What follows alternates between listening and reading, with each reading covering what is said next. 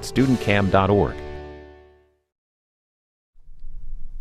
November 22nd marked the 50th anniversary of President Kennedy's assassination. Coming up, from Duquesne University in Pittsburgh, a conference disputing the U.S. government's official findings on JFK's murder. First, Mark Lane, an attorney and author of Rush to Judgment, on the complicity of the Secret Service in the assassination of the president. He's followed by Temple University professor Joan Mellon. She examines the prosecution of Clay Shaw by New Orleans District Attorney Jim Garrison. Mr. Shaw was a New Orleans businessman and the only person ever prosecuted in connection with the assassination. This portion of the conference is just under 2 hours.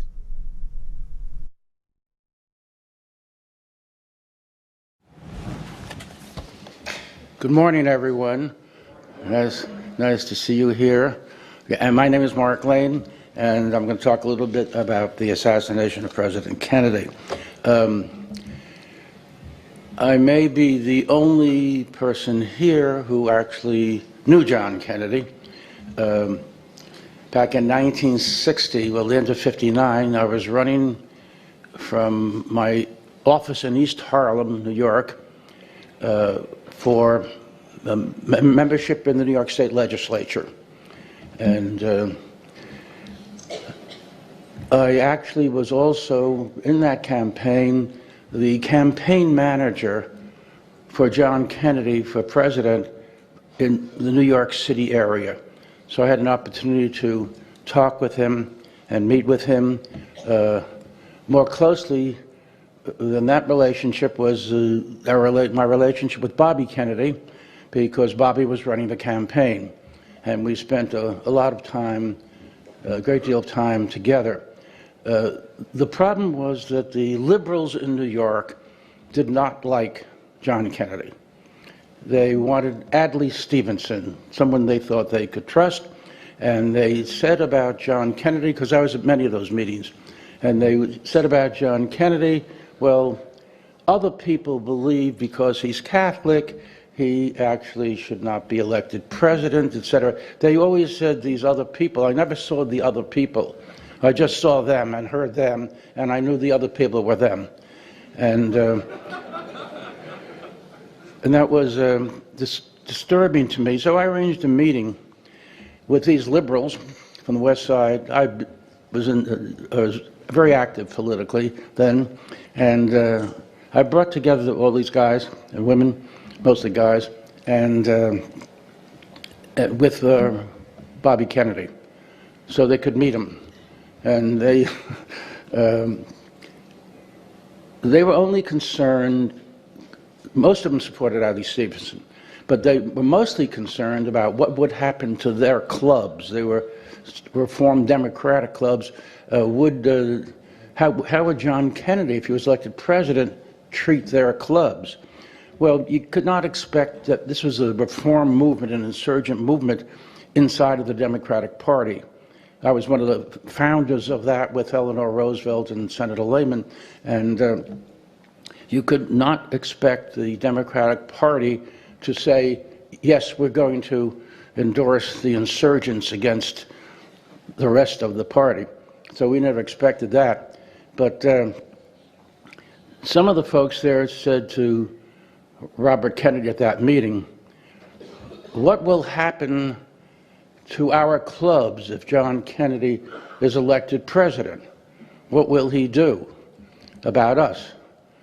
And Bobby, who was thought of as being somewhat ruthless, and that image was not contradicted by his answer, which was, I want my brother to be elected president. After that, I don't care if blood runs in the streets of New York.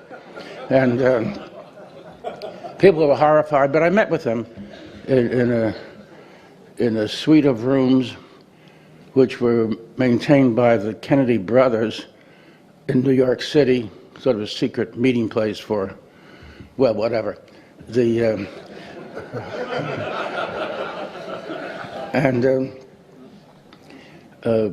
We talked about it, and they said, he's absolutely ruthless. I said, yeah, but what did he say? I mean, it could have been placed somewhat more gently, and somewhat more tactfully than the reference to blood running in the streets, but what he was saying is it's hands off. And we will take no position. What more could we possibly want from a guy who's going to be the nominee? You can't expect the nominee of the Democratic Party to be supporting our little group against the rest of the Democratic Party. So if you set aside the concept of blood in the street, just think about what he was really saying. And we ended up, I went to the Democratic clubs and we ended up voting, and we almost won unanimously. There was one in the 10th Assembly District North, which we won, but in the one in the 10th Assembly District South, there was a vote, and we endorsed John Kennedy, something like 150 to 1, something like that. That one was a Democratic district leader there. But so the campaign began, and I worked really closely with Bobby during that campaign, and I was also running for the state legislature. And John came into my district and stood with me and campaigned with me that day in my district, and we took photographs and put them in the window, life-size pictures, and people thought, they thought it was John Kennedy when they drove by. It was a life-size picture. I don't know why they thought that. It was in black and white, but I thought it was pretty clear it was a picture, but in any event, that's how that went on. Then, of course, he was gone very, very quickly, and we were not prepared for that.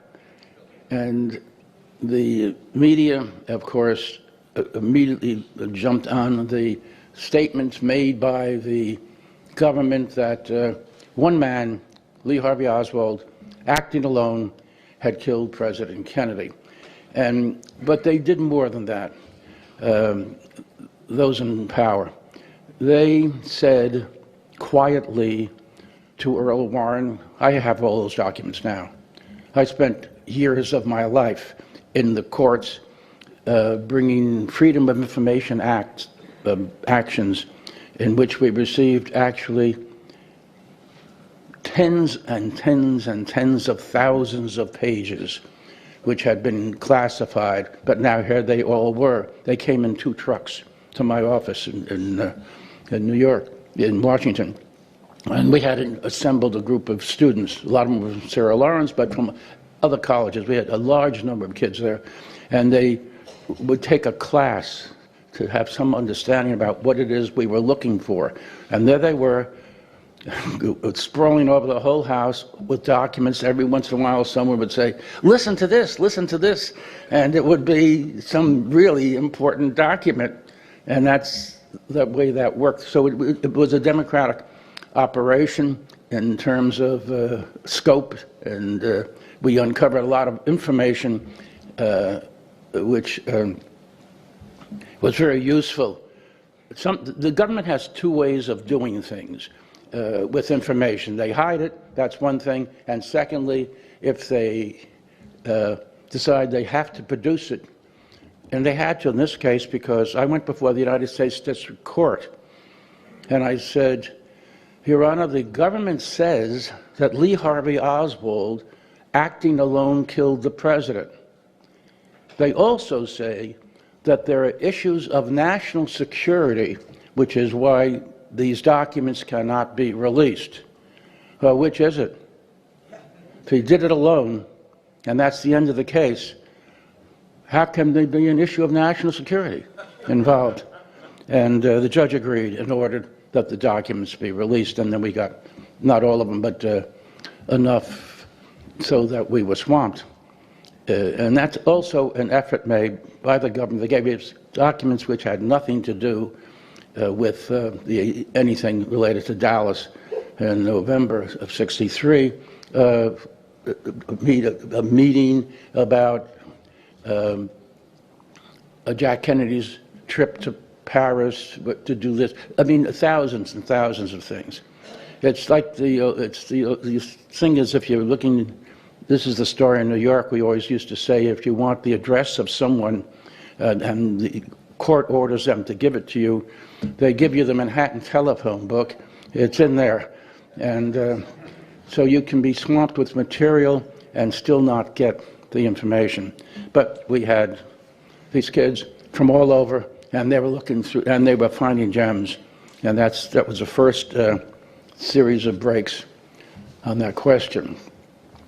The interesting thing when you go back and look at the material now is to see what the government was saying. J. Lee Rankin was chosen to be the general counsel of the Warren Commission, and he met with the New York Times even before he was chosen, because everybody knew he was going to be their choice. I think it was November 25th, 1963, in the New York Times. He said, I believe that's the date, he said, was quoted as saying, "Our job here is to reassure the American people." Well, okay, how about shots came from different directions? We don't know who did it. The killers are still out there someplace in America. We don't know who they are. Or, the truth, we do know it was the Central Intelligence Agency. And any explanation other than one man did it alone and he's dead would not have been reassuring. The only reassurance was that that case is solved and the culprit is gone. And that is how that took place. And Warren was aware of this, of course. At an early press conference, a reporter said to him, he was coming out of this meeting, I lived in Washington then, and on Capitol Hill, and just a block away was the Veterans of Foreign Wars building, which is where they met, those initial meetings of the commission. And he came out of that building and said that, when a reporter said, "When will we get the facts, Mr. Chief Justice?" And he said, "You will never get the facts in your lifetime." That's an open, free, democratic society. We saw our president's head blown apart on a bright, sunny day in the middle of the United States, the middle of Dallas, with people watching. And we were not entitled to find out or be told by the government what their evidence was. Well, that was their position. We had another one, and we went to court. And as I said, the judge was confronted with these motions to make all these documents available. And he said, well, how do you answer Mr. Lane's statements that you are taking the position one person did it and he's gone, with the fact that there are documents that would impact on national security, if that is the whole story? And they really couldn't answer that. And then we got the documents, and the documents were extremely useful in helping to look into what happened that day.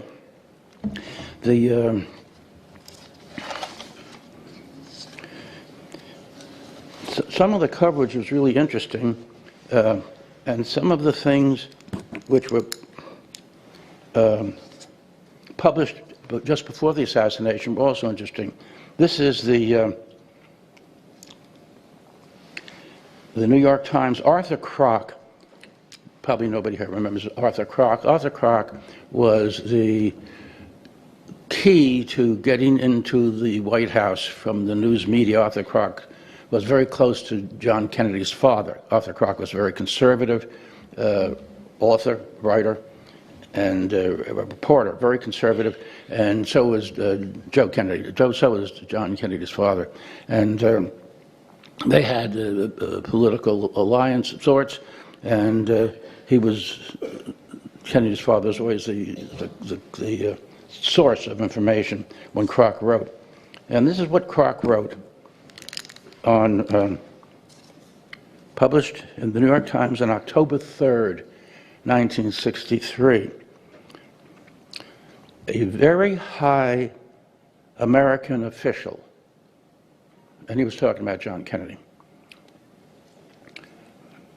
has said the CIA's growth was likened to a malignancy, which was the very high official was not sure even the White House could control. And this very high official, probably the president, said, and it was published, as I say, in the New York Times on October 3rd, '63, if the United States ever experiences an attempt at a coup to overthrow the government, it will come from the CIA and not the Pentagon. The CIA represents a tremendous power and total unaccountability to anyone.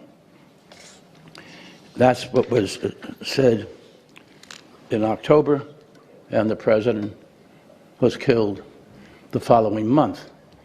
And the Warren Commission never called Arthur Kroc to ask him who the official was, how come he could predict the assassination a month before it took place, or predict that there's going to be something happening, and who the high official was. High official was John Kennedy, but that has not been said. And so we have the government issuing a statement which is untrue, and then we have the news media accepting it and allowing no dissent. No dissent for 1 year, a full year, after the assassination of the president. Not one question was asked of the government and published anywhere in any newspaper, radio station, television station. Not one question about the validity of the government's investigation. Not one question. I'd like to believe that now with the internet and instant communication we have all around the whole world, that if that happened today, it would be very hard to keep it secret. But you can count on the fact that people will continue to try that if events have to be covered up from their viewpoint. And as I said, their statement was that it was, our position is that we must reassure the American people. And Earl Warren came out, and when he was asked, when will we get the truth? He said, you may never get it in your lifetime. Hundreds of thousands of Americans might die if the facts came out. And so everybody was terrified.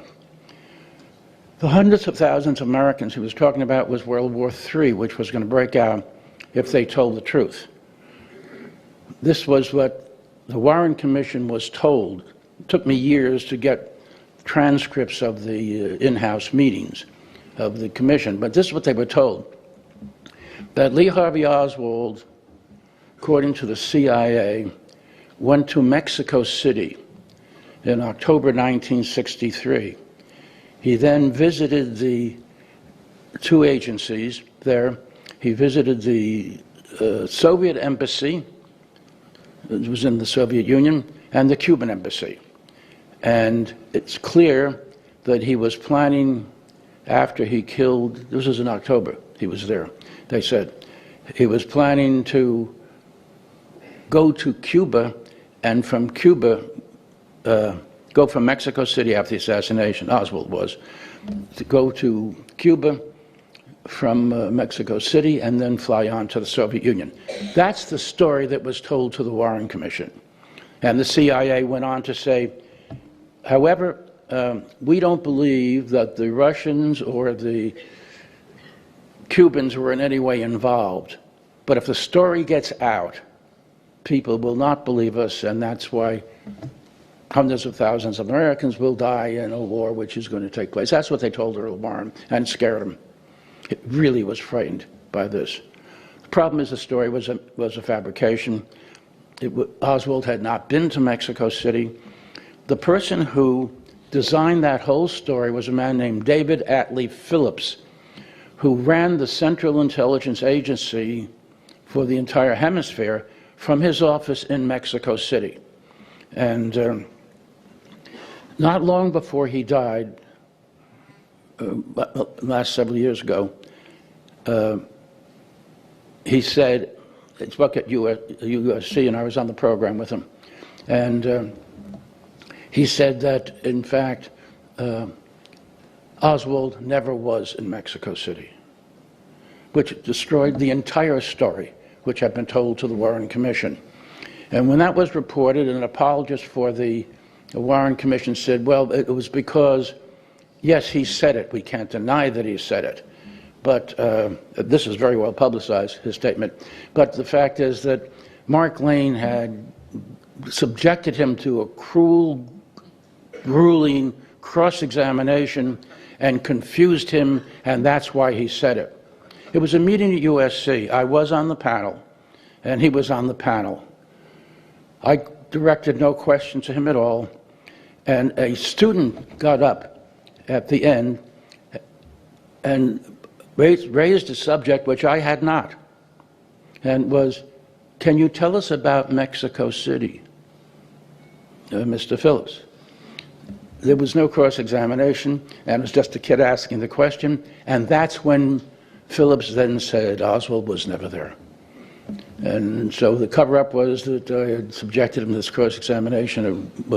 I didn't ask him anything, and it was a student who said it, but that became the mantra of the establishment to try to explain how the man who ran the Central Intelligence Agency for the United States and elsewhere, and did it from his office in Mexico City, made that statement because of my brilliant cross-examination, although I never asked him a question.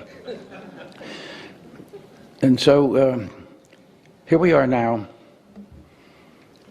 50 years later, almost 50 years later, and there still are files which are classified. We don't even know the number, but we know they're in the tens of thousands of documents. They're classified because of reasons of national security, which obviously makes no sense 50 years later. Never made any sense at the time because they were saying that one man did it alone anyway. But even if it made some sense then, now what issue of national security can possibly be involved? Well, there's a question of CIA security. And if the American people were told then, or even told now, the truth about who killed their president, that would be the end of the CIA. Most of the people who were involved are dead, in fact, maybe all of them, but, and I know some names, but I don't, I'm a lawyer, and I believe in our system of justice. And I've never spoken out the name of any one individual who I believe is a suspect in the case, because I think that our system is, nobody is guilty in this country. Each person is presumed to be innocent, even when indicted. And it is unfair to give up our whole judicial system in this one instance by saying, yes, so-and-so probably did it. Guilt is determined by a jury or a plea of guilty, or if you waive a jury, a judge.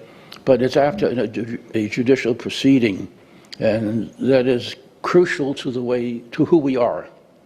And not every country has this blessing, which was handed down to us by the founders at the very beginning in the First Amendment.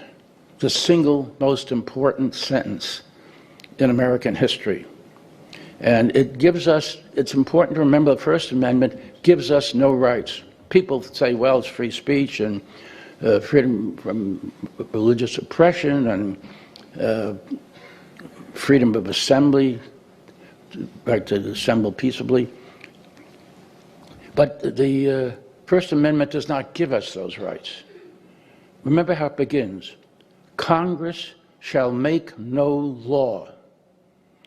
And it goes on talking about our rights, our inalienable rights. So the First Amendment gives us nothing. The First Amendment says we have those rights, and the government can never take those rights away. It's important to remember, there's a distinction there. It's important to remember that the founders believed that these rights were inherent. We had fought a revolution, and this was soon after that. And when the First Amendment was drafted, and it was a statement of who we are. See, I believe that, I don't believe in the Pledge of Allegiance that kids have to do. I don't know if they still do. We did it all the time in school. I don't believe that that's as important because it tells us that we're loyal to something. It's not as important as the First Amendment, which tells us who we are. And if anything has to be recited in schools, it should be the First Amendment, single most important sentence in the history of our nation, reaffirming our basic rights. And so here we are 50 years, almost 50 years later. The remarkable thing is that for a year, not one person was allowed to say anything. The only way I traveled all around the country, of course, and I lectured, and I was on local radio stations. The only way I got into more than one city with a talk was when I was in Canada and in Windsor, and it was broadcast by CBC, Canadian Broadcasting Company, into the border cities like Detroit and others. That was the only way I was able to reach Americans in more than one city at the same time. And there was a panic here that if the American people found out some terrible thing would happen, a revolution, that we were much closer then and we are now to falling asleep through apathy than rising on our feet to bring about a revolution. I mean, it's not even on the agenda. It never has been since the 18th century, actually. So so here we are all these years later, looking back at this, and why is that? I felt there were a lot of different ways to try to get the attention of the country focused on this and try to get some information. And first, through the courts, Freedom of Information Act, then executive activity. I appeared twice before the Warren Commission, the only person to do that, and talked to them about what the facts were. And then I thought there might be another way, and that would be through the Congress. So I went to see a friend of mine named Herman Badillo, who was a congressman, and from the community where I was active in New York. I helped a lot in his campaign. And I went to see him and I said, Herman, I'd like to have the Congress investigate the assassination of President Kennedy. And he said, you're serious? And I said, yeah. Why? Isn't this a serious matter? He said, you know, we're not a grand jury. We don't investigate crimes. He said, what do you have there? And I said, it's a petition for members of Congress to sign. I want to get 100 of them, and then I want it to be raised on the floor to set up the House. Well, we didn't have a name for it then, but a committee to investigate the assassination. Later became the House Select Committee on Assassinations, and went into the assassinations of both President Kennedy and Dr. King. And he said, you won't find one member of Congress who will sign it. I said, I know one who will sign it. He said, who? I said, you. And he signed it. And I spent the next months going to, moved to Washington, got a place right across the street from the, on 2nd Street, as close as you could get to the Capitol, and spent a lot of time visiting with members of Congress. I got more than 100 signatures of Congress. And one person came up to me, and I wasn't going to even see him. He was a guy from Southern Virginia, and Republican, and very, very conservative. And he said, Mr. Lane, you didn't come to see, he came to my office. So, Mr. Lane, you didn't come to see me. I said, would you be interested in this? And he said, yes, I want to sign it. And I said, why? Fine, wonderful. Why do you want to sign it? And he said, and these are the words which stick with me all these years later, and is the reason why I think we still have to keep looking at these facts until we get all of the information out to all of the American people. He said, I want to sign it because because members of Congress saying, this is settled. This is old stuff. It's all settled. And he said, I want to sign your petition because I believe nothing is settled until it is properly settled. And that has then became our slogan, and we raised that with members of Congress, and we actually got more than 100 people to sign it, and then we got a vote in the House of Representatives.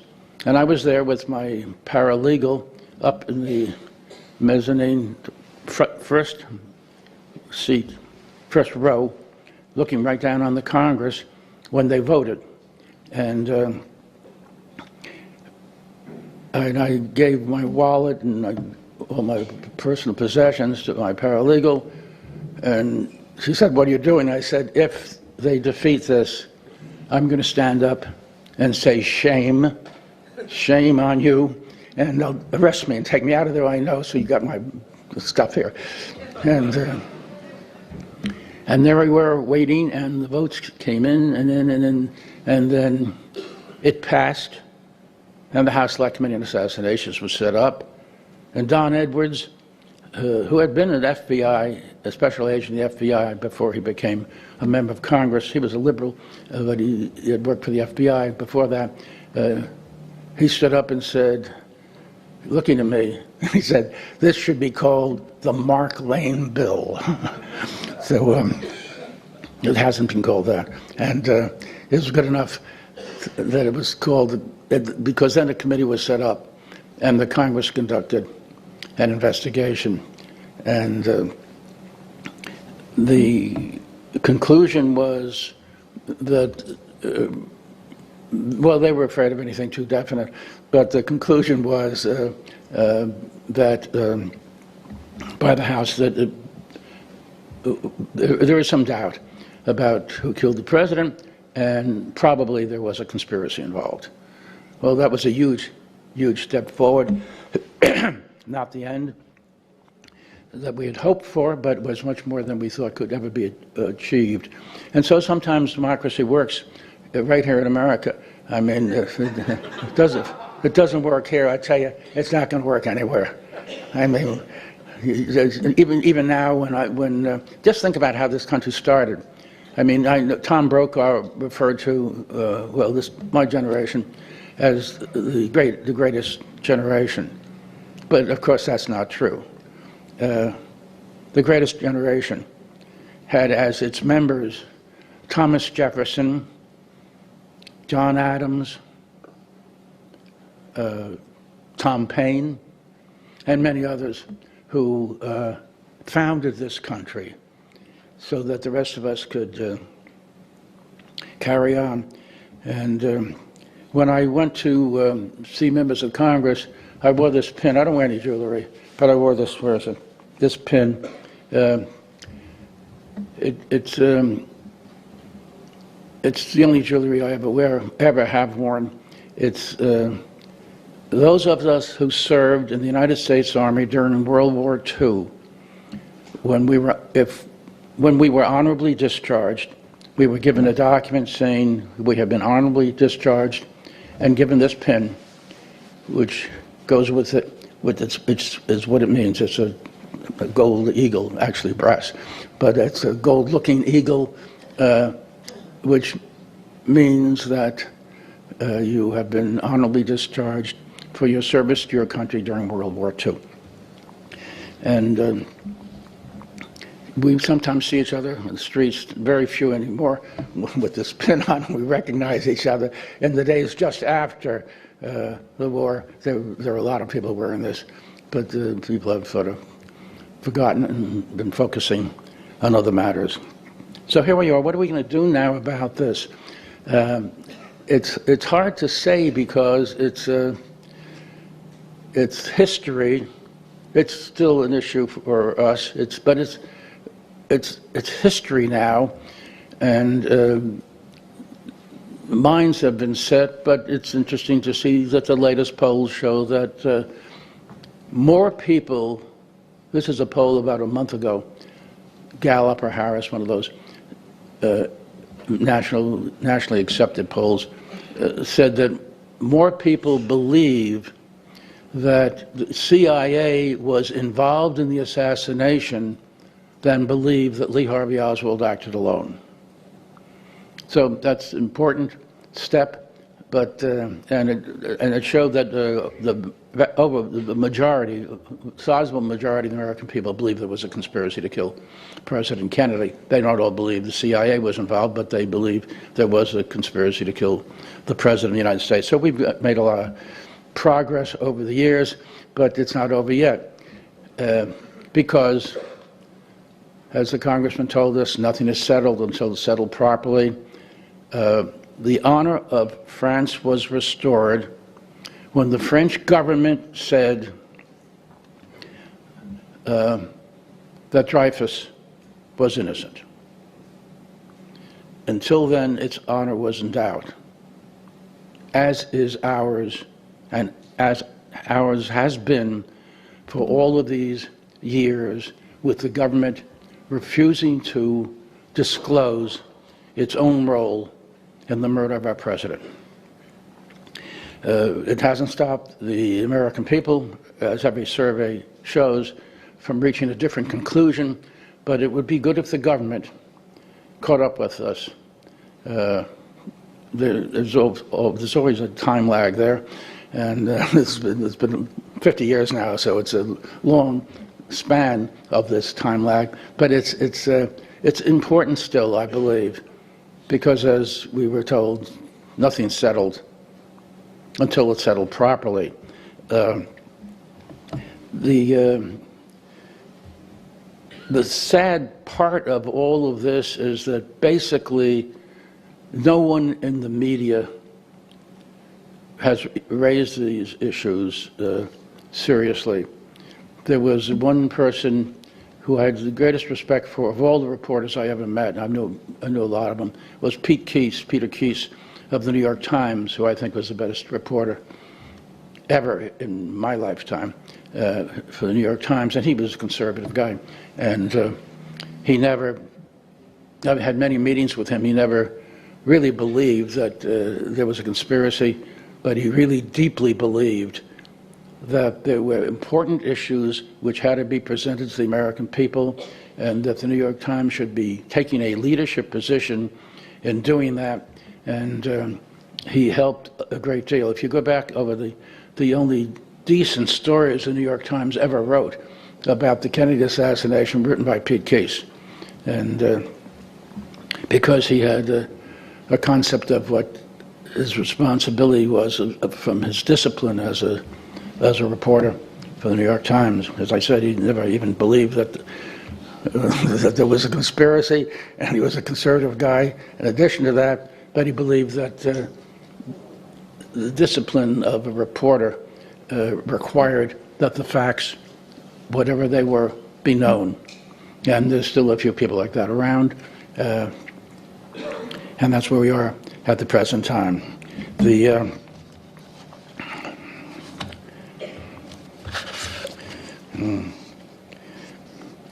It's interesting to remember that a couple of things. It's often said that I was the first one to say that the CIA may have been involved, and that's not true. I was not the first one.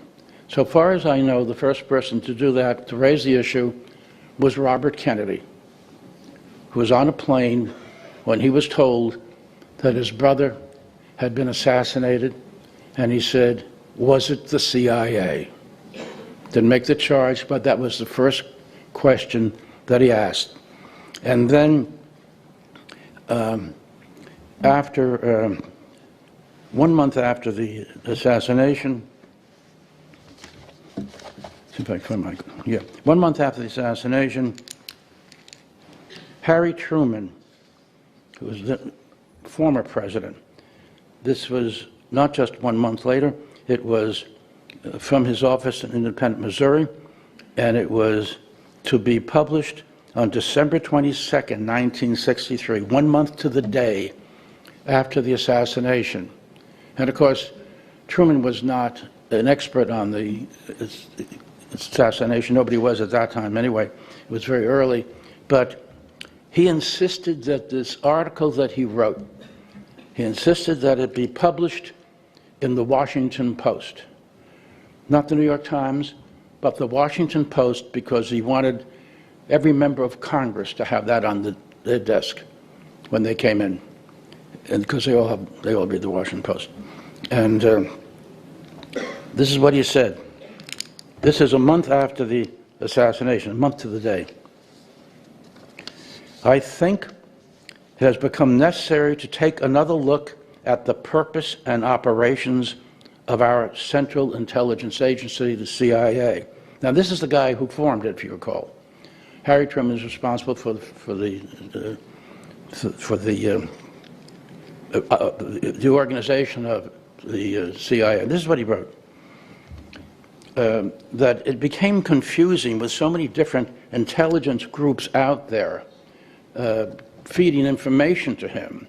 And so he wanted some group to go over this published material or unpublished material and synthesize it so he could get an understanding of what the intelligence organizations, which we have 1 million of them, intelligence organizations, including the CIA, but I mean, including all the other organizations, the DIA and the FBI, Secret Service, all of them, to bring it all together so that he could look at it. And he said that, this is what he said when he wrote about this just 1 month to the day after the assassination. I think it's become necessary to take another look at the purpose and operations of the Central Intelligence Agency. I decided to set up a special organization charged with the collection of all intelligence reports from every available source, and to have those reports reach me as president without department treatment or interpretations. Therefore, I decided to set up a special organization charged with the collection of all the intelligence reports from every available source, etc. I wanted and needed the information in its natural, raw state and in as comprehensive a volume as it was practical for me to make use of it. But the most important thing was that this move was to guard against the chance of intelligence being used to influence or lead the president into unwise decisions.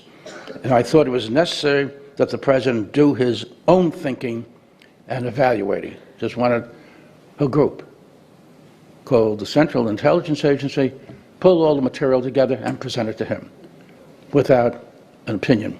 He would give us the opinion. He is the elected president. Then he said, for some time I've been disturbed by the way the CIA has been diverted from its original assignment. It has become an operational and at times a policy-making arm of the government. This has led to trouble and may have compounded our difficulties in several explosive areas. And then he said, I would therefore like to see the CIA be restored to its original assignment and that its operational duties be terminated or properly used elsewhere. There is something about the way the CIA has been functioning that is casting a shadow over our historic position, and I feel we need to correct it. 1 month to the day after the assassination, and I think it doesn't take a scholar to understand what it is he was telling us, which we never heard. I never saw a comment on this, never saw a radio or television station or a newspaper article talk about what President Truman, who set up the CIA, thought about the fact that it had become operational. And he was saying this just after the assassination of the president. So there are a lot of things to think about when we think about an organization which was set up to gather material, as the president who organized it said, and not to be operational. Is the CIA operational? It has its own Air Force now. We have 2 Air Forces. We used to have more. We used to have the Naval Air Force, the Army Air Force, etc. Then we ended up being the Air Force. And now, it was that way for a long time. Now we have 2 Air Forces. The CIA has its own Air Force. There's a group, it's supposed to be not policy making and not operational. They got an Air Force, and they have bragged in the press that they have successfully fired more drones in the conflict in the Far East than has the United States Air Force. So that's their competitor, the United States Air Force. So a group which was going to not be operational has its own Air Force, and nobody's commenting about that. And the guy who set it up said that even small operations that the CIA was engaged in were counter to its role and its function. So that's where we are now. What time is it? 15 minutes. 50 minutes, okay. So what do we do now? Well, I don't know. I think that's pretty much up to you guys out there to find a way to do something. I know some people talking about having a rally someplace at a march on Dealey Plaza, something like that. I mean, something like that would only be useful if it was an issue which really concerned masses of the American people. I don't think it is. I don't think that is true. In this case, we don't. You're all here, and I appreciate your being here. But the millions of Americans who think about this at all don't really have a plan, and don't have even much of a concern about trying to change all of this. That's up to us. Okay, I just want to, I'd like to take any questions anybody has, or comments. I can't hear you. The story you just told about Truman, it's even better than what you said. He started writing that article 1 week after Kennedy's assassination. And after it was published, Allen Dulles, who was on the Warren Commission, flew in to Missouri and visited him. And he was very upset about the article. Okay? And he tried to get him to retract the article. Okay? He said, you know, this really wasn't us, it was really you. And Truman wouldn't retract it. But before he left, failing to get him to retract the article, he said something almost eerie. Remember the article you said about Arthur Kroc and Kennedy saying the CIA is... Before he left, Dulles turned to Truman and said, you know, President Kennedy denied all those stories about the CIA being out of control in Vietnam before he died. Okay? Clearly, he thought Truman wrote the article for that reason. Okay? All right, and this is in my book, and I can't take credit for it because your friend is the guy who got these documents. Ray Marcus, 80 years old, petitioned the Truman Library in Missouri to get the originating documents behind that original essay. Okay? He got this information, which I think was really, really important. Yeah, because I know Ray Marcus. I haven't seen him in a million years, almost actually a million years, literally, but in a long time. And we formed the Citizens Commission of Inquiry, and I traveled around the country. We set up 200-300 different groups all around America, and Ray Marcus was very active in the one in Los Angeles, and then they took on a life of their own, and with that direction, which was the whole idea, that they would each look into things and look into the matters, bring actions, do anything they should, and maybe let us know what they were doing, or if they didn't want to let us know, that's okay. And yeah, Ray Marcus is one of the best ones doing that. You have a second question? Yes.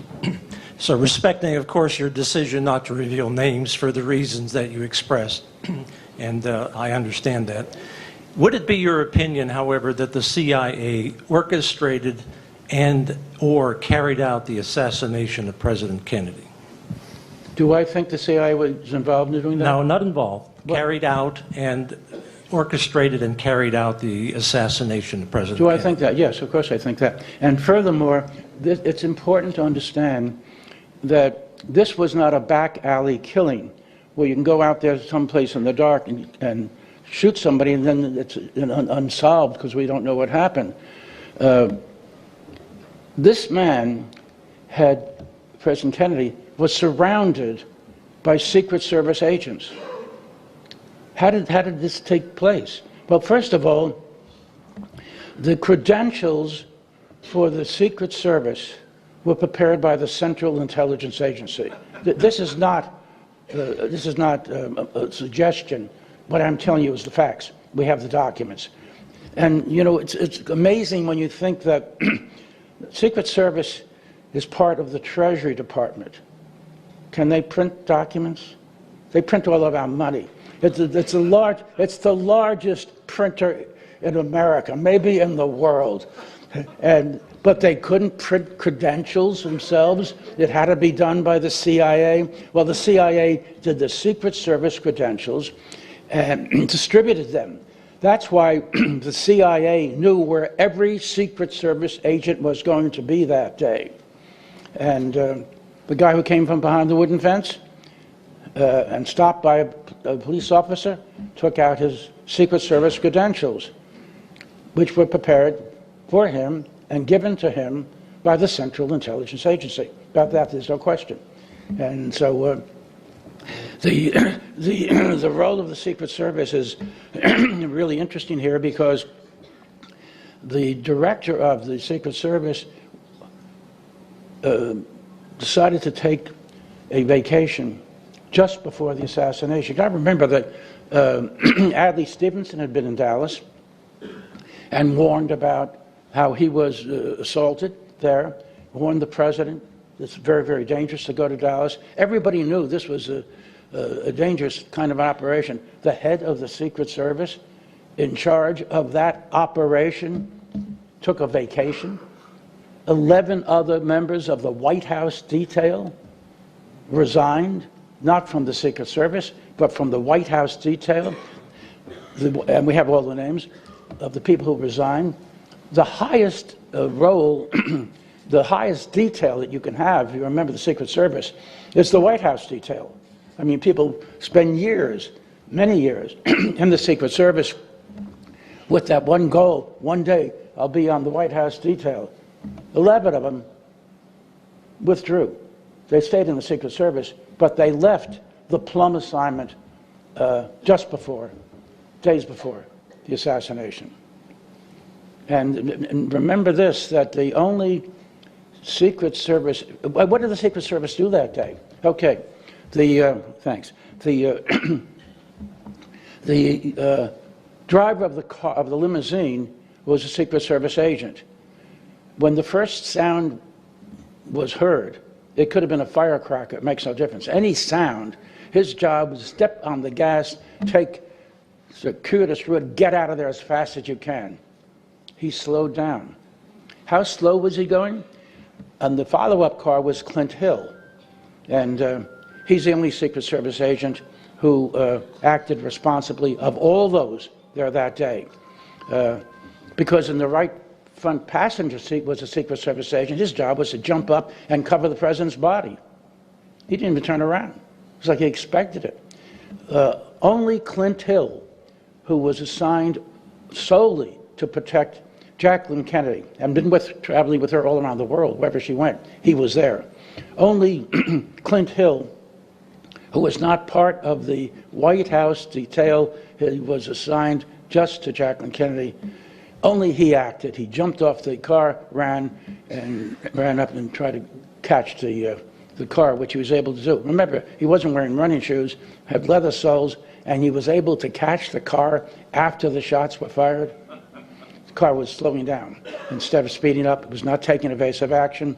And the only person who took action appropriately of the Secret Service was Clint Hill, who actually apparently never got the memo, because he was not assigned to the Kennedy, to the security of John Kennedy, just for Jacqueline Kennedy. And he acted responsibly and heroically, and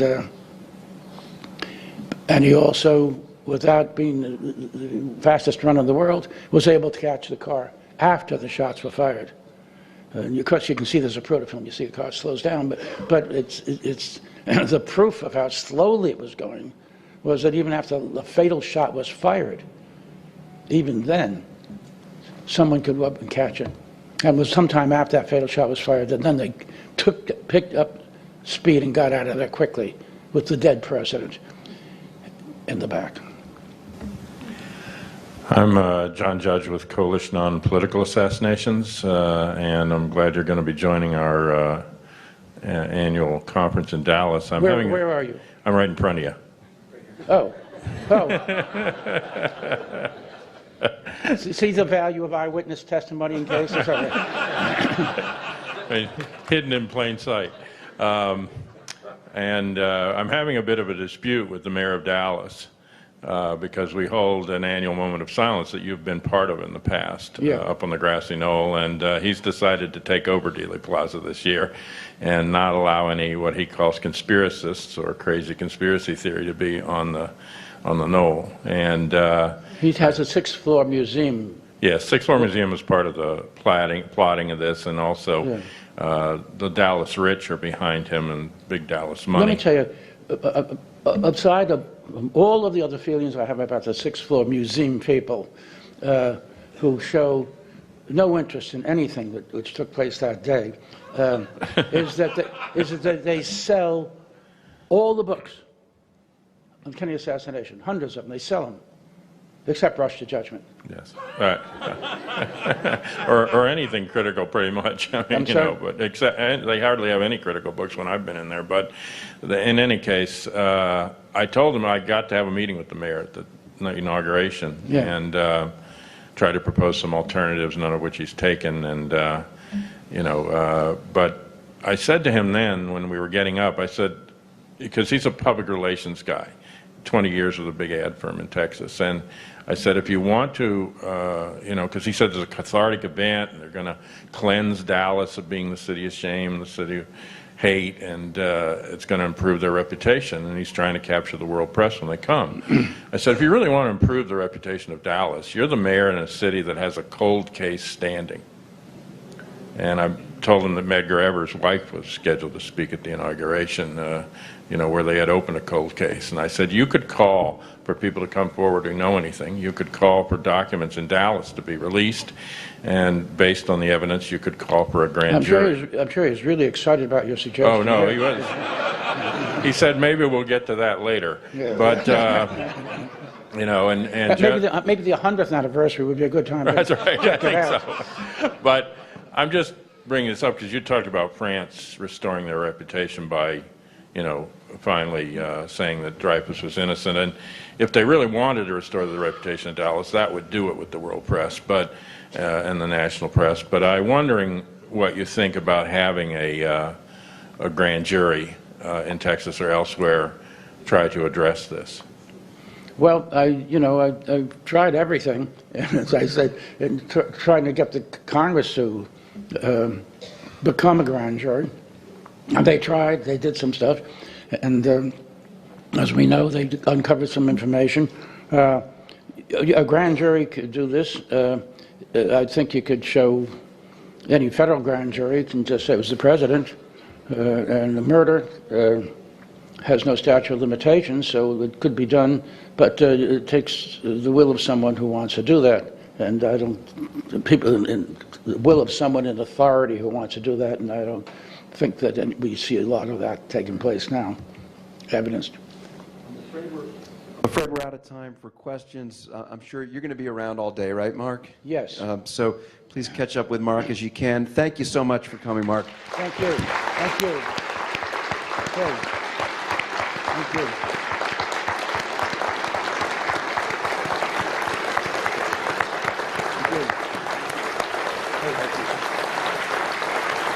Thank you.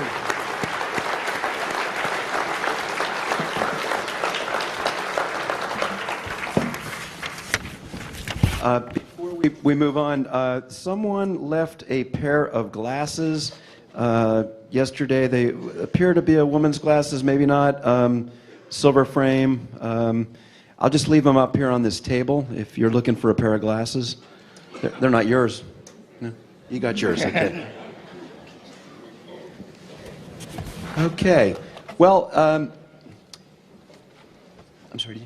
Okay. Well, moving on. As I mentioned earlier, and as you guys know as well as me, there's been exactly one criminal trial of a defendant charged with conspiracy in the murder of President Kennedy, and that, of course, was the trial of Clay Shaw by New Orleans District Attorney Jim Garrison, who was famously, or some would say infamously, depicted by Kevin Costner in Oliver Stone's movie JFK.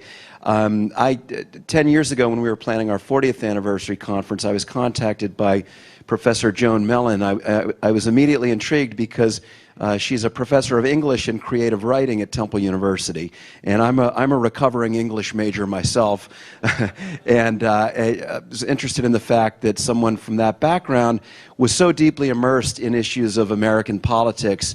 And Joan is the author of multiple books, including what I think is the quintessential book on the Garrison case. She has since written a number of other books, a book on George de Mohrenschildt, a book on Cuba. She's got another book coming out shortly. I don't know how she does all this writing, but we're very pleased to have Joan Mellon.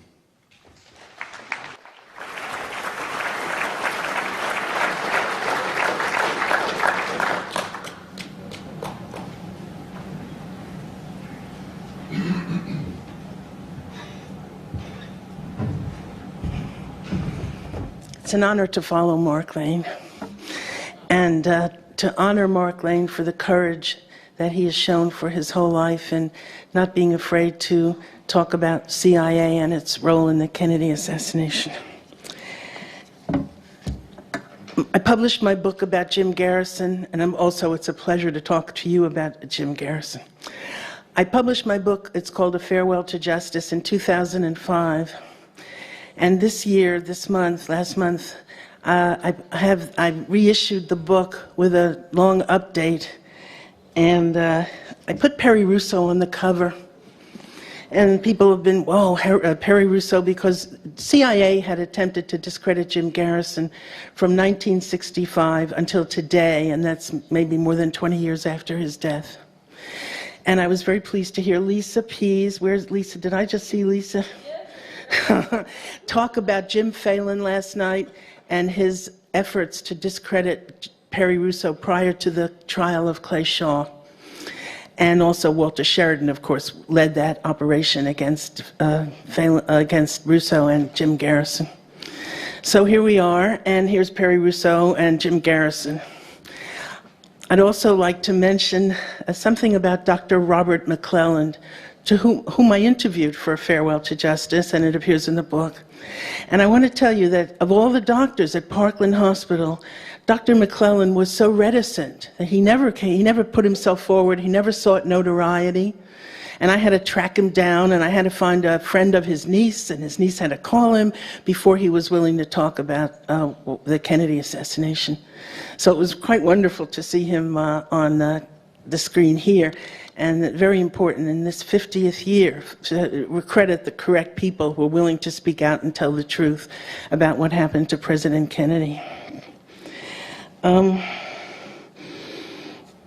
I'd also like now to talk about Garrison. For the people who are too young and might not have read the book, or I'm going to talk a little bit about things that some people already know about the Garrison case, and also, but the update in particular talks about information that I found about Garrison in the case after the book came out up to today. And Dr. Aguilar, I guess isn't here yet, but he was going to make a slide of the document that I found that showed unequivocally that Clay Shaw was a paid contract source for CIA, because so many people have said, oh no, he was just debriefed by the Domestic Contact Service, and just as thousands of businessmen were debriefed, and it wasn't true. He was paid, and the phrase is highly paid.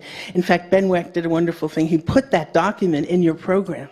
So if you look at page, I think, 38 to 43, you will see our favorite document, nicknamed Highly Paid. Among the curiosities at the National Archives are too brimming, and I want to talk a lot about the Office of Security. We talk often about the clandestine services, but there's another component that has played a major role in covering up the assassination and involving itself with people involved in the assassination. That was the agency's Office of Security. And I found out only recently that in every city that had a field office for CIA, the Office of Security had its own office from which they maneuvered whatever they were going to do. And in particular in New Orleans, they were watching Jim Garrison and sending out assets from that office. It wasn't only, and in New Orleans, you probably know, the field office handled both the domestic contact service and also the operations, the clandestine services. It came out of one office. All right, among the curiosities at the National Archives are two brimming Office of Security files of documents and clippings dating from 1967, the time of the Garrison investigation. These materials are all about Garrison's prosecution of Clay Shaw. Yet the file jackets read, not Jim Garrison, Garrison Case, or Clay Shaw. Rather, they're marked George de Mohrenschildt. And for CIA, these figures served similar functions. The Great Game in Cuba, that's my book about Cuba. You'll find it a little odd maybe, but my main point that the Great Game is a British locution that refers to the intelligence services. So that's what the Great Game was. That book examines CIA's handling of the anti-Castro efforts. Following Jim Garrison's hypothesis that CIA had something to do with the Kennedy assassination, it examines the politics of the agency right before and after the Kennedy assassination. President Kennedy was furious to discover that CIA was making policy, and Mark Lane alluded to that. I attempted to uncover the agency's political perspective, what policies they supported. And the other book that Ben just mentioned is a book about Mac Wallace, a Texan who was accused of being a serial killer and hitman in the pay of Lyndon Johnson. So I redid that investigation. Yeah, I'm tired, I guess. Every author who writes about the subject of the Kennedy assassination draws on the profusion of documents in the archives, myself included. Although most writers rarely tip their hats to Jim Garrison in gratitude. I used the word gratitude last night to Oliver Stone. They should. If it weren't for Garrison, there would have been no Oliver Stone and no movie JFK. And if there were no movie JFK, there would have been no John F. Kennedy Assassination Records Collection Act. And if there were no such act, none of the books that would have been printed in the last 20 years could have been written. So we're grateful to Oliver Stone, but also to Jim Garrison, who's behind that whole effort. Okay. When a grand jury indicted Clay Shaw, based significantly on the testimony of Garrison witness Perry Raymond Russo, it was, Garrison said, the first blow struck to the Warren Report. Garrison was the first person to make public the Zapruder film at the Shaw trial. The prosecution showed the film several times. In response to objections from Clay Shaw's lawyers, Judge Haggerty ruled that Garrison could show the Zapruder film as many times as he wanted to. So it was Garrison who first made the point, and in a court of law, that Lee Harvey Oswald, whatever he was, could not have been the lone assassin that the Warren Commission depicted him as being. At this moment, when we are facing less openness from government than ever before, less transparency, despite Barack Obama's promises, and less respect for history, as we are passing the torch to a new generation of researchers, it seems appropriate to remember what this field owes to Jim Garrison. Over the past decade, I might add, we have witnessed a profusion of books characterized by, I think, sloppy research, errors, and they're passed down from one book to another in their effort to insist that Lyndon Johnson and or his lawyer in Texas, Cliff Carter, or his factotum rather, Cliff Carter, was alone responsible for the Kennedy assassination. They ignore the Garrison findings as if they didn't exist. Not a single one refers either to Garrison or to the intelligence community involvement. It almost looks as if it's a plot, doesn't it? It looks like a conspiracy. All these books that are talking about Johnson as the mastermind, not one, you think they would have to mention Garrison, because Oswald was in New Orleans during the summer of 1963 and so forth. They never do. They insist that the assassination was the expression of what they call Texas justice. Allow me to add that had Jim Garrison not reached some dead ends, and by the way, I loved what Oliver Stone said last night, because he was not ashamed of Jim Garrison. He didn't apologize for Jim Garrison. And there's no need to do so at all. Had some of Garrison's insights not gone nowhere, he would not have been an honest investigator. A startling example was Garrison's charging of Edgar Eugene Bradley, and Garrison, which I wrote long ago, apologized to Bradley, who forgave him, as Bradley told me. As Robert J. Clayburgh Jr., who was the head of King Ranch in Texas, says in my book, The Great Game in Cuba, the road to progress is paved with mistakes. The significance of the Garrison investigation does not reside in Jim Garrison's having always been right. There is one way to remedy the injustice of history written without scholarly standards. That is, for those beginning the research today, if they are, to whom we are passing the torch, to arm themselves with at least some of the disciplines that alone will liberate them from such pseudo-research as that emanating from Texas. Go to law school. Go to medical school. Use Dr. Cyril Wecht as your ideal and paradigm, and do both. Other figures here, like Walt Brown, who will be speaking tomorrow, has a PhD in history and several master's degrees. Join law enforcement, as Walt did. Spend some time examining its methodology. Then comes the task of interpreting the evidence once you recognize it. Consider whether the person you are interviewing is speaking against his own interest, as was Thomas Edward Beckham, behind whose testimony I'm standing, and I added new information in the update. And note that Dr. McClellan, too, did not seek to have his name in the funny papers. And here, I'd like to this is a slight digression perhaps, I'd like to talk to you about my interviews with FBI agent Warren DeBruys.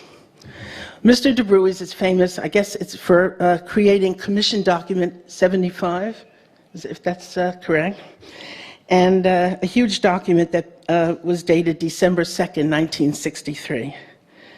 Not surprisingly, in our interviews, Mr. DeBruys did not contradict the testimony he gave before several government bodies.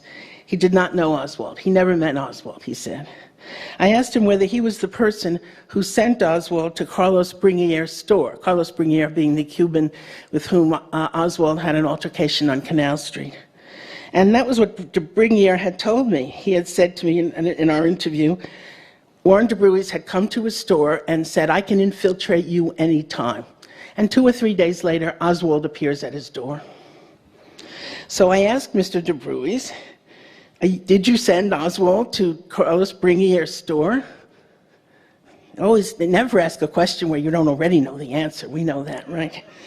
Mr. DeBruys smiled. He did not deny that he had sent Oswald to Bringier's store. He just said, "That's far-fetched." Wish we could use that.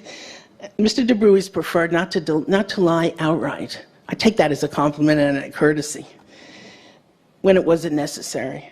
Then, just before my book went to press, originally, I called him and asked whether he had anything he wanted to add. A person would not be very intelligent after all this time he didn't change his mind, Mr. DeBruys said. This was a wink to me for all my trouble. It is not evidence. In the 8 years since the publication of A Farewell to Justice, monitoring as best I could the releases that were still issuing from the agencies, and with Freedom of Information inquiries, let me say right now that everything that has come to my attention only confirms the validity of Jim Garrison's certainty that there was an intelligence component both to the murder of President Kennedy and in the cover-up of what happened after the assassination. For those not familiar with the Garrison investigation, the most controversial choice Jim Garrison made, and the one that led to a CIA harassment that has continued to this day, was to arrest Clay Shaw, the director of the International Trade Mart, for participation in a conspiracy to assassinate President Kennedy. When I mentioned that I was working on a book about Garrison to the late New York Times columnist Anthony Lewis at a conference at NYU on the subject of 9/11, Lewis literally turned white. I have to. Garrison could place Shaw with a Leon Oswald in two venues. One was a party at the apartment of David Ferry. Garrison's source was Perry Russo, whom I mentioned earlier, and whose testimony was challenged then and later. A significant participant in the fierce effort to discredit Russo was Walter Sheridan, who could boast of having worked for NSA, CIA, FBI, and God knows who else. He was also Robert Kennedy's right-hand man. When Jim Garrison charged Sheridan, Robert Kennedy came to his aid. There was no law against obstruction of justice in Louisiana at the time. Garrison had to come up with other charges against Sheridan. I found a friend of David Ferry's named John Wilson, someone Garrison never interviewed, and who had seen Oswald both handing out the leaflets for Fair Play for Cuba on Canal Street and at Ferry's apartment. Wilson wasn't present on the evening when Clay Shaw stated what his alibi would be on the day of the assassination, but for me, that Wilson placed Oswald at Ferry's apartment went some way to enhancing Russo's credibility. John Wilson lives in Arizona, if anyone wants to continue this. In addition to Russo's testimony, the other evidence that Garrison had relied upon was the appearance of Clay Shaw, along with Oswald and David Ferry in Clinton, Louisiana, and Jackson, Louisiana. One of Shaw's lawyers, Salvador Panzeca, told me, quote, Clinton never happened. Well, HSCA, and I'm sure Mr. Tannenbaum knows that. He had to have known otherwise. And I think the lie reveals the desperation of the Shaw defense. They thought that he was going to be convicted. The testimony of the Clinton witnesses at the Shaw trial, testifying that they saw Shaw, Ferry, and Oswald together up there, alone provides the overt act that should have convicted Clay Shaw of participation in a conspiracy involving Oswald. It did not depend upon whether Oswald actually killed President Kennedy, and Jim Garrison thought that Oswald never even fired a shot. So devastating was the testimony of the Clinton witnesses, African American and white, that when almost a decade later the House Select Committee on Assassination sent Patricia Orr, one of its staff, up to Clinton and Jackson, she was given strict instructions not to interview anyone up there who had not been interviewed by Jim Garrison. The Clinton evidence was to be contained. This eliminated a major witness, Dr. Frank Silva, the medical director of the East Louisiana State Hospital at Jackson, where Oswald was sent to apply for a job. This, Oswald learned when he got up there, was a mental hospital. After the trial of Clay Shaw, where he was acquitted, as we know, jurors expressed their bewilderment as to motive. Respectable socialite Clay Shaw, it strained credulity as to why he would become involved in the murder of the president. Jim Garrison believed that Shaw was acting as Oswald's shepherd in New Orleans under instructions from CIA. But he couldn't prove it, certainly not beyond a reasonable doubt. At that time, in the late 1960s, few knew how CIA was configured. You notice I'm not using the definite article in keeping with agency practice. They never say the CIA, they just say CIA. All right. Just a second. I devoted a long section of the new edition of A Farewell to Justice to anatomizing just a portion of how CIA works from its own documents. The Garrison investigation asks us to turn our attention to CIA and how it figures in the configuration of U.S. power then and now. I note that the DDP, the clandestine services as they were then known, the letters stand for Deputy Director for Plans, a euphemism, at the time presided over 15 separate components. The DDI, Directorate for Intelligence, and the DDP operated entirely independently of each other. Some of the funds destined for clandestine operations were non-vouchered. If you were of career status, of course, you were paid on the books. I don't know what that tells us about the Clay Shaw highly paid. Another world within the world, to borrow from Don DeLillo's great novel, Libra, was the security research staff of the Office of Security, which shared information with only one other component, CI/SIG, Counterintelligence Special Investigation Group. They had so many names for what they were doing. The Office of Security and its SRS, Security Research Staff, headed by General Paul Gaynor and his deputy Bruce Soley, was the only component to share information with James Angleton's counterintelligence.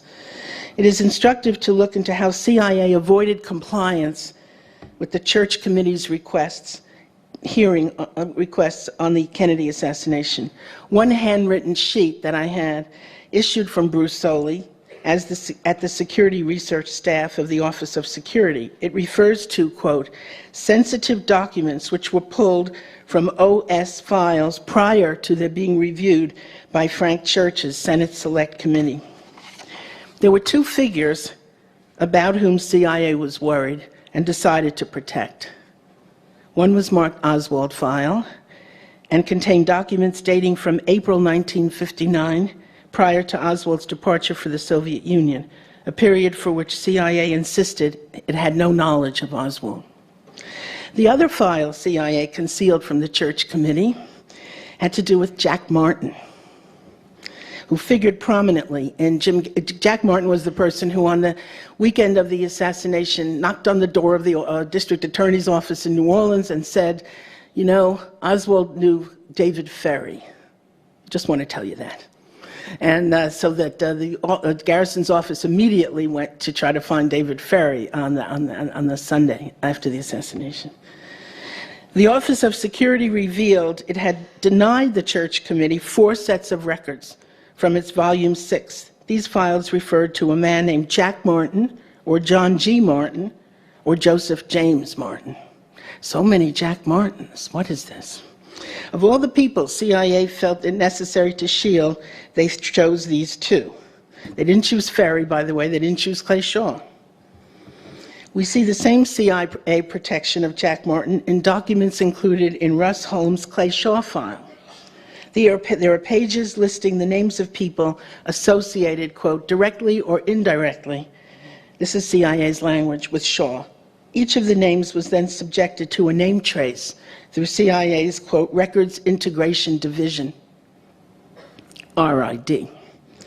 The only name that would not be subjected to a trace was Jack Martin.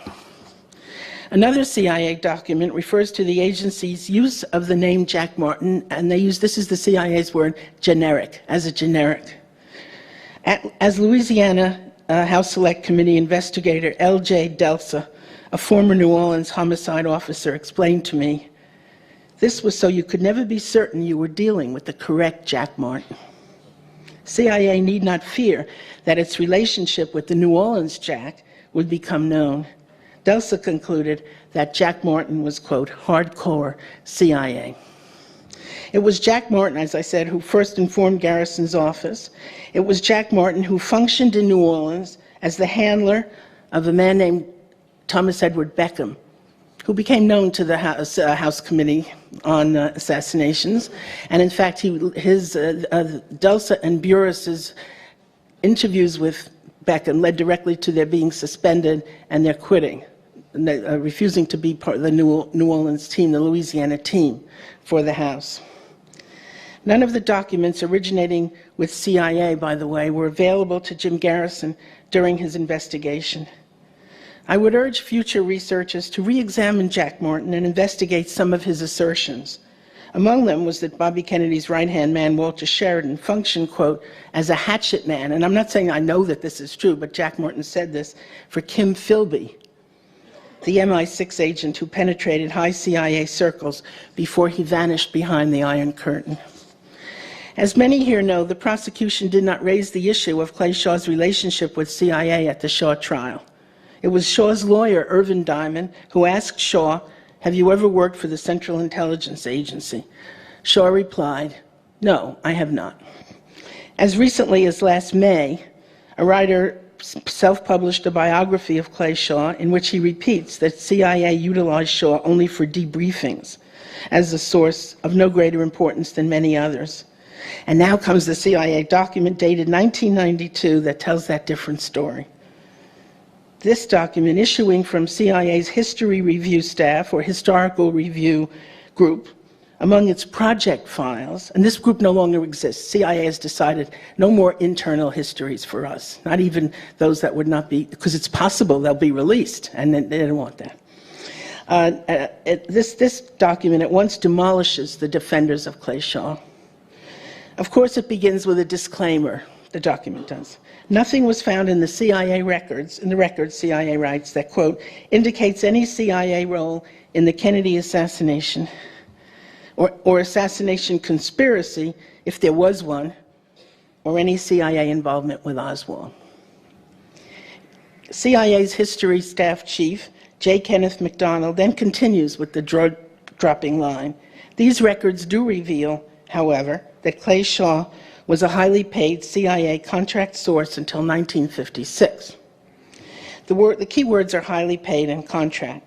Shaw may not have been a 9-to-5, quote, employee, but he certainly enjoyed a complex relationship with the agency. The 1956 end date should not confuse us.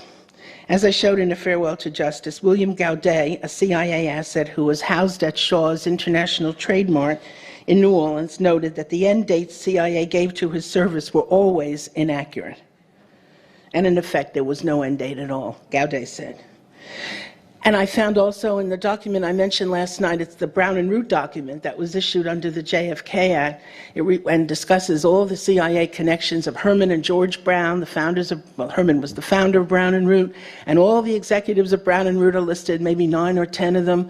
The end date for Herman's CIA relationship was listed as 1966. Herman died in 1962.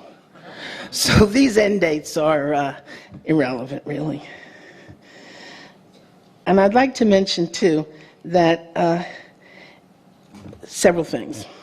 One is that historians, particularly CIA historians, who were the people who were dealing with those project files, would not put this fact in print unless some document existed confirming Shaw's CIA status. We don't have it, but we can rest assured. More, this was an internal CIA document, part of CIA's project files, administrative records never meant for release.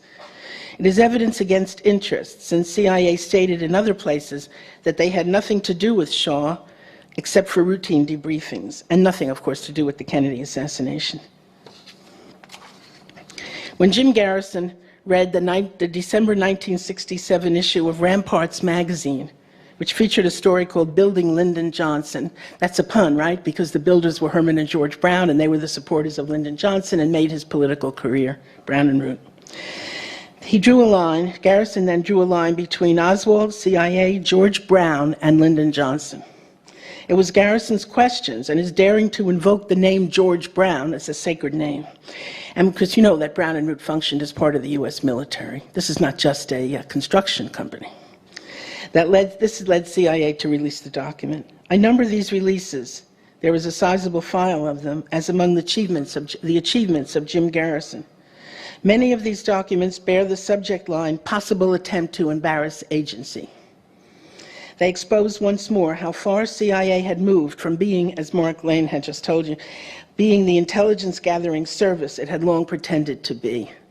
By the way, it's George Kennan, isn't it, who wrote that document for the Security Council -10/2 that gave CIA the power to embezzle, to murder, to assassinate, and all of that. And that document was issued, George Kennan wrote it, of course, with Alan Dulles leaning over his shoulder, even after Project Gladio was enforced in Italy. That's another story. These documents illuminate how CIA was connected to the country's defense contractors, a penetration that began in the 1950s with CIA operations in Syria. There are 100 CIA people in Syria today. So this, we're turning round and round, on behalf, the one in the 1950s was on behalf of Bechtel. Bechtel wanted a new pipeline. That government of Syria said, no, they don't want to give Bechtel the new pipeline, and so the CIA obliged and overthrew that government, and Bechtel got its pipeline. And of course, we know about Iran and CIA's overthrow of Mossadegh. Garrison's work unlocked doors previously closed to history. He could not have known that records would be released under a JFK Act.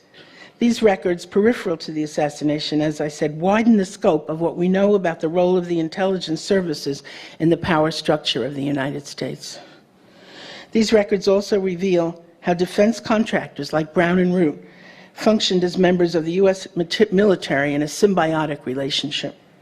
By now, much of this, I hope, has become common knowledge, but it was not so in Jim Garrison's time.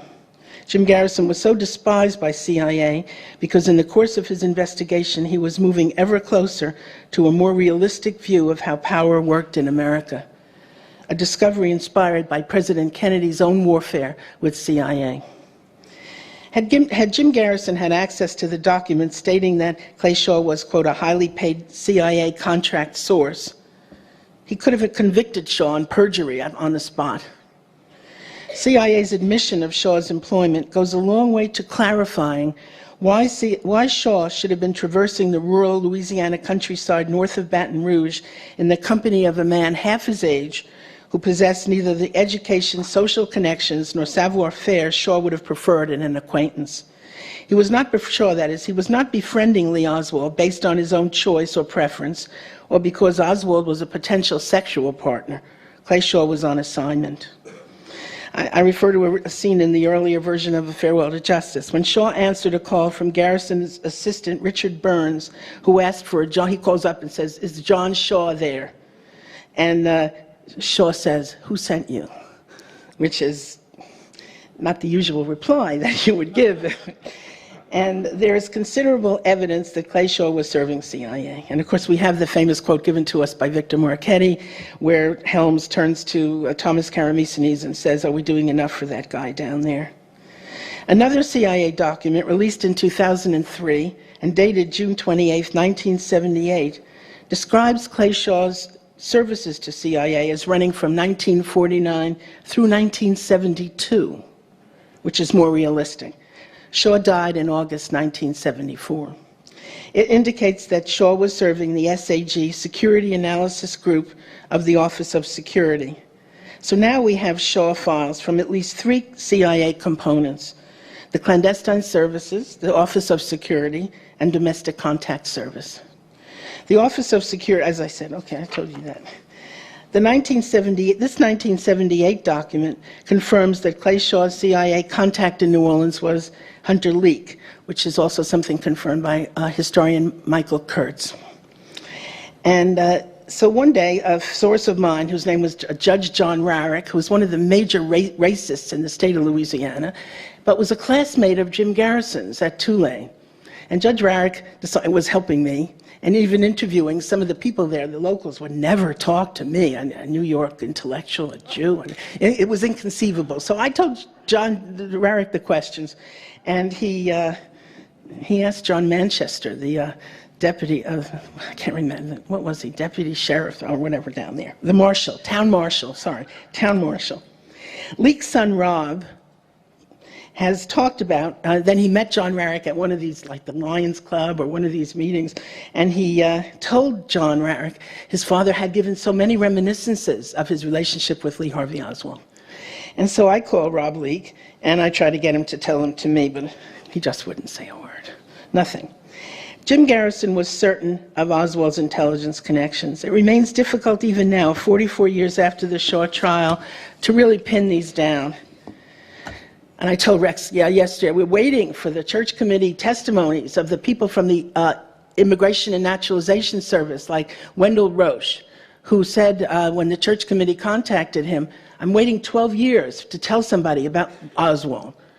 So we only have the summary of Wendell Roche's testimony to the church committee. We still don't have the testimony. And I heard yesterday that he's decided not to say anything anymore, or he decided later not to. But we would love to see that testimony. I try to clarify Oswald's intelligence connections by suggesting that he was debriefed by the Soviet Russia component, SR6's Eleanor Reed, who used the pseudo Anderson. Anderson was a great pseudo for Eleanor Reed because there were so many Andersons working for CIA, just like the Jack Martin story. SR6 was the Soviet realities branch and focused on the details of everyday life in the Soviet Union. We do have the declassified documents of Reed's debriefing of Robert Webster, a fellow false defector.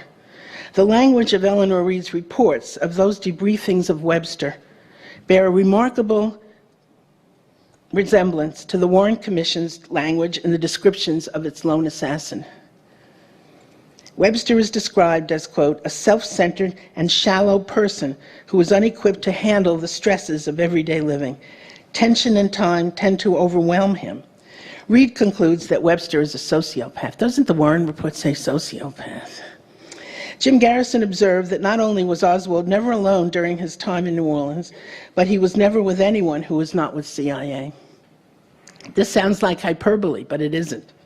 It's worth referencing a CIA cover and routing sheet dated May 31st, 1960. It issues from the Oswald 201 file, 289248, and indicates that CIA's Counterintelligence Division was well aware of Oswald many months before December 1960, when it had acknowledged that it had opened an Oswald file. This document references the initials JP, suggesting Jerry Prehn, P-R-E-H-N, an agency employee at the time. CIA dates Prehn's service as beginning in 1963, for what it's worth. The routing sheet was released also by CIA's Historical Review Program. JP is the fifth person to whom this document was routed, and he was at SR9, the very powerful operations component of the Soviet Russia division, just to give us an idea of what we're up against. When I telephoned Mr. Prehn in 2012, he was 80 years old. He did not deny that he had been with CIA at the time. He did deny that he was the JP on the document. He did not deny that SR9, the operations branch of the Soviet Russia division, had knowledge of Oswald in 1960. A supposedly disgruntled former Marine and hapless defector, Oswald has his files shuffling up and down various components within CIA. Information about Oswald crossed the desks of those attached to the most sensitive part of the Soviet Russia division. Years later, at the last minute, CIA's Office of Information Management finally revealed to the ARRB that there was indeed an Office of Security file on Oswald. Unfortunately, when the 7-volume set arrived at the ARRB, Volume 5 was missing.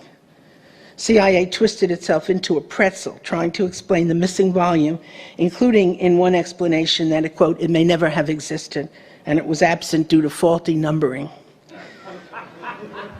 This file resided in the security office of CIA and remained there until someone in the ARRB discovered HSCA documents which detailed the fact that HSCA had access to Oswald's security office file. I want to say something in dissent to yesterday morning's tongue, because whether or not that dictabelt was challenged, and it had been challenged 20 years ago. It's no news that the dictabelt was challenged. That does not discount the enormous contribution that HSCA and also the Church Committee made to the study of the Kennedy assassination. And the implication that because the dictabelt was valid or not valid, that somehow the conclusion of HSCA, as Mark Lane said, that there was a conspiracy, is somehow undermined. Don't be misled by that. That whole talk about the dictabelt was a means of discrediting HSCA, and with it, the conclusion of conspiracy. We know better. We know that there's an enormous evidence of conspiracy.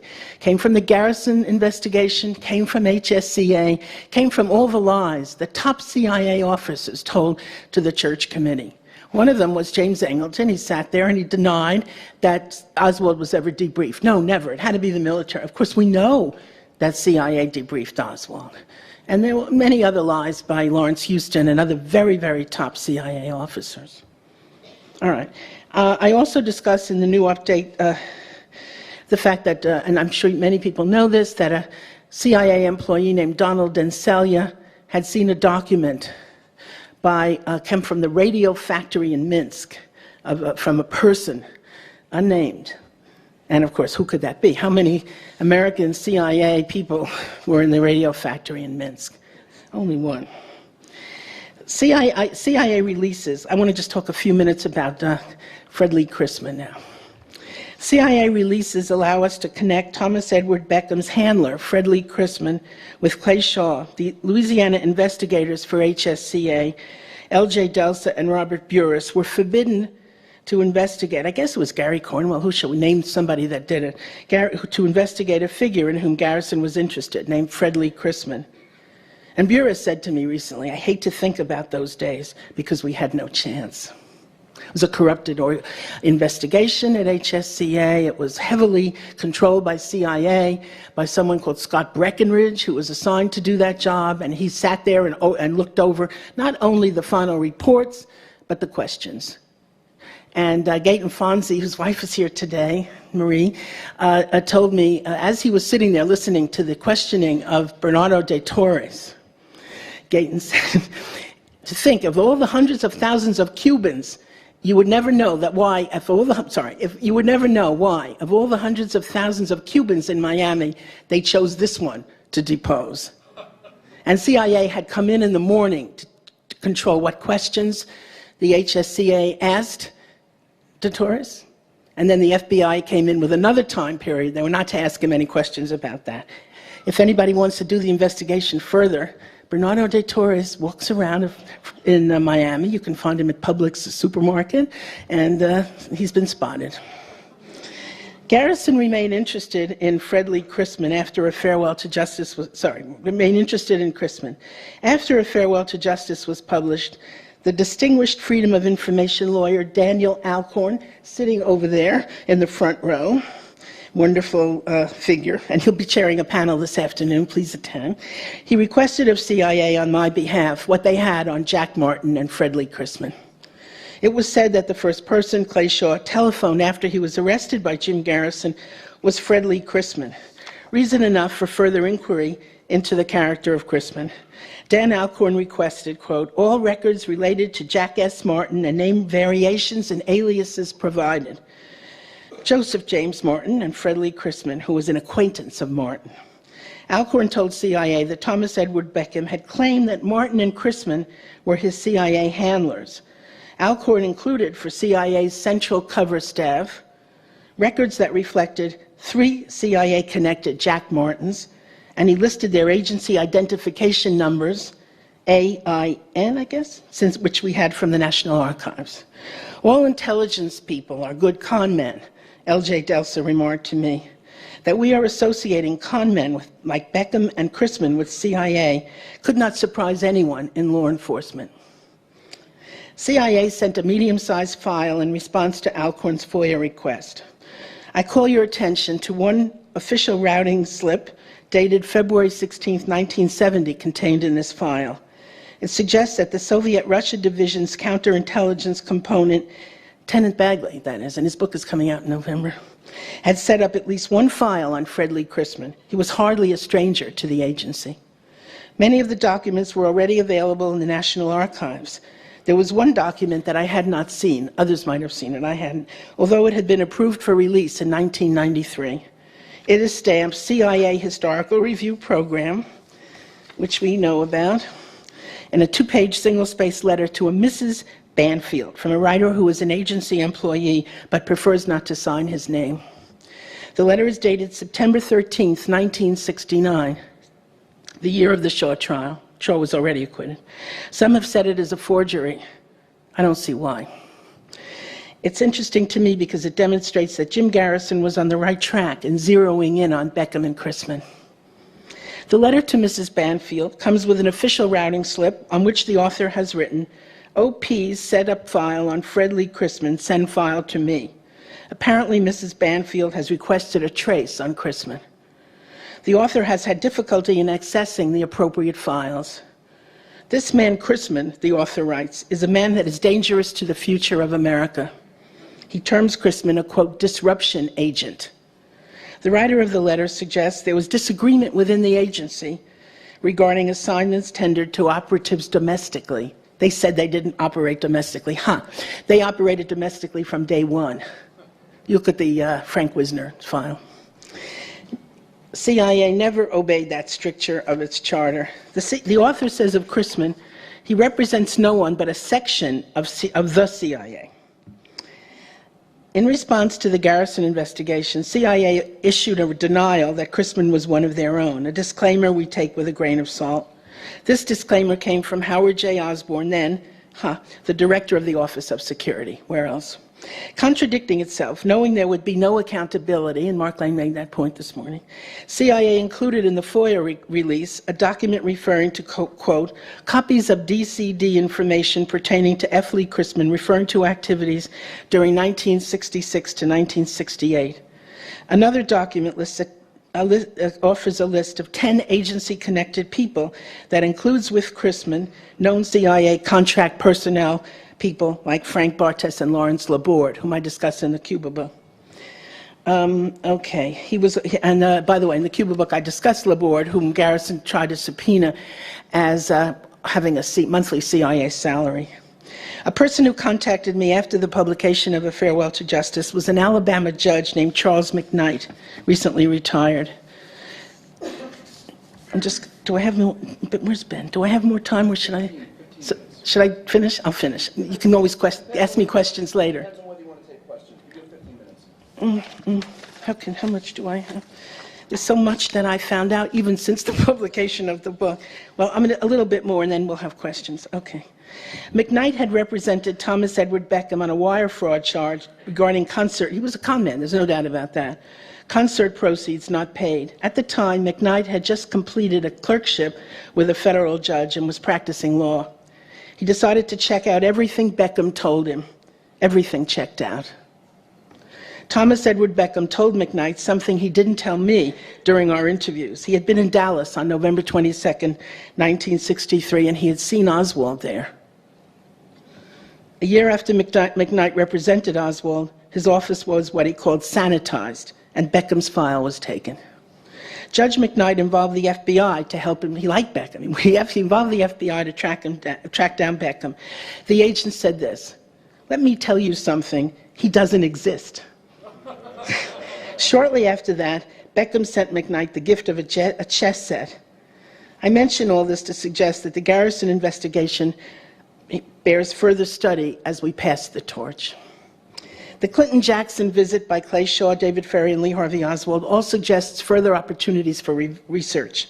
When I was in Clinton last, after the book was published, I was told that Oswald's girlfriend, whose name was Gloria Wilson, not another name that you might have heard, whose name appears in Garrison's files, had been murdered.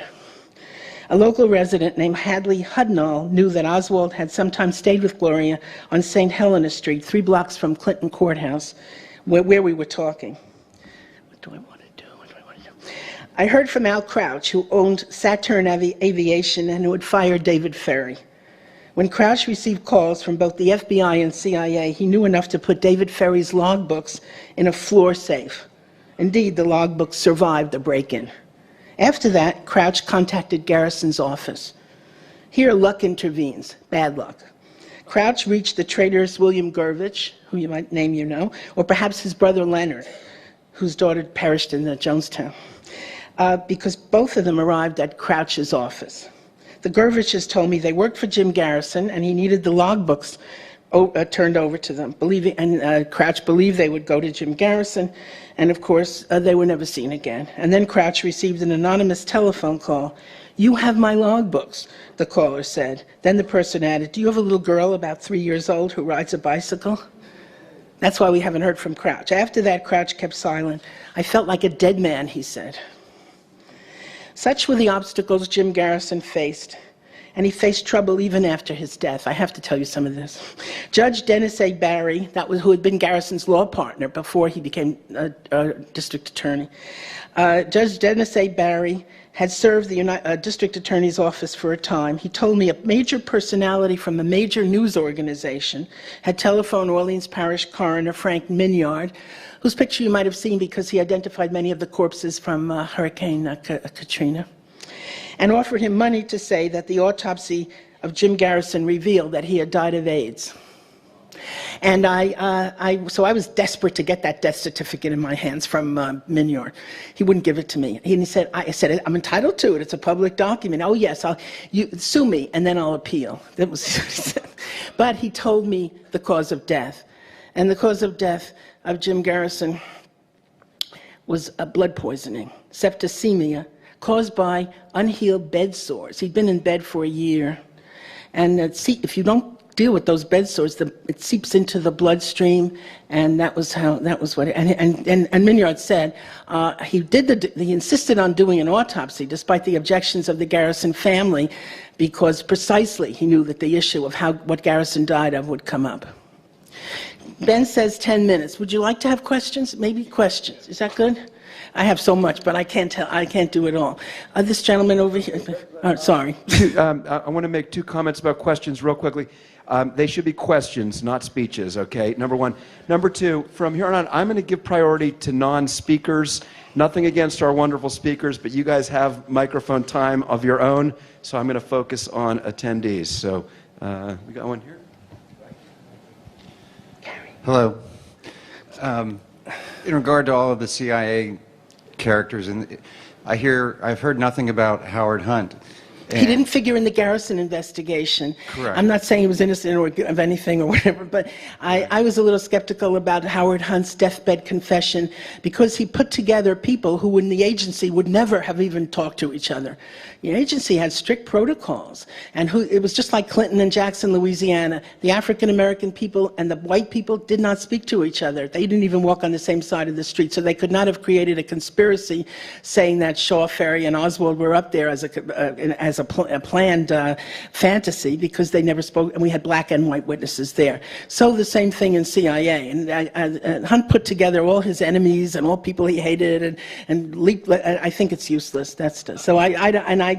Somehow he didn't come under Garrison's watch, as opposed to David Atlee Phillips, who Mark mentioned, and who is, in the new update, I referred to some new information about David Atlee Phillips that you might like, which I got from a person who ran a CIA proprietary book publishing company. I didn't mention that in the book, but that's who is the source of the new information I have about David Atlee Phillips. A person introduced to me originally by Jim Lazar, sitting there. Joan, thank you very much for what you do. I haven't read The Great Game in Cuba yet, but I'm really intrigued. Could you articulate why the CIA would be interested in sabotaging their own plot to kill Castro? Very good question. Excellent. And the reason is that CIA wanted its resources to go to another venue. Cuba these wars that CIA is sponsoring now, and we see them, Afghanistan being the latest maybe, they're about duration. And that's what winning means, duration. Cuba, they could have polished off very quickly, but what about Vietnam now? A good decade of defense contracting money can enrich these CIA's clients. CIA doesn't operate on its own. It represents its clients, and if I could say the word, the imperial effort, empire, capitalism, but they don't operate just like out of this. They have an agenda, and they preferred Vietnam.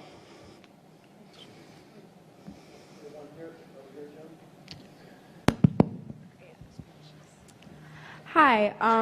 Can you go into more detail about why the CIA would be its intent on killing JFK in general? That's a whole story. I have a chapter in the original book that you could look at. But see, John F. Kennedy was at war with CIA. John F. Kennedy, they were making policy, and President Kennedy thought, as soldier of fortune Gerald Patrick Hemming said to me, John F. Kennedy was the last president who thought he could take power.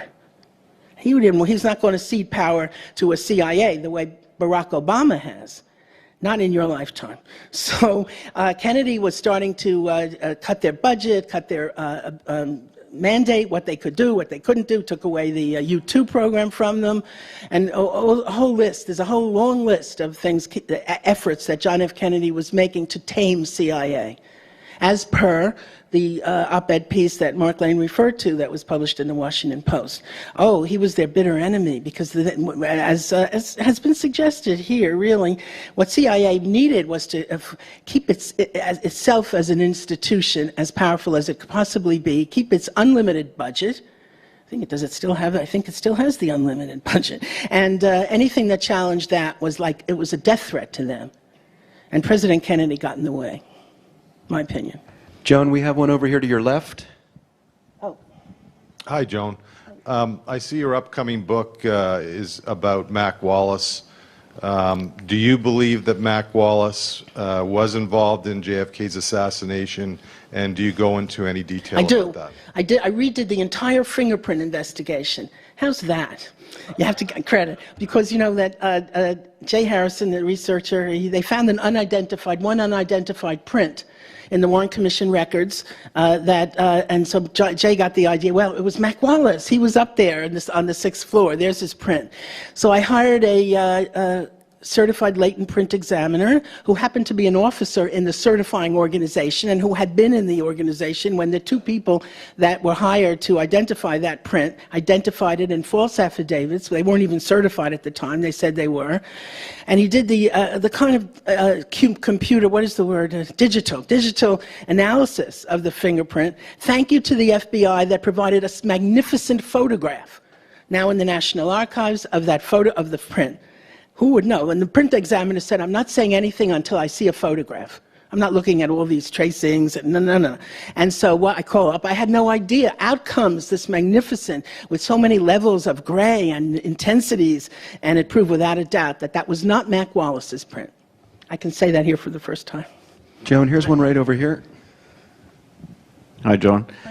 Do you have any comment about the release of Lee Harvey Oswald's IRS tax returns, that kind of thing? The expert on returns and releases and archives is sitting right here in the front row, Malcolm Blunt.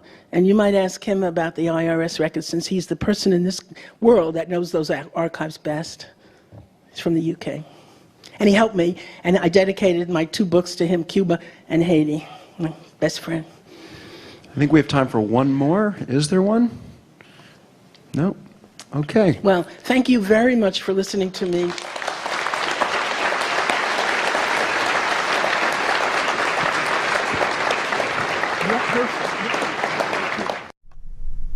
November 22nd marked the 50th anniversary of President Kennedy's assassination.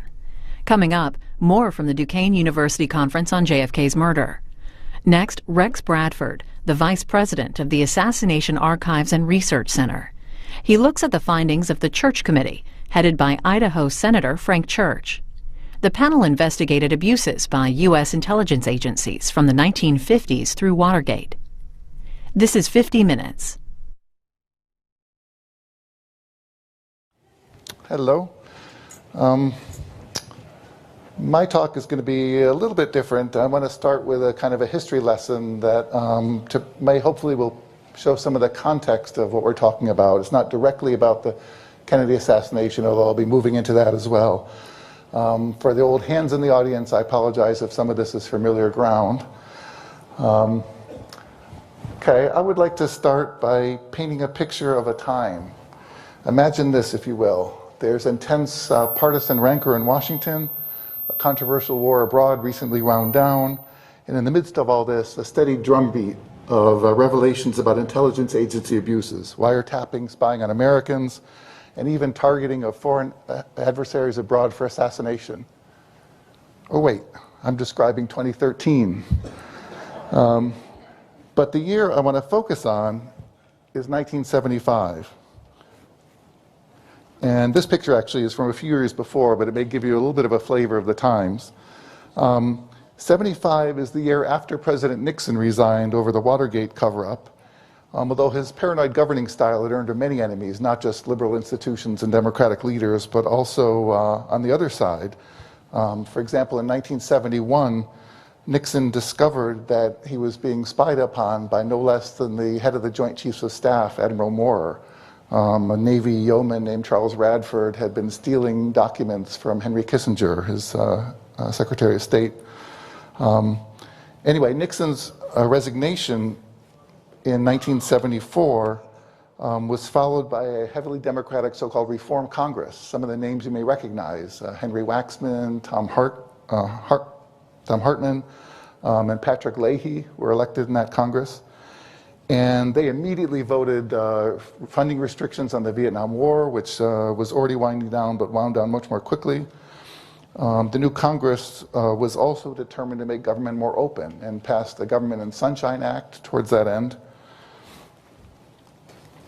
Nixon had been succeeded by former Warren Commissioner Gerald Ford, who, along with his Chief of Staff Donald Rumsfeld and his aide Dick Cheney, wasn't on quite at the same page as the Congress. Ford was not in a position of strength at this time, though. For example, the Freedom of Information Act, which had been passed in 1966, but without the teeth to overcome agency stonewalling, was strengthened in '74, and Ford vetoed that, but was overridden by a 2/3 vote of Congress. So this is the context in which revelations of abuses of not only the White House, but also U.S. intelligence agencies, FBI, CIA, and others, began to leak out of Washington and into the nation's newspapers. Revelations that the U.S. Army had been spying upon anti-war demonstrators was followed by a major article in the New York Times in December of '74 by Seymour Hersh, in which he revealed CIA spying operations on Americans and break-ins and other activities on U.S. soil in violation of their charter. The Ford White House, at this point, immediately wanted to know what other skeletons were in CIA closet. And so within days, CIA Director Colby had delivered a family jewels document to the Ford White House. Some of you may know that in 2007, this document was finally released to the public, although much of it was old news at that point, and the redactions, the blackouts begin on the signature page. In any case, it included revelations of other abuses, including wiretapping of reporters, opening of mail, and assassination plots. Now, there have been rumors circulating from time to time about assassination plots against Fidel Castro, Cuba's leader, but it turned out it was President Ford himself who let the cat out of the bag. He was at a White House lunch with New York Times editors and was asking for their forbearance in all these revelations because, quote, it would blacken the reputation of every president since Truman if they wrote about them.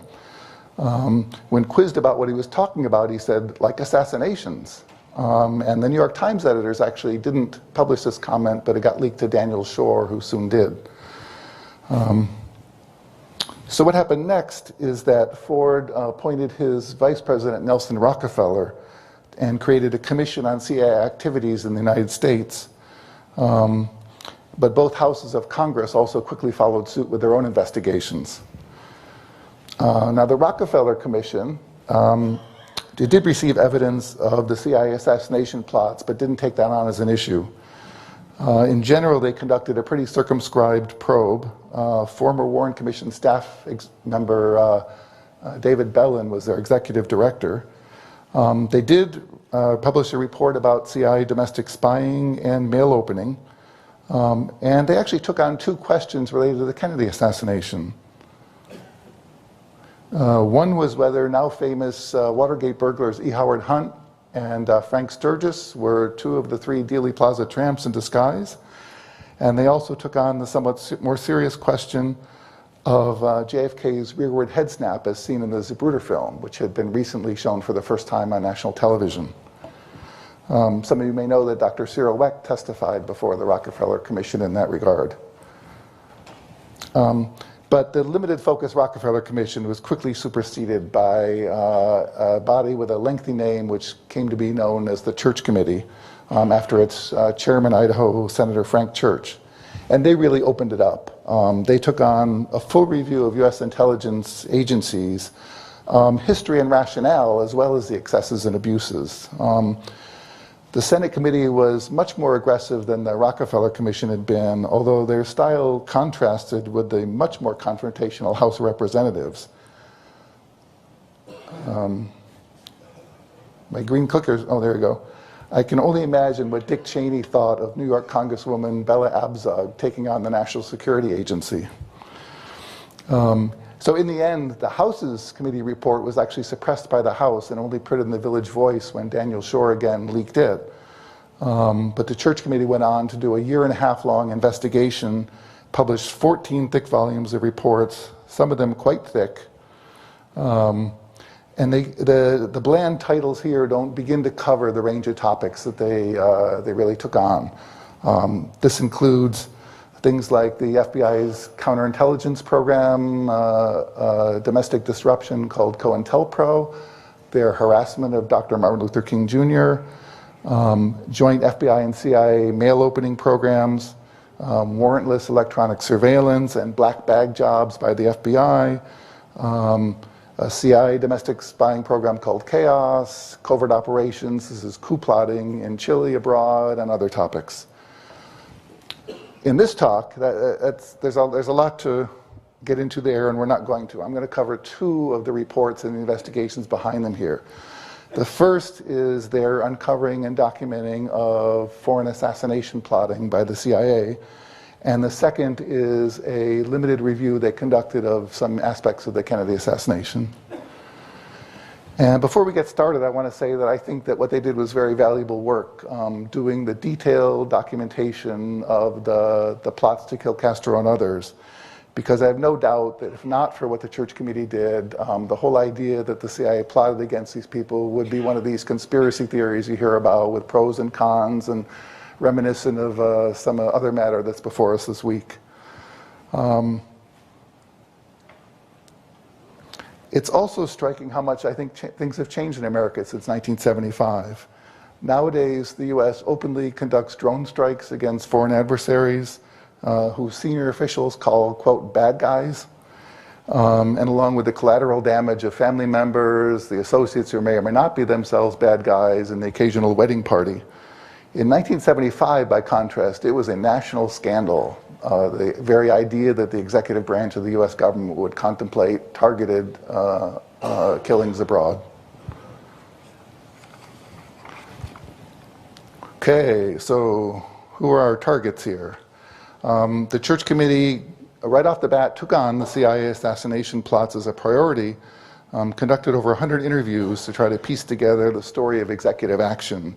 And they focused on these 5 foreign leaders. This is Fidel Castro of Cuba, Patrice Lumumba of the Congo, Rafael Trujillo of the Dominican Republic, Ngo Dinh Diem of South Vietnam, and Rene Schneider of Chile. In a footnote, they noted that actually had received evidence about a couple of other plots, President Sukarno of Indonesia and Papadak Duvalier of Haiti, but they didn't take those on.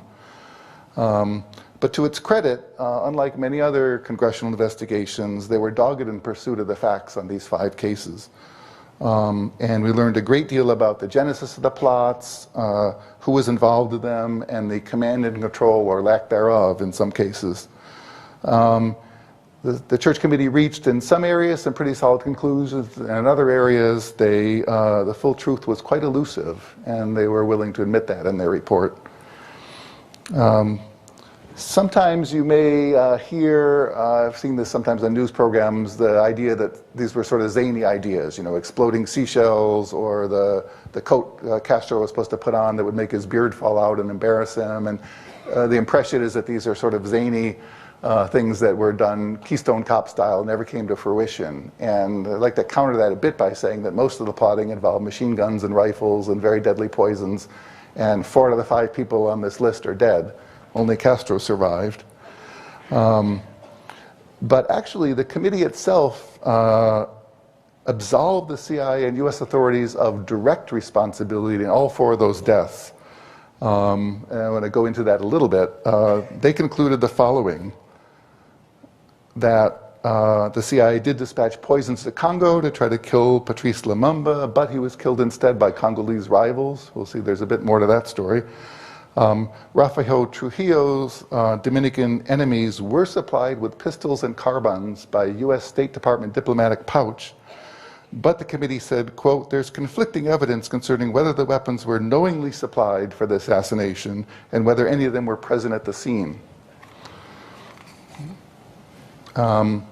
Vietnamese leader Diem and his brother were killed in a coup which the US green-lighted, but in which the committee found no evidence that the US favored assassination. And General Rene Schneider was not the leader of Chile, but he was a general who was refusing to block the accession of the elected leader Salvador Allende, which was anathema to the Nixon White House. And he was killed in a kidnapping attempt by enemies of his. So-called kidnapping attempt anyway. But the committee said, quote, it doesn't appear that any of the equipment supplied by the CIA to coup plotters in Chile, and this is machine guns we're talking about, was used in the kidnapping. There's no evidence of a plan to kill Schneider or US officials specifically anticipated Schneider would be shot during that abduction. Okay, so on the one hand, I think it's important that the committee tried to get into the details and tried to get the details right and not just say, U.S. tried to kill these people, they're dead, end of story. The leaders did have multiple enemies, although as we'll see, there's a bit more to the story in a few cases. But I think it's also important to see the larger picture. The Trujillo and Schneider conclusions, particularly about direct responsibility, are quite hair-splitting. And you know, if you were to give somebody automatic weapons to use in a kidnapping, but never dreaming someone would get hurt, and then lo and behold, they show up dead, try using that defense in a court of law. I'm not a lawyer, in fact, some of you may be, but accessory to murder is about the minimum that comes to mind, I think.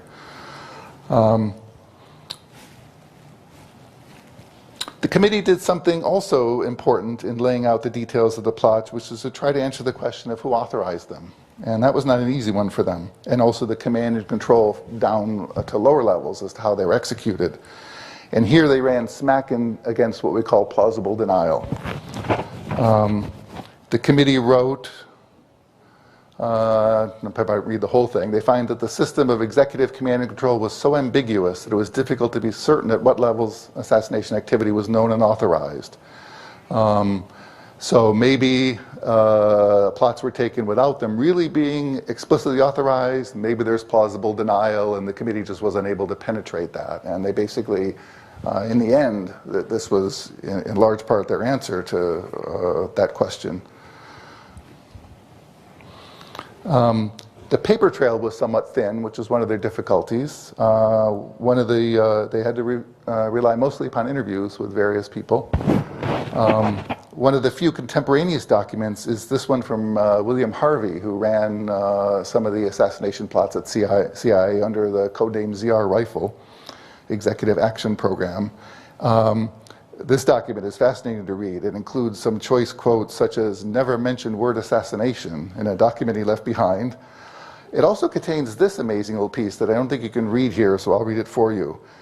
Cover planning should include provision for blaming Soviets or Czechs in case of blow. Should have phony 201 file to backstop this. All documents therein forged and backdated. Should look like a counter-espionage file. Okay, so there are some 201 files that are now public, but back when this was written, the idea that any of these things would even become known to Congress, never mind the public, was a little bit far-fetched. And so it's fascinating that within the CIA's own filing system, the idea of forging and backdating documents in order to cover tracks was part of the initial planning of the operation. And this is one of the things people trying to use CIA records and others to get at the bottom of things, you know, it makes it tough. So importantly, the committee also had access to one very key document, which was the 1967 Inspector General report that the CIA itself had undertaken when pressured to do so by Lyndon Johnson about the plots to kill Castro. But much of it, like I said, still came from interviews, and one of their problems was many of the important people were dead. John and Robert Kennedy, for instance, were dead, as well as Desmond Fitzgerald and Alan Dulles from CIA. And during the committee's investigation itself, more people showed up dead. Sam Giancana, who was part of the Castro plots, was shot in the mouth 5 times before being interviewed by the Church Committee. And Johnny Roselli, also a major part of the plots, did testify before the committee a few times, but then disappeared, and his body was found in a 55-gallon oil drum floating off the coast of Florida. So, on the basic question of whether U.S. presidents, specifically Eisenhower and Kennedy for the most part was the focus, authorized these plots, the committee ran headlong into an impenetrable fog. One national security staffer named Robert Johnson did say that he was at an NSC meeting when Eisenhower ordered Lumumba's assassination, and he was shocked at the time that this had occurred. But he couldn't remember for the committee the exact words used. The committee pinpointed a particular meeting in which this had to be, an August 18th, 1960 meeting.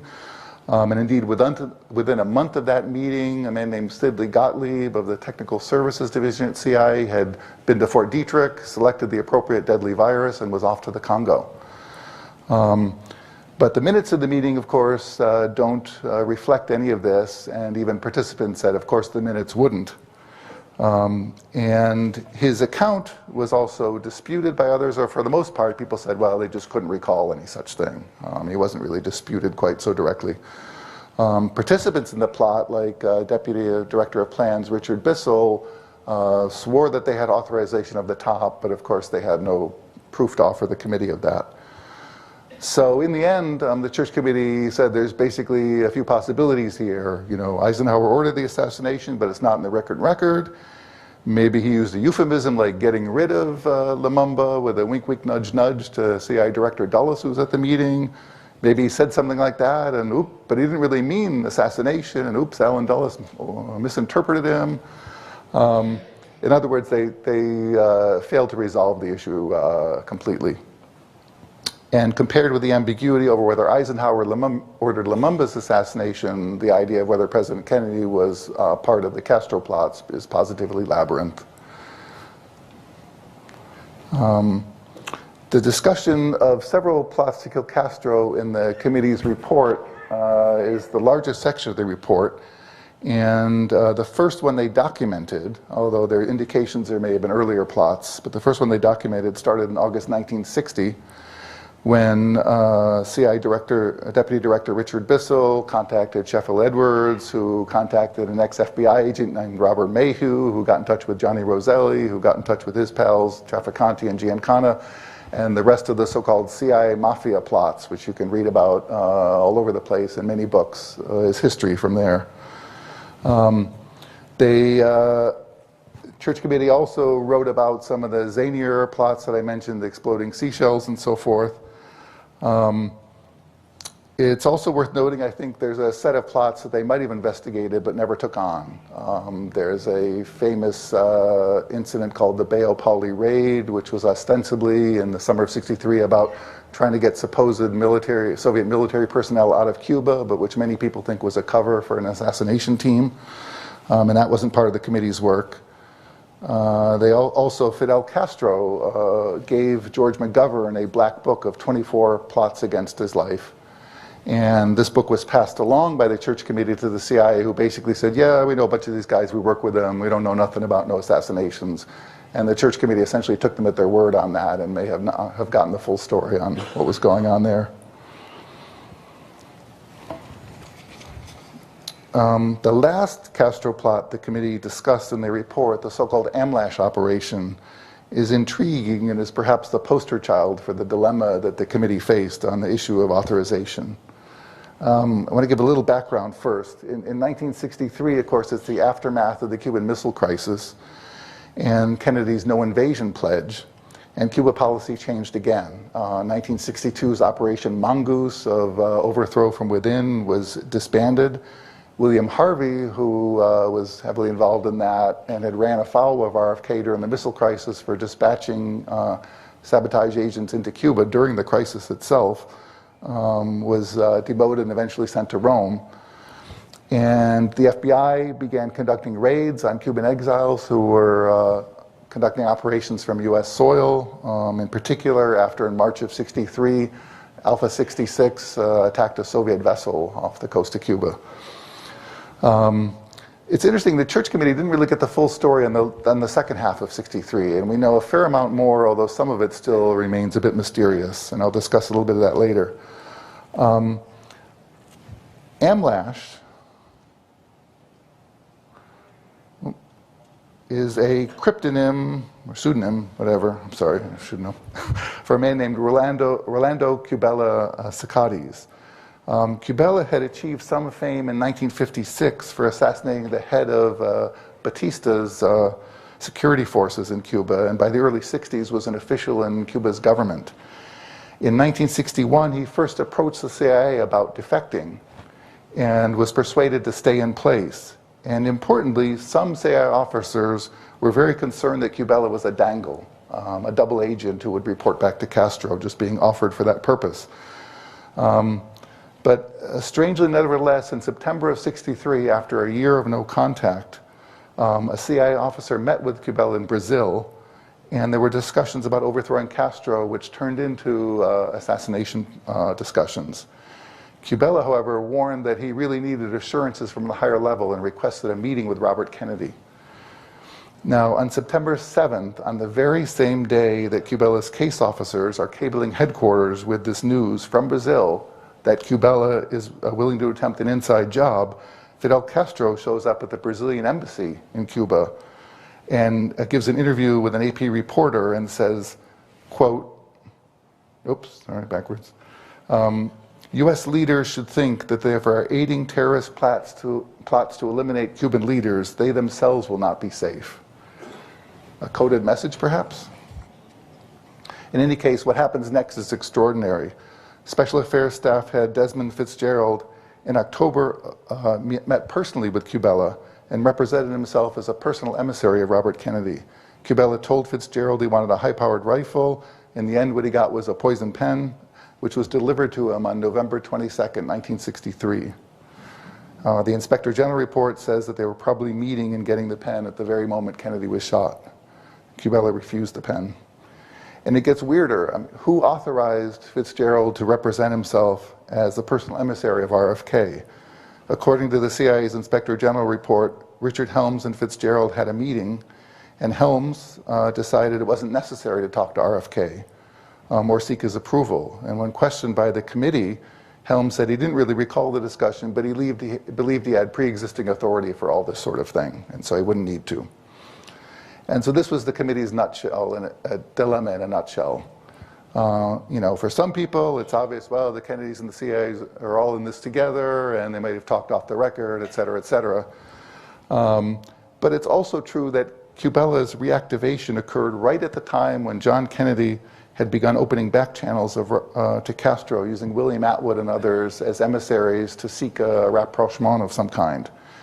And so it's interesting that Fitzgerald, who didn't use his own name, by the way, would use RFK's name in an assassination meeting with a Cuban whose bona fides were in question. And the possibility of this getting back to Castro was quite real, and indeed may have. So is it possible this was a game being played to sabotage the rapprochement meetings? The story of Cuba policy in '63 is fairly complex and wasn't really fully known to the Church Committee. There's the M-Trunk project, which was a Kennedy-initiated overthrow project, which people in CIA hated because it featured Hure and Manuel Rey and the left-wing side of the anti-Castro forces. There's also a project Amworld, which involved Manuel Artim and the offshoring him to Nicaragua and, for an eventual overthrow of Castro from outside. And the Church Committee seems basically unaware of all that, which is interesting, and we know a lot more today. In the interest of time, I'm going to have to skip a little bit. There's a bit more on this whole issue of authorization. There's a famous meeting the committee wrote about where Robert McNamara himself clearly brought up the concept, and it got written down in some memos, and people threw fits over that. But I'm going to move on. Does this green button work? Okay. So the Church Committee reports were published 38 years ago. What have we learned since then? Regarding the Lumumba assassination, there have been new developments, although some questions remain. In 2001, a Belgian commission, Congo had previously been a Belgian colony, admitted being aware of extreme danger to Lumumba's life and not doing anything, and issued an apology and a moral responsibility. But author Lito DeWitt has written compellingly that their involvement went much further, and that in fact Lumumba was killed by a Belgian firing squad. Allegations of further CIA involvement in that operation have been made beyond the failed poison pill plan. That CIA station chief there helped direct the search for Lumumba when he'd escaped from his captors, that they were in direct touch with the killers that very night, and that even a CIA agent had carried the body around in the trunk of his car for a while. These allegations have not been made the subject of any government review that I'm aware of. In a very strange twist, just this past April, a British House of Lords member named David Lee wrote a letter to the London Review of Books saying that in 2009 he'd had a cup of tea with Daphne Park, who had been British consul and first secretary to Congo in '61. And when Mr. Lee brought up the controversy about Lumumba's death and whether MI6 might have been involved, Ms. Park replied, "We did. I organized it." And there it sits today, I think. There's been no quite so explosive news about some of the other murders, although new details emerge in any of these cases. The Schneider family actually sued Henry Kissinger in 2001, although that case was eventually dismissed. On the Castro plots, we have a much fuller picture, like I said, about 1963 policy, including the simultaneous peace feelers as well as ongoing plotting and sabotage operations, and it's a complex picture. My general take, although there are subtleties here, but is that in '63, Kennedy was far more determined to bring about a peaceful world than the rest of his government was. Whether it was being shaken by the Cuban Missile Crisis, or as someone once told me, no, it was that the Cuban Missile Crisis gave Kennedy the political capital to do what he wanted to do anyway. In either case, things were moving on several fronts. It was a state secret for 35 years, but now public, that in the spring of '63, plans for complete withdrawal from Vietnam were drawn up on black and white on paper. They're available online, like many of this. From that to Kennedy's peace speech at the American University in June, which announcing a whole new orientation toward the Soviet Union, which was followed up by a nuclear test ban treaty and the hotline, to these peace feelers towards Castro, which were being explored at the very moment that he died. At the same time, Kennedy was a pretty pragmatic and tough leader who certainly didn't want Cuba to be an issue in the '64 elections. The Vietnam plans, for that matter, for instance, were kind of too cutely delayed for the most part till after the '64 election as well for political purposes. And so I think he's willing to proceed on multiple tracks. And the question about whether those multiple tracks included being aware of and condoning assassination plots remains with us to this day. And there's even a little bit more about that. There's a memo that I'm going to skip over for time in which RFK is quoted a little ambiguously, but very intriguingly about opportunities offered around Castro. The dilemma the Church Committee faced hasn't changed much, but there's a little bit more for people that are interested to dig into. But I'm going to try to move on a little bit towards the subject of our weekend here.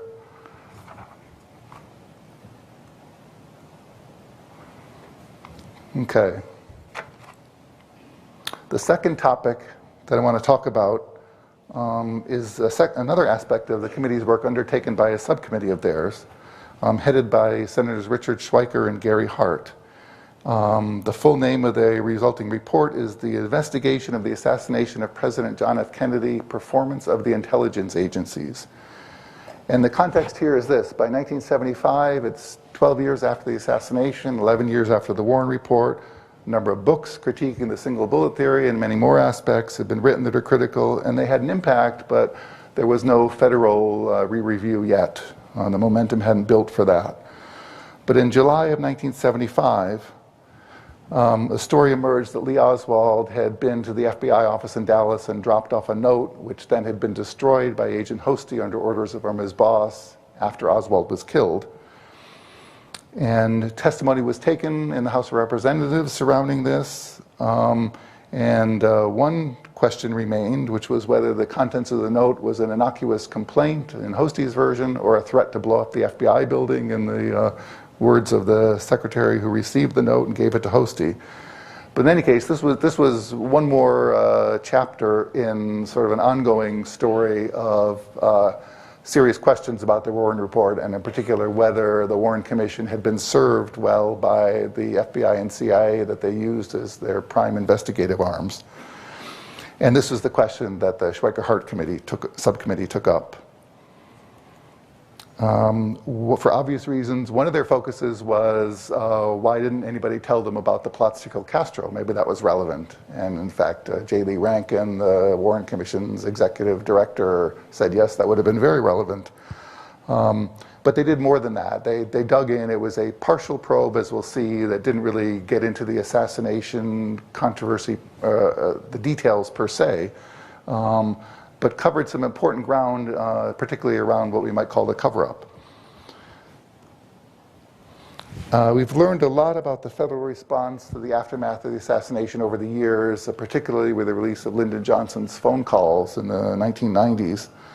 The Church Committee helped to get the ball rolling. They published a portion of this now famous memo from Nicholas Katzenbach, the Assistant Attorney General, which he began drafting within hours of Oswald being killed and sent to Bill Moyers at the Johnson White House the next day, the day of the funeral.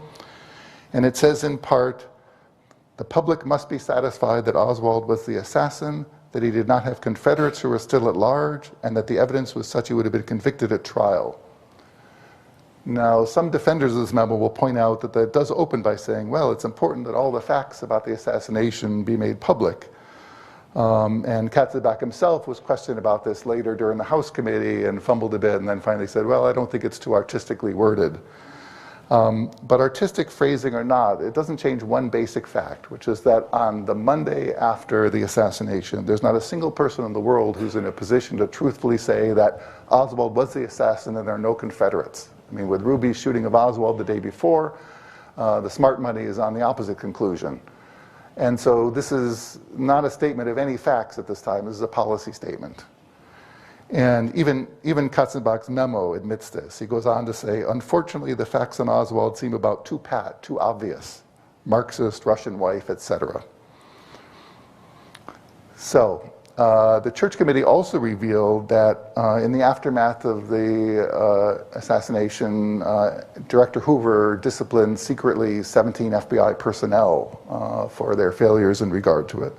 And they dug in a little deeper in some other areas, including the story of the Oswald trip to Mexico City, which I'm going to talk just a little bit about, and about what we've learned much more since.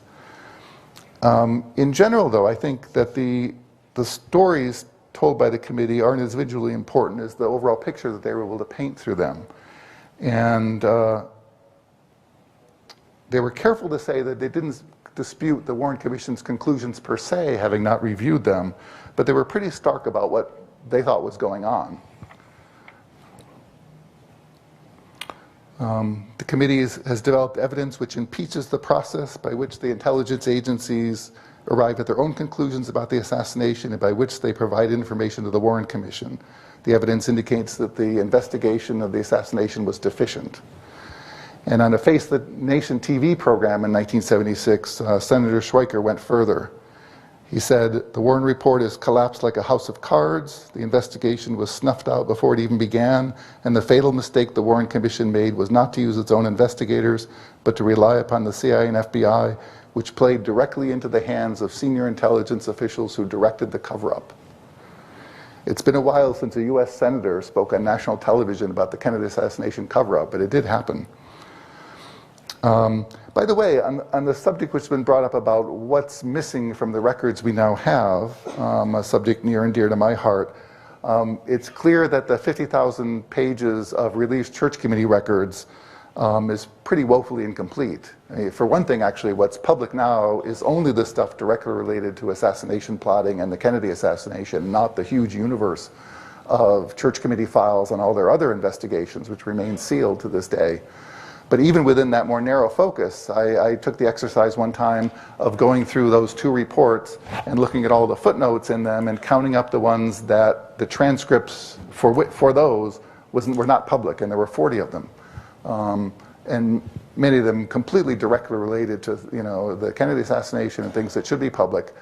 I was talking with Joan Mellon here yesterday, who says that if you look at the drafts of some of the reports and other materials, there are yet other interviews which are not even discussed in those reports or mentioned. And so there's a whole universe of materials, including interviews with customs officials and other people that might shed some light on Oswald's connection with US intelligence agencies.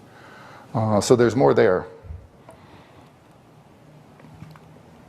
The Church Committee spent some time chasing down the rabbit hole of allegations of Cuban involvement in the assassination. And I think this is very important, because every investigation at Kennedy's murder has come up against this. Old and new allegations that Fidel Castro was in some way behind Kennedy's murder.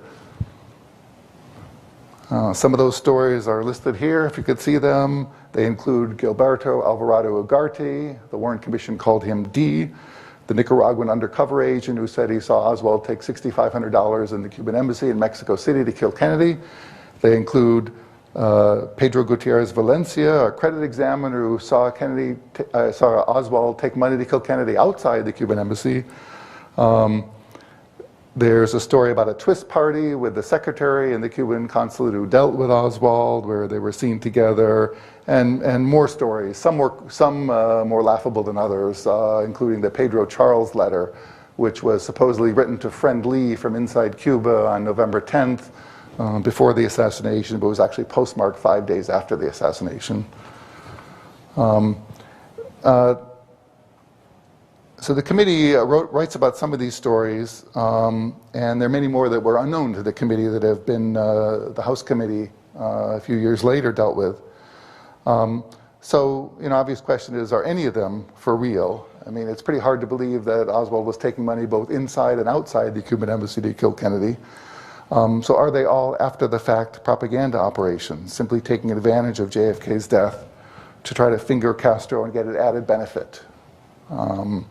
And I'm going to skip a little. Dan Hardway is quoted in Gayton Fonzie's book with an interesting quote about his belief that David Phillips had a connection to every single one of the allegations that were coming forth, and maybe someone will ask him about that today.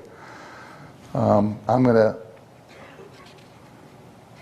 skip over that and talk just very briefly about this issue of the so-called Mexico City tapes. It's a long, convoluted story I'm not going to have time to get into, but I want to make a couple points.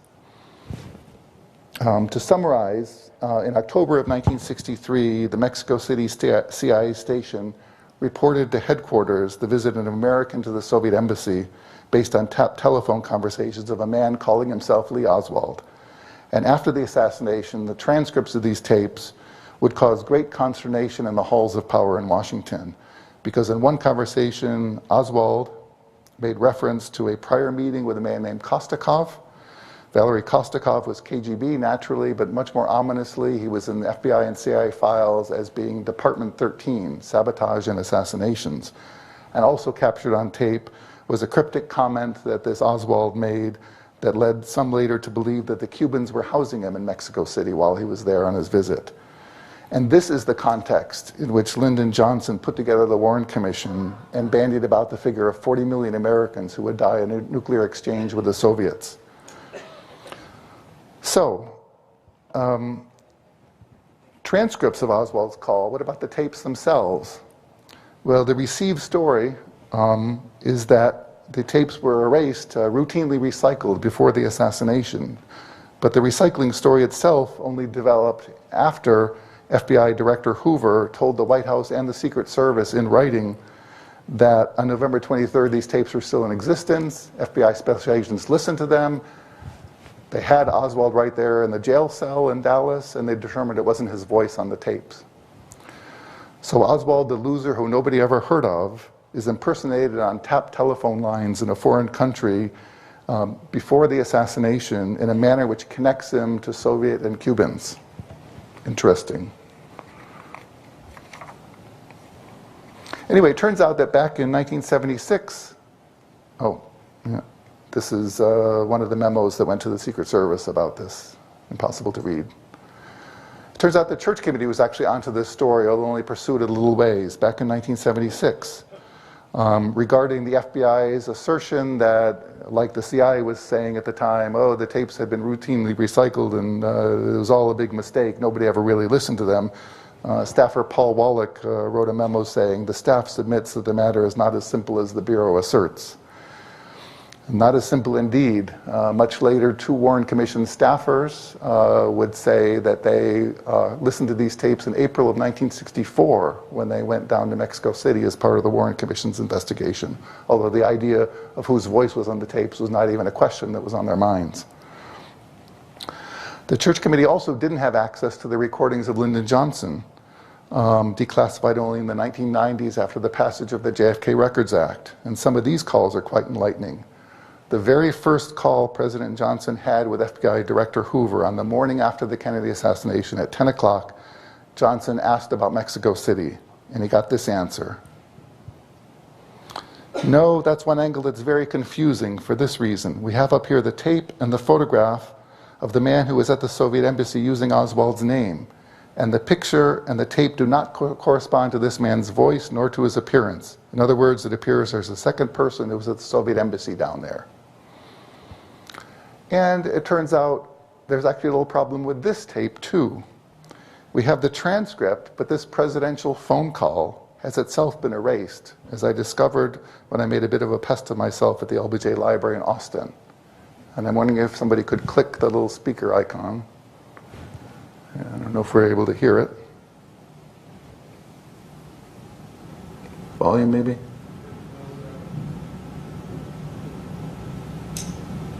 There's not much to hear anyway.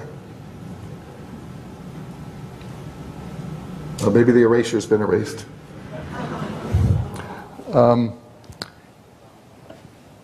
Anyway, what there is 14 minutes of basically pure hiss. And I got a couple years of a phony story from people at the LBJ Library about Johnson's vice presidential taping equipment being inadequate, and that's why the audio sounds like that. Seriously. However, I pointed out to them that the phone calls before and after on the same day all sound fine, and they repeated their story. Finally, a couple years later, I wrote an essay about this on the History Matters website that I also run, and I guess they got a few letters and phone calls or emails, because finally they sent me this memo. And I actually don't have the date of the analysis report. I cut and paste this, but it was interesting that the date of the audio engineering analysis, which was included in this letter, was actually from a year before I first contacted them. So they were sitting on this for a few years. And basically, it's a very short engineering report, the gist of which is, quote, most likely the belt was intentionally erased by rubbing it against the magnet included in most models of the magnetic belt machines, but a small portion was missed because you could hear a little clicking of voices periodically in the tape. And I find this interesting. You know, the Nixon 18-minute tape gap consumed America for over a year and a half, and I did my bit to try to get the story about this thing out. And to me, the idea that an erased presidential phone call from less than 24 hours after Kennedy's murder has not been a major news story is sort of emblematic of why we're here today. In sum, I guess I'd just like to say that I think the Church Committee investigation was a rare and worthy endeavor, happened kind of at a unique time, which I think enabled it to happen. There are many people in the past and today who will willingly cede great power to secret agencies in the name of fighting bad guys. And I would suggest that they might do well to read the reports of the Church Committee to see what happened last time around. Thank you.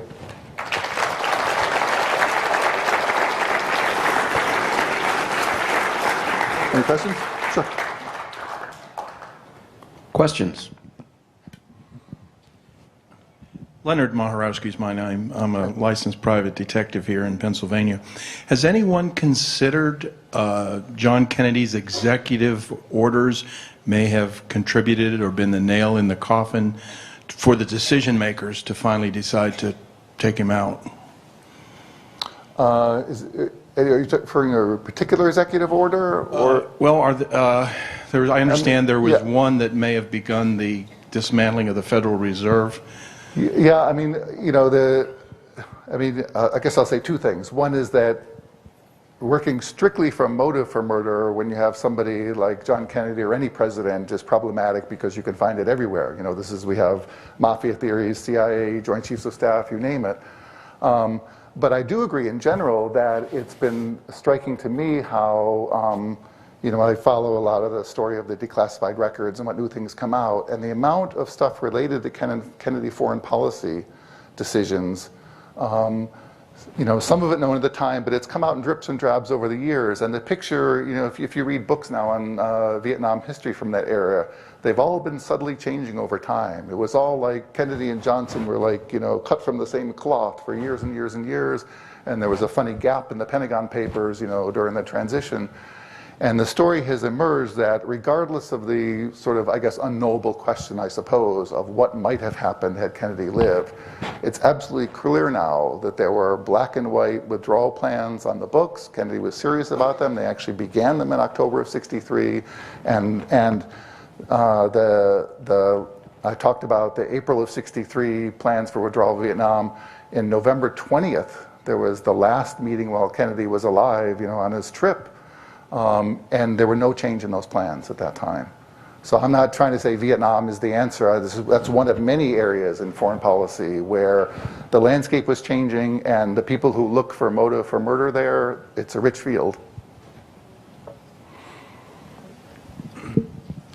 Yes, I was curious whether you thought that with all the impersonations of Oswald and with what was going on with the church committee, finding out about the impersonations, so on and so forth, do you think this possibly led to Operation Northwoods really becoming assassination of President Kennedy? That's a lot of speculation in that area these days. I try not to speculate too much, but I will pose a question. Suppose on November 22nd in the afternoon, Oswald doesn't show up captured in the Texas theater, but he's dead on the streets of Dallas.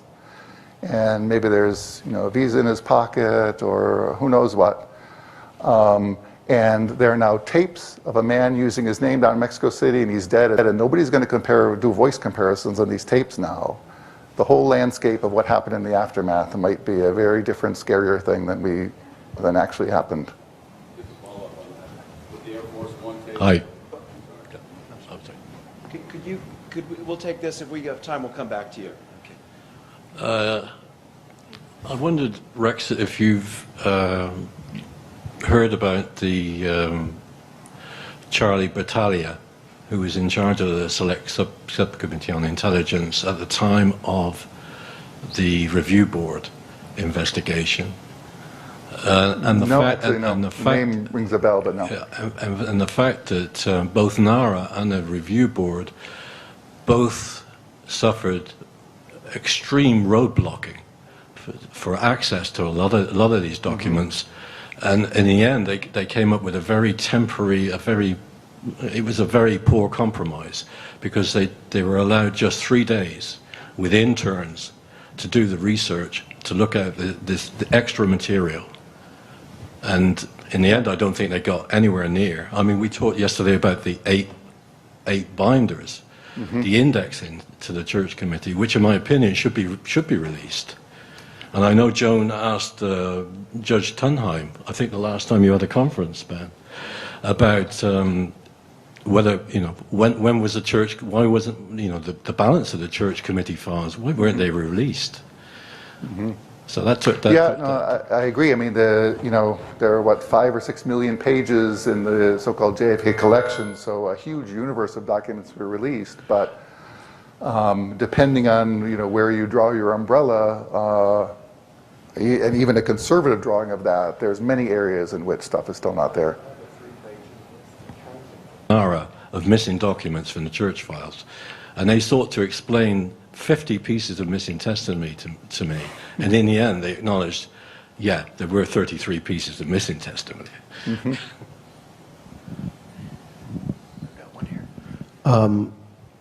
Two things you mentioned. One, the November 22nd meeting in, I think you said it was Brazil, Desmond Fitzgerald saying he was acting on that meeting was actually in Paris. In Paris, but acting on behalf of RFK, right? He claims.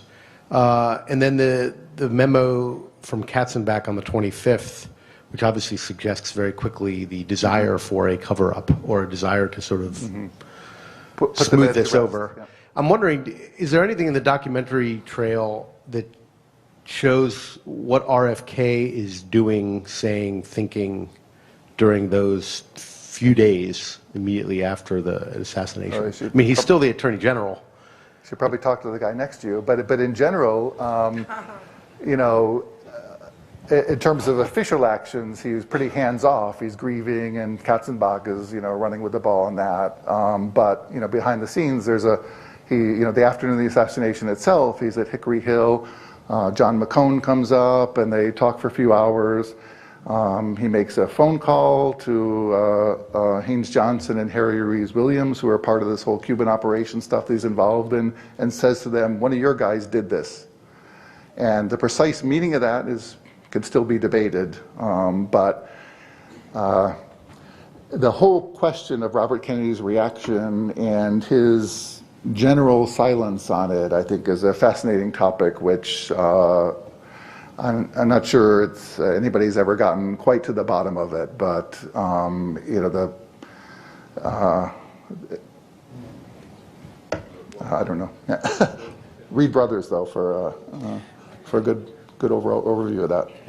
There's also a story that's in David's book and was also in a book previously that Robert and Jackie sent William Walton, a family friend, as a personal emissary to Moscow a week after the assassination to deliver the news to Khrushchev that we know this wasn't you guys, this was a big domestic plot, and Bobby's going to try to become president later and carry on John's work, which is an amazing story. We are out of time, so thank you very much, Rex. Okay. Sure.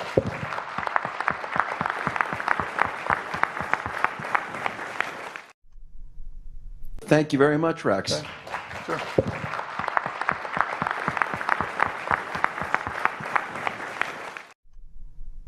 November 22nd marked the 50th anniversary of President Kennedy's assassination.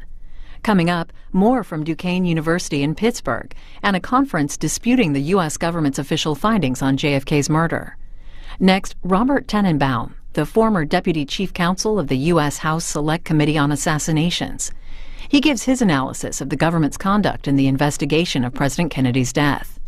He's followed by James Lesser, president of the Assassination Archives and Research Center, who gives his assessment of the job done by the Assassination Records Review Board, which issued its final report in 1998.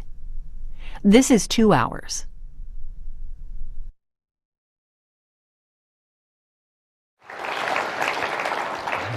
Thank you very much. Thank you, Ben. And thank you for all attending. I just wanted to, by way of introductory remarks, sort of tie some things up, because Joan Mellon gave a great talk this morning, and she talked about how the president has sort of surrendered to the CIA, which JFK did not do. JFK was going to appoint Bobby Kennedy as head of the CIA and reform it, which was a major issue in this whole investigation. But then last night, a gentleman from the Boston Globe talked about how the media covers matters of national security. And between the two, Joan, of course, is right. If the media were covering national security, and let me put it another way, if all of the researchers who you've heard, all of the authorities, were to focus on getting the truth today, how much better off would our society be? Benghazi as a very quick example. Administration knew in real time what was happening on September 11, 2012, which was a Tuesday. They then didn't tell us the truth. They talked about it being a spontaneous demonstration as a result of a video which not too many people ever saw. And then the president, with the Secretary of State, 3 days later at Andrews Air Force Base, with the parents of the deceased, who were flag draped in coffins, looked at them eye to eye, ear to ear, nose to nose, and said, we're going to get the people responsible who made this video. And so the question arises, which is Shakespearean, and that is, to express an unfelt sorrow is the office which the false man does easy. So again, when we talk about the media allegedly covering national security, I would suggest they would start with the issues today, because if the IRS is indeed focusing on conservative groups and they get away with it, tomorrow it'll be liberal groups. And in a month it'll be independents. And there'll be nowhere to hide. And that aspect I mentioned because it's so much part of the investigation, what the ethics are of it, and how do you conduct an investigation, regardless where you may be.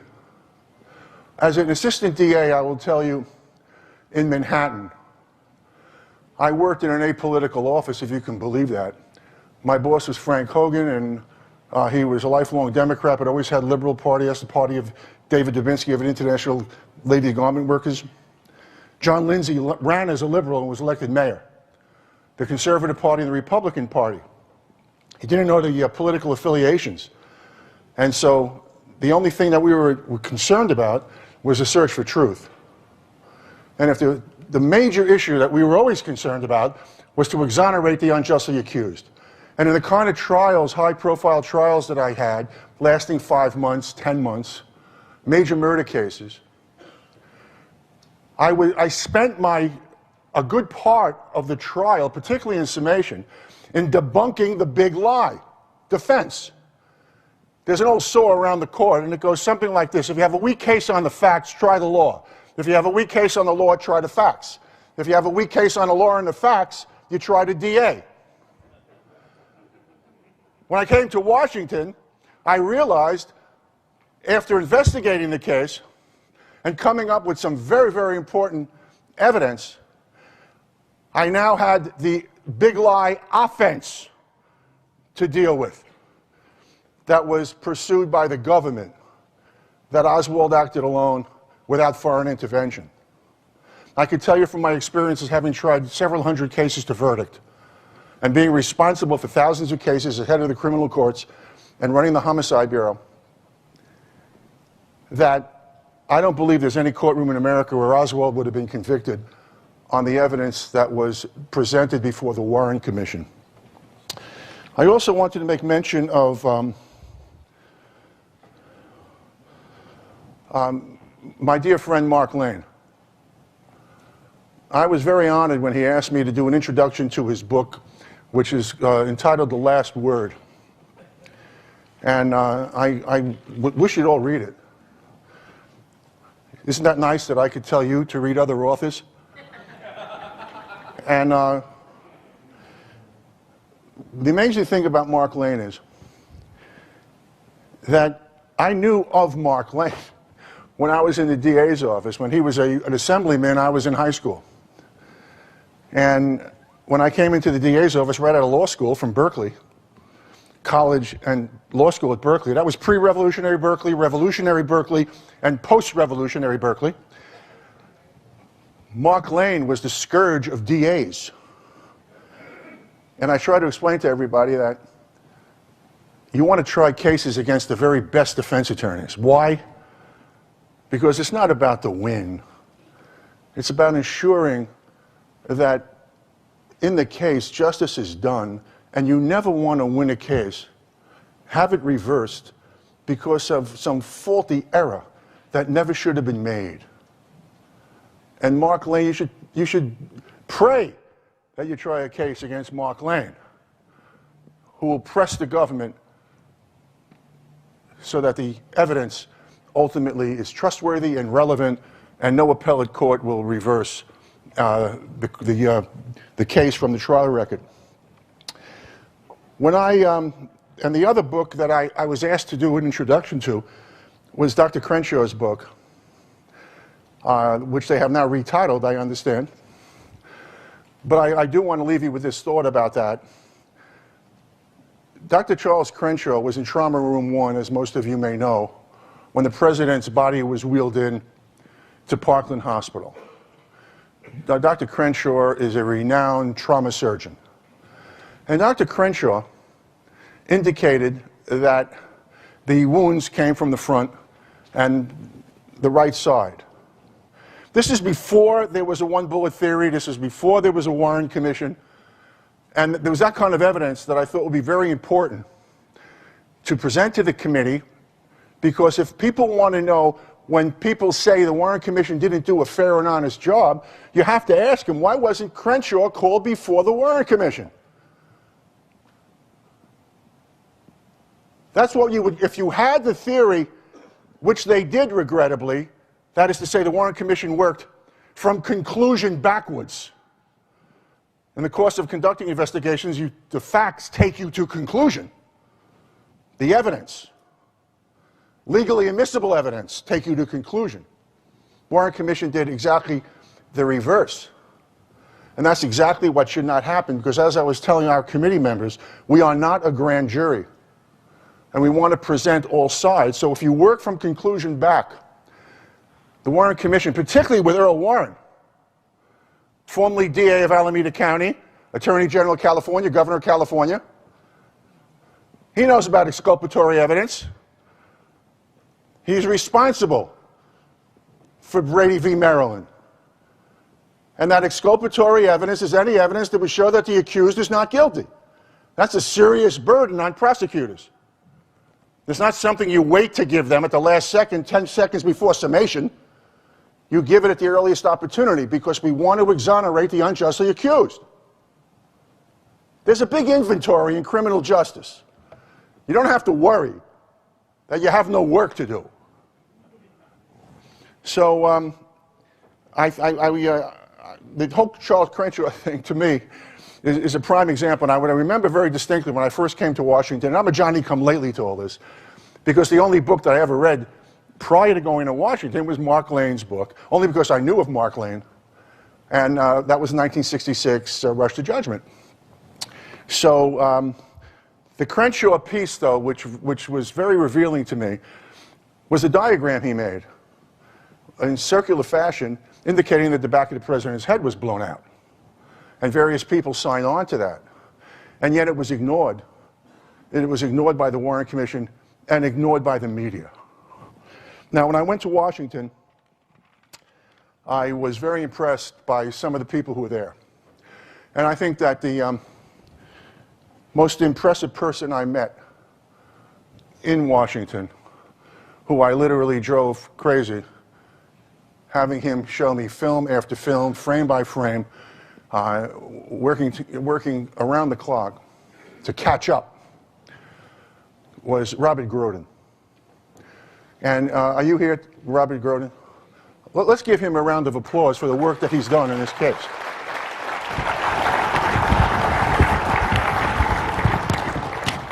I just want you to keep in mind when I talk about the ethics of investigation that my background out of law school, the only reason I went to law school was to work in the office of District Attorney Frank Hogan and to try the worst of the worst and work my way up, ultimately to be selected to get into the Homicide Bureau, which is the major leagues of this whole business.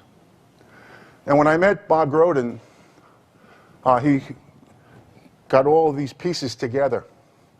And I had worked with the very best detectives in the city of New York. And I wish I had, in retrospect, Gary Aguilar and Joan Mellon on my staff, and we would have ended corruption in New York City, given their expertise and diligence and comprehensive and thorough investigation, and Groden the same thing. And we worked and worked, and finally it sunk in about all the different aspects of all this. But there was, what was critical in my training was that this was a search for truth under the rules of evidence. And that there is no Republican, there's no Democrat way to investigate a case. And there's no liberal or conservative way to evaluate evidence. So I also, before I get into what really happened in Washington, which was shocking to me, because I'm just a Jewish kid who grew up in Brooklyn and played ball and dribbled my way out to Berkeley and lived with traditional American values. And part of those values, which was a very big part of JFK, we've heard a lot about speculation about what he may have done and may not have done, but we know what he said. And it had to do with American exceptionalism. It's not some arrogant superiority concept. What it is a moral and spiritual way of life. And it came to America with the Puritans, who saw themselves as the children of Israel in the Old Testament, who fled oppression, who took a perilous journey across the vast ocean, and who believed that they came to the promised land and that we would be judged. They would be judged as moral beings. And so it was John Winthrop in about 1630, who was the founder of the Massachusetts Bay Colony, who said, "We are this city on the hill." It wasn't Ronald Reagan. We have a tendency to believe as soon as a new president is elected, history starts on that date. but his people were smart enough at least to go back in time and recognize that we are the city on the hill. And the conflict in America has always been, and continues to be, how do we act in concert with the mind of America? And that's where the reform comes in, and that's why we need a chief executive who's completely independent, like JFK, who got burnt in the Bay of Pigs, recognized after he dismissed Dulles that he had to revamp this whole intelligence apparatus, because what the bottom line is, which we clearly learned and knew basically before we started, but we learned from the evidence, that the executive intelligence agencies define national interest.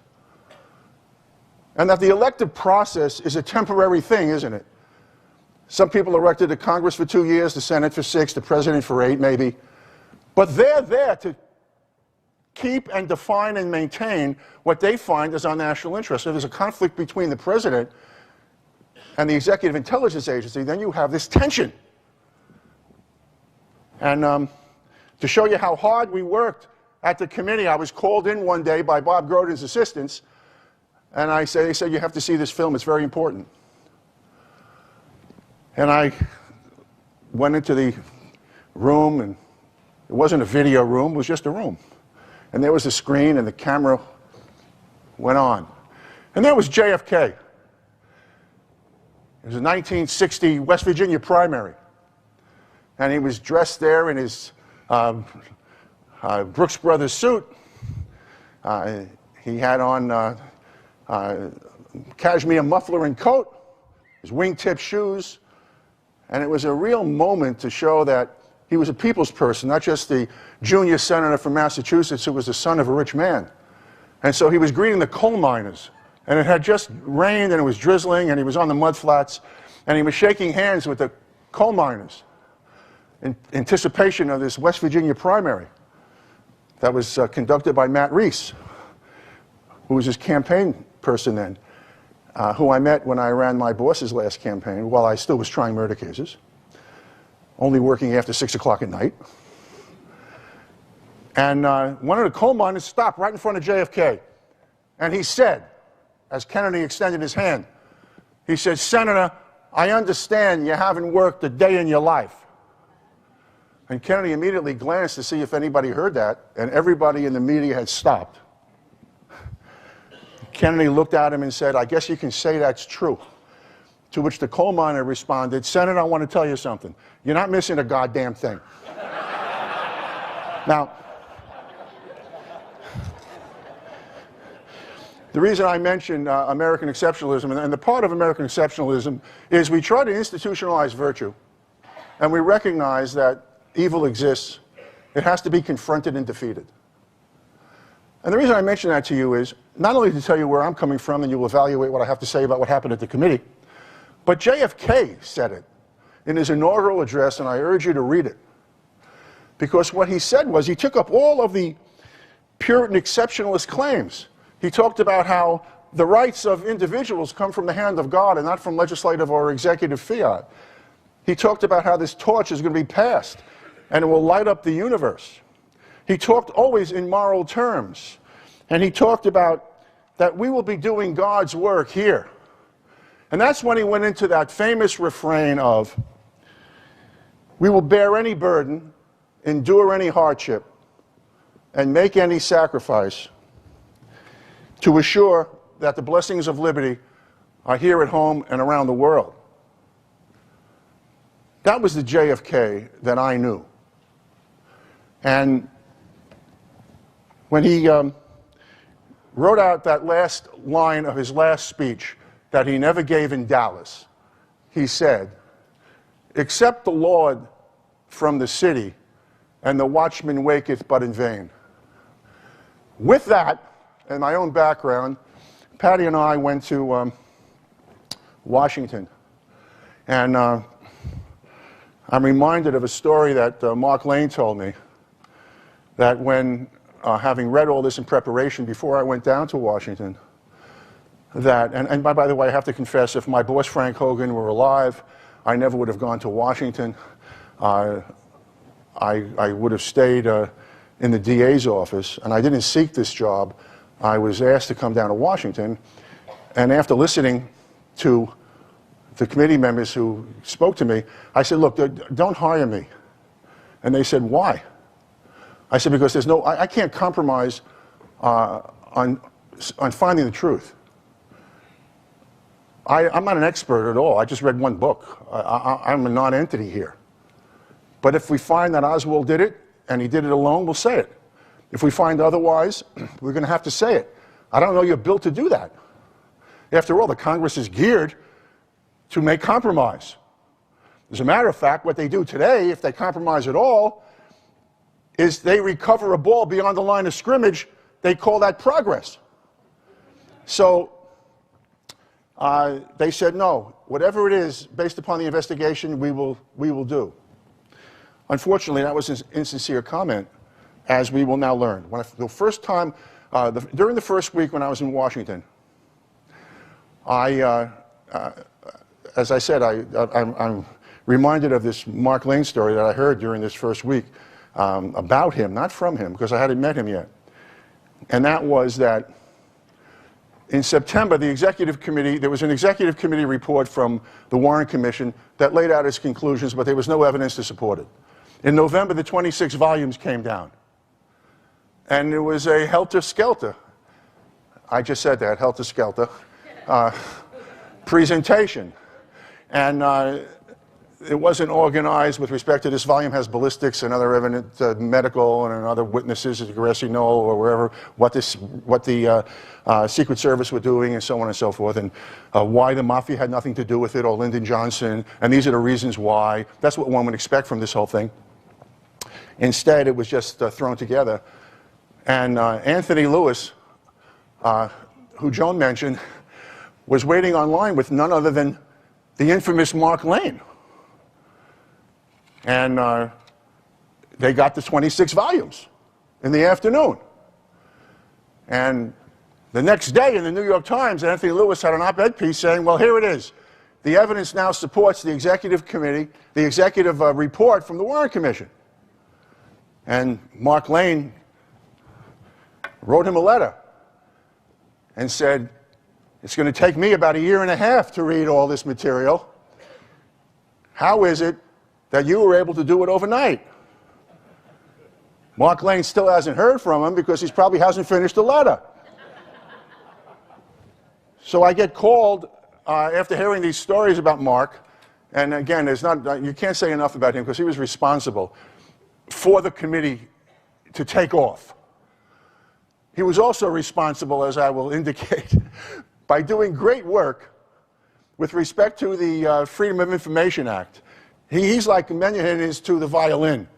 Both of them get out of their instruments things that nobody is capable of doing. And the committee then, that is to say my experience with the committee, was terminated when I resigned, and I will tell you how that happened. The first week there, Senator Schweiker, Richard Schweiker, asked me to meet with him in his office.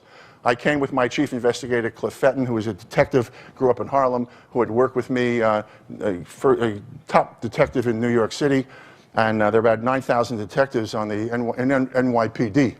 And Cliff I took down as the chief investigator. We went to see Senator Schweiker.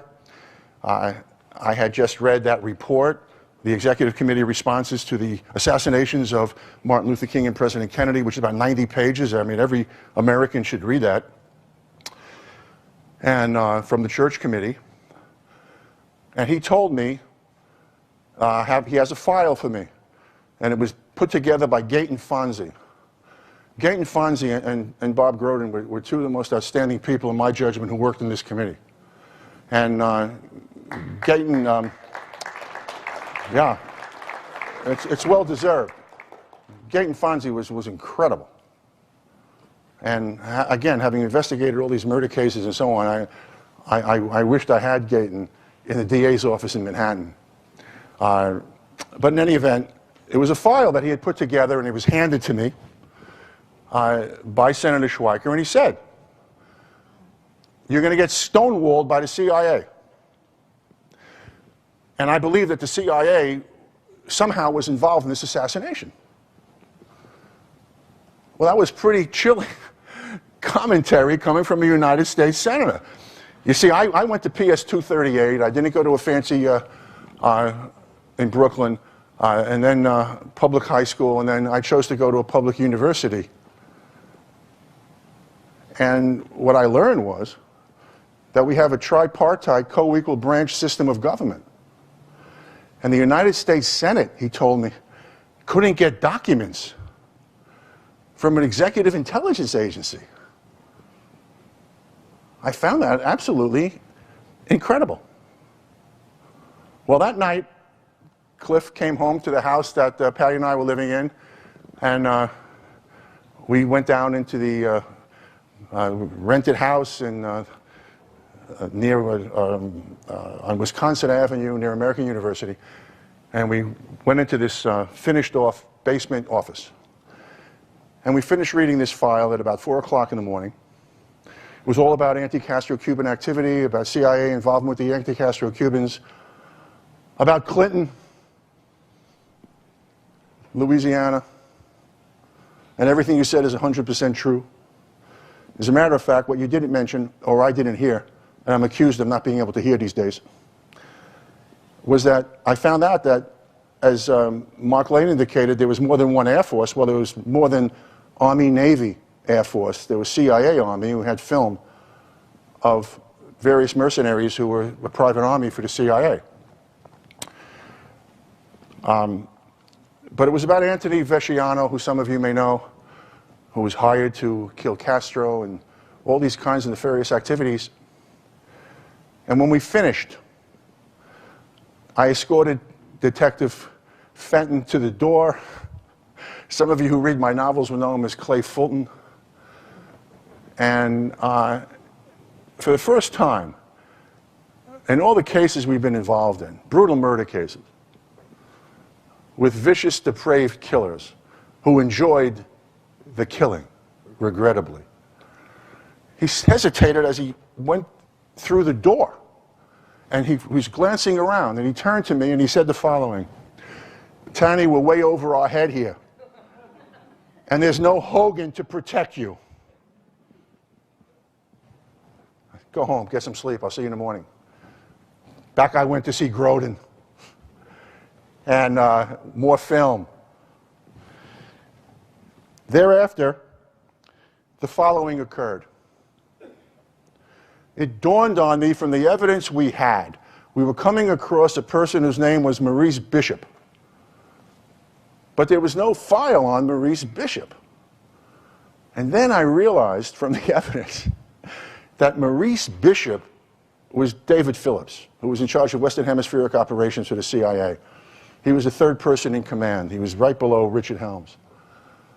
And I subpoenaed him to come to the committee. I should tell you, Cliff Fenton served a subpoena on George de Mohrenschildt in West Palm Beach, and that was the very day that he allegedly killed himself.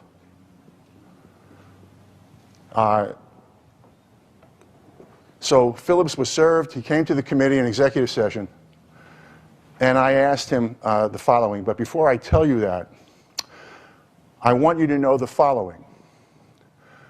On Thursdays, I believe it was, I had office hours for the public from noon until however long it took.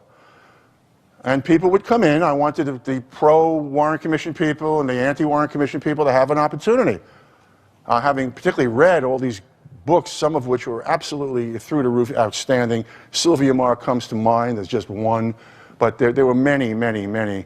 But I was very impressed with the historiography and the documentation and the painstaking efforts that people made.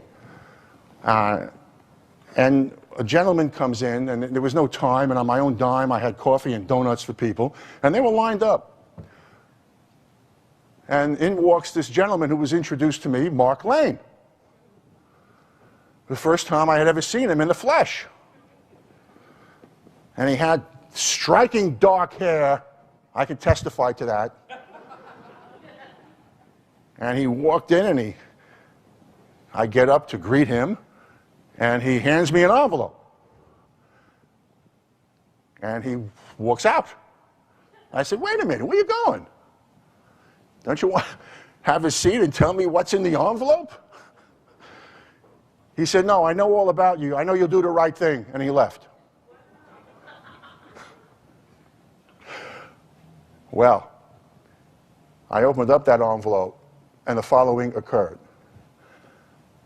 Seated opposite me at the table, at this long table, rectangular, was David Phillips. He appeared as though he had just walked out of a coffin. He was ashen, thin, three-piece suit, very erect. He sat down. He was sworn in. The stenographer was to my left. And he was where the gentleman is, right here in front of me. The rest of the committee was off to my right. And I asked him the following series of questions. On or about October 1st, 1963, inside the Russian embassy, a man identified himself as Lee Henry Oswald. There's a file that I had from the CIA. I guess they call it 203 files, I believe. 201 files. And there was a Lee Henry Oswald file. And I said, you reported to the Warren Commission that Lee Harvey Oswald was in Mexico City in the Russian embassy called the Cuban embassy, and he wanted to go to Moscow and he wanted to go to Havana. And he also asked for a Russian interpreter, which is interesting for someone who spoke fluent Russian if it was Lee Harvey Oswald. And he said, that's right. And I showed him the telex that was sent out that day that had the photograph, as you know, of a different person. And the description on the telex, which was sent to all executive intelligence agencies worldwide, was indeed the description of the person who appeared, not the description of the historical Lee Harvey Oswald. So I said, well, what happened? And he said, well, the photograph equipment broke and we sent out the wrong photo. I said, okay, well, where is the tape? He said, we recycle our tapes every 6 to 7 days. So the tape doesn't exist. Is that what your testimony is? He said, yes.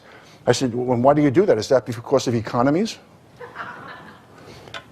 And he said, well, we just sort of do those kinds of things. This is an agency that has a blank check. To this day, it still has a blank check. And I asked him if, rather than quibble about 6 or 7 days, what about November 1st? What would your testimony be? He said that it doesn't exist. And November 22nd and November 23rd, well, it was not in existence. I then looked at him, and he was staring at me, and I sort of have this effect on people when I question them in court, mostly defendants. I said, there are 3 people in this room who now know that you've committed perjury. You, me, Detective Fenton, who's standing off to the left. I'm going to give you a chance to purge yourself. And he stared at me and said nothing. I then asked Cliff to circulate the memo that I received from Mark Lane. And the memo states as follows in substance. It's from J. Edgar Hoover to all supervisorial personnel in the FBI worldwide, dated November 23rd, 1963. And it states that our agents, 7 of them, who have been questioning Lee Harvey Oswald for the past 17 hours, keep in mind this is a pre-Miranda case, who have questioned him for the past 17 hours, have listened to the tape made by the individual on or about October 1st, 1963, inside the Russian embassy in Mexico City, calling a Cuban embassy, and they can state categorically that the voice on the tape is not the voice of Lee Harvey Oswald.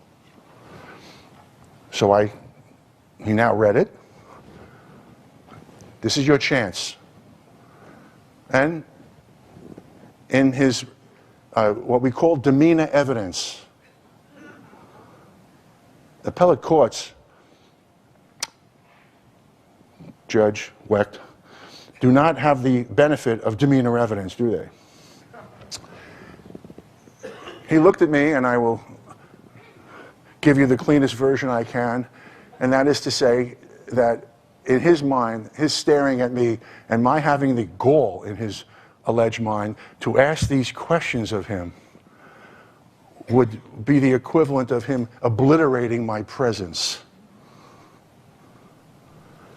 He simply folded up the document and he left the room. At which point, one of the members of the committee said, "Why didn't we get this document before?" I said, "We're not playing that game." That's the game that was played with the Warren Commission. The very people who should have been queried about what happened, the FBI and the CIA and executive intelligence agencies, were the investigators. And we know that they had members like Alan Dulles and Jerry Ford, regrettably, who was reporting to the FBI. Dulles, of course, was still the embodiment, notwithstanding the fact he was fired by JFK, of the CIA. And I said, this is what we're going to do. In order, since we're not a grand jury, we should invite him back with a lawyer and tell him he's now committed contempt because he was subpoenaed and there are more questions to be asked, and he committed perjury. And try to have him absolve himself of that and tell us the truth. That's what this is about, isn't it? How naive am I? They remained silent. I had been asked by the committee, by the way, to speak to the 435 members of the House to get our funding. And after this meeting, we no longer had franking privileges. That is, we couldn't send out any mail. They cut our ability to have long-distance telephone calls, and they cut the pay of the staff. And I told the committee in no uncertain terms that I was going to go to Tip O'Neill and have a press conference and tell them that they invited us down to Washington to investigate this case, and now they've pressed the trapdoor button on everybody on the staff. If they don't want to have the committee, don't have it, but pay the people who are working. So the very person in large measure who deserves all the credit for creating this congressional committee is Mark Lane. And the very evidence that he gave me caused this committee, in my judgment, to crash. And what happened was I was called by the chair, Lou Stokes, who I never knew before, but we became lifelong friends thereafter. And he called me and said the following: "Bob, can we have a talk?" I said, "Sure, Lou. You want me to come to your office? Would you?" And I go upstairs. And he's telling me about all the compromises that have to be made. I said, "Look, Lou, you're a better man than I couldn't serve here. That is to say, I could not conduct this kind of investigation in this House. If you are not going to vote," and what the process is, the committee has to vote if someone has committed perjury and or contempt before the Congress, and they submit it to the full House. And the House votes, majority rule, it goes to the D.C. Attorney General, the person who is the Chief Law Enforcement Officer in D.C. And then they decide to prosecute, given the nature of what the evidence is. So far in my lifetime, the only person that has happened to is Roger Clemens, a notorious criminal, who was acquitted, by the way, after it was sent to the House, and he was so condemned, censured, on the very same evidence. Robert McNamara, who was Secretary of Defense, who lied to the United States Senate about an alleged operation by North Vietnam in the Gulf of Tonkin on August 2nd and August 9th, 1964, where he claimed that there was ships that fired upon American ships, and that was the inducing cause for the Gulf of Tonkin resolution that got us very much involved in Vietnam. He lied. How do we know that? He said so. Was he ever brought forward? By the way, if someone were testifying about whether or not we should go to war, would it offend your common sense if I suggested to you that maybe you'd want to investigate whether or not there's corroboration for what that statement was?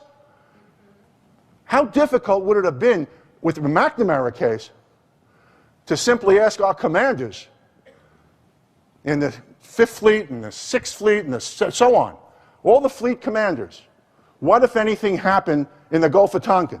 And the answer would have been nothing, because he made a joke of it. He joked that he meant General Giap, GIAP, the leader of North Vietnam Armed Forces, and he asked Giap, what did happen that day? And Giap said nothing happened.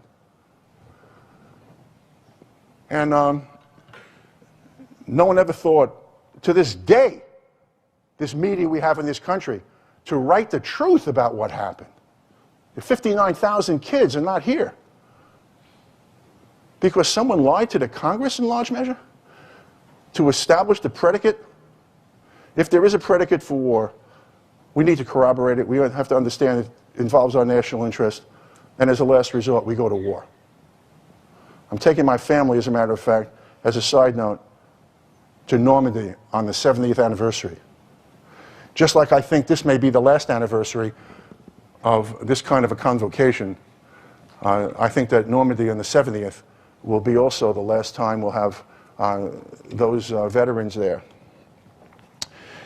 Now, when people ask me about what was the state of mind of Earl Warren, I refer them to the executive committee of the Warren Commission, wherein Earl Warren is greeted by wagon a car. This happened about the third week in January '64. And in the third week of January, the following transcribed hearing. Wagon a car, the Attorney General of Texas, Leon Jaworski, his chief counsel, who 10 years later would be involved on the Watergate, that's chief counsel, and Henry Wade, the DA of Dallas, went to see the Chief Justice. Of course, the Chief Justice never should have accepted his job because of the separation of powers. What kind of trial do you think Lee Harvey Oswald would have had in America if the Chief Justice essentially constructively indicted him and said, this is the man who murdered the president and he acted alone. This is the chief rabbi, the head kahuna here of the judiciary, another co-equal branch of government. Nevertheless, Wagon a Car states with Wade that they have from unimpeachable sources their witness, their term, that Lee Harvey Oswald was a contract employee for the CIA and for the FBI. And the Chief Justice says, well, we'll investigate that. Not so fast, says Allen Dulles. And what do you mean, says the Chief Justice? Well, Dulles says, J. Edgar Hoover's already upset with us because we're investigating this case. And if asked, he'll simply say that Oswald had nothing to do with the FBI. And the Chief Justice says, you mean to tell me that if we swear in an agent that he will lie under oath? Dulles, in black and white, in testimony before the Chief Justice, says if he's a good agent, he will. And the Chief Justice says, well, who will he tell the truth to? Maybe the president.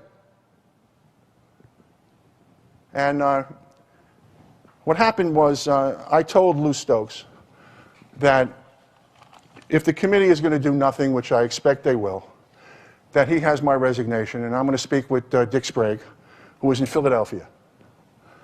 And I told Dick to come down, that the curtain had come down. And particularly after speaking to the membership of the House. And I met with most of the three, the complement of the House. I met with, for example, Jim Wright in his office, who was then majority leader. And this is the kind of interplay that occurred very briefly. He was sitting back in his chair, and I always had staff people. I needed witnesses to at least meet with the members of the House of Representatives. And he was sitting back in his chair like so, with his foot up on the desk. And here I am in the majority leader's office on the other side of the desk. And I said to him, we need the funding because we're very close to dealing with the anti-Castro Cuban CIA connection to this case. And we've run down the track of various other theories about evidentiary of who may be involved and who's not. And that included organized crime, and included LBJ, and so on and so forth. And he thrust his body at me, like so. We were nose to nose. I just sat there watching this. He said, you mean to tell me that Sirhan was involved with the anti-Castro Cubans in the CIA? Keep in mind, this was a front page story because the CIA had assets in the major newspapers. They went after Sprague. They tried to destroy his reputation. And he said to me that Sirhan, he thought I was telling him. Of course, I never mentioned Sirhan. I said, well, you know, I said to him, I think this is part of the problem about the funding issue. He said, what do you mean? I said, you see, we're not investigating the assassination of Senator Kennedy of New York. We're investigating the assassination of the president. Oh, he said. Oh. I then left. Dick Sprague came down to my office in Washington. I told him what happened about everything. And he said, what do you think we should do? I said, we're going to resign. I said, he said, okay. I called up Lou Stokes. I said, get the committee together. Dick and I are going to resign. He got a good percentage of the committee. And there were some very good people on this committee. Richardson Pryor from North Carolina. Yvonne Burke, who, by the way, is from L.A. And Yvonne was on the Intelligence Committee and gave a blank check to the CIA. That was just done. You argue it, you know, you're not going to get along. Forget about dealing with the truth and what should be done. And they said, why are you going to resign? I said, it's very simple. I made a decision a long time ago in my life that my search for truth would never be compromised. Might not always find it, but we would do everything, I would do everything in search of it. And I don't want to be part of a historical investigation that is insincere and is a fraud. This whole thing's a sham. What you need to do is probably get somebody who you're going to hire, let him write a report, and just wipe your hands of it and go on to your next case.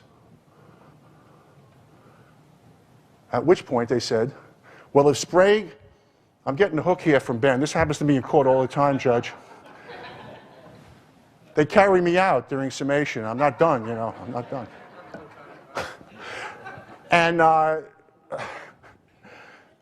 And typical Washington about power and doing everything for your resume. Forget principle. Forget integrity. What do they see when they look at themselves in the mirror, if anything? Here I am. I told Sprague we're quitting. I had nowhere to go. I'm married. I had a young daughter. I had no job. And they said to me, and Chris Dodd was then a congressman on the committee, and he said, and Lou Stokes said, we want you to be chief counsel. And Dick said, yeah, take my job. I said, do you think for 1 second that I would live the rest of my life thinking I became chief counsel because I told you to resign? Is that what this is about here? You don't get it. None of you. You're not doing what you promised the American people you would do. And I'm not going to be part of it. And we left. Dick left that night. Cliff Fenton drove him back to Philly. I waited for the transition. And during the transition, I can tell you that if I put this in a novel, you would not believe it. I met with my successor, who has a book. It's like a loose leaf thing. And it's entitled How to Investigate a Murder Case. And in it, it has, you know, mens rea, actus reus. This is first year criminal law stuff, like the first week. And you're going through all your Latin to figure maybe this guy's really going to start talking, you know, in Catholic Mass in original voice. Who knows? And he has means, opportunity, method. And he shows me this. I said, have you ever tried a case in your life? He said, no. I said, well, this is a great case to bite your teeth on, you know. I said, and do yourself a favor. How many other people have you shown this book to? He said, why? I said, because this should be entitled Homicide for Dummies. And if you show it to anybody, they will know that you're a dummy who knows about trying cases. And what did he do? He got involved with a CIA guy he claims he didn't know, who started writing a report. They hadn't investigated anything. And they never called Phillips back. So he just walked out on the committee. And what Mark Lane started, and the evidence he gave to the committee, which was vital, would it offend common sense to suggest that if the CIA knew that there was a phony Oswald 6 to 7 weeks before the assassination of the president, that you'd want to question them about who was involved with that and call every member of the organization in under oath? As long as it took to find and get every document. I said we would not accept redacted documents. Not only did my successor accept the redacted documents, but he couldn't even take notes from them. And believe me, when you investigate a murder case, notwithstanding the two extraordinary individuals, Martin Luther King and President Kennedy, it's a murder case. And whether you love Kennedy or not, or you love King or not, is irrelevant when you search for truth.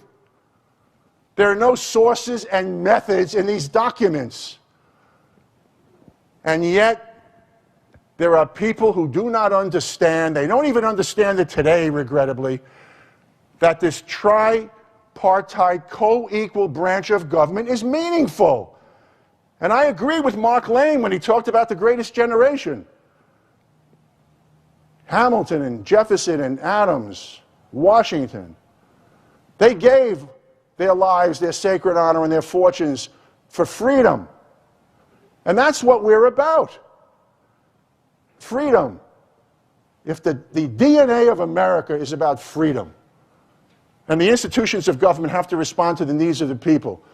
And that's why I left Washington. And I never looked back.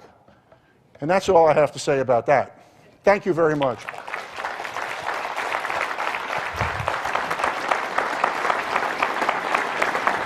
Thank you.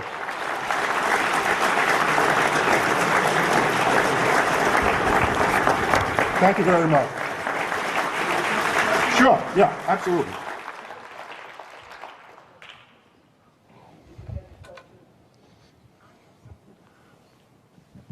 There we go. We can take a question or two, perhaps. We're on a pretty tight schedule. One second. I want to try to get attendee questions first. If there are none, Joan, you're up. Okay, you're up. I just happened this morning to be given an HSCA document which describes the names of the people that they were interested in, and there are 3 Oswald names. Oswald Alexei, Oswald, I can't even, just give me a chance. Oswald Alexei Harvey, and then Oswald, I won't read the whole, Henry. And next to the Oswald Henry is a T, and the letter T means true name. So you were absolutely right about that file. Thank you very much, Joan, for giving me a good grade. When you talked about Jewish intellectual women, I grew up with my mother, who was my school teacher, a Jewish intellectual, had me walking precincts for Adlai Stevenson. The only precincts he carried in '52 were mine in Brooklyn. That was it. Yes, sir. My specialty is kind of the medical evidence, and when you're studying the medical evidence, you come across this amazing coincidence that the HSCA Forensic Pathology Panel was made up of colleagues of Dr. Russell Fisher, whose findings they were supposed to be reviewing. His 2 closest colleagues were Dr. Charles Petty and Dr. Werner Spitz, and they both ended up on the panel reviewing his findings. And I wanted to know how that happened. I know that you were involved in hiring Dr. Bodden.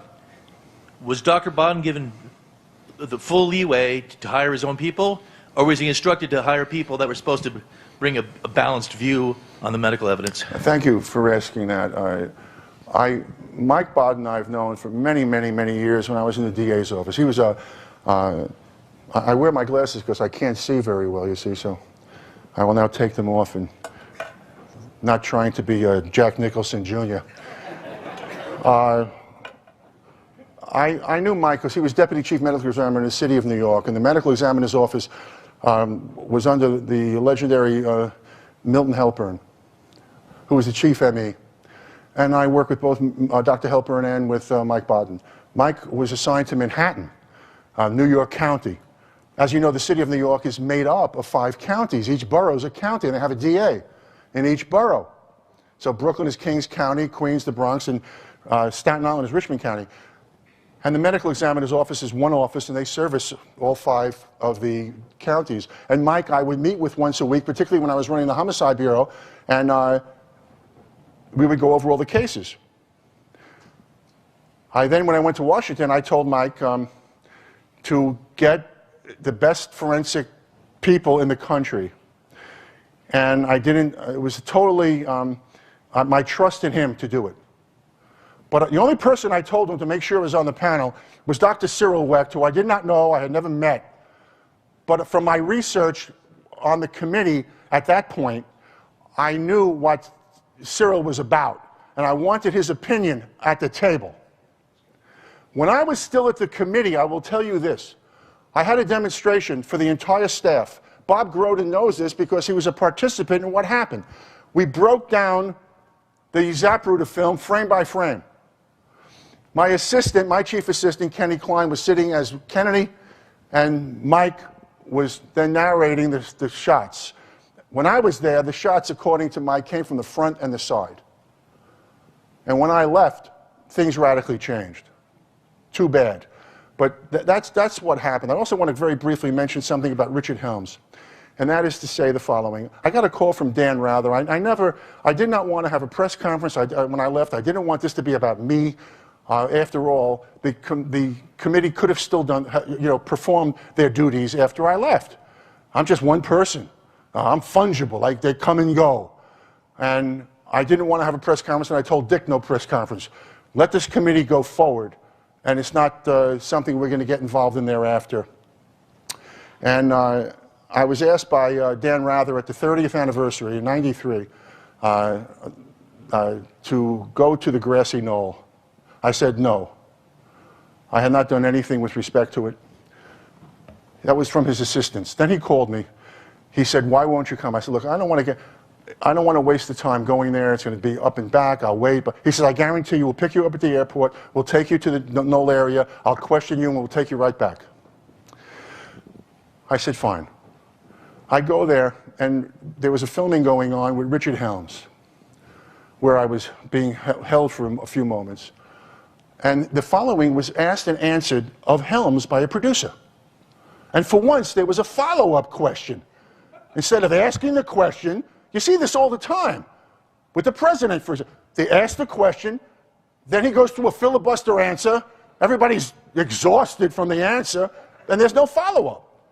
And if there is, I dare you insult me to ask a follow-up. Instead of welcoming the give and take. And so the producer said to Helms, there are a lot of people believe that the CIA was involved in the assassination of the president. And he said, that's ridiculous. And the producer said, thank God, well, why do you say that? And he said, because when I learned that the president was assassinated, I checked to find out where all my agents were. Think about this. I worked in a high capacity in the district attorney's office. I started as the lowest of the low. And I'm working with the district attorney of New York County. And the mayor is shot and killed, hypothetically, God forbid. In the hypothetical, accept it, don't challenge it. And someone asked the district attorney, how do you know your people weren't involved? Because I checked to find out where my guys and women were. Where is the media on this? Where is the concern about searching for truth? My God, I've used my time. God bless.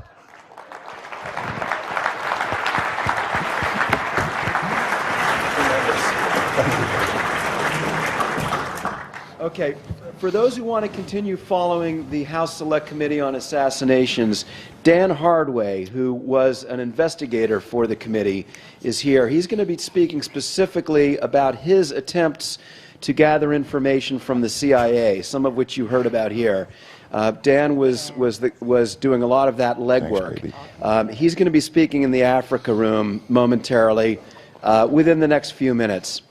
Here, we're going to be hearing from Jim Lassar in a minute. I'm going to introduce Jim in a minute. In the meantime, I want to just close up this particular segment of the program with a very special audio clip. I had planned to play this before, but I forgot to do it. As some of you know, or all of you know from our programs, within the last year or so, we lost a truly valuable investigator and journalist by the name of Gaten Fonzi. And Gaten wrote a great book called The Last Investigation, which was one of the books that really got me interested in the case personally. Gaten's widow, Marie, asked me if I would play this, and I said absolutely. So if we can cue that up, we're just going to hear the words of Gaten Fonzi.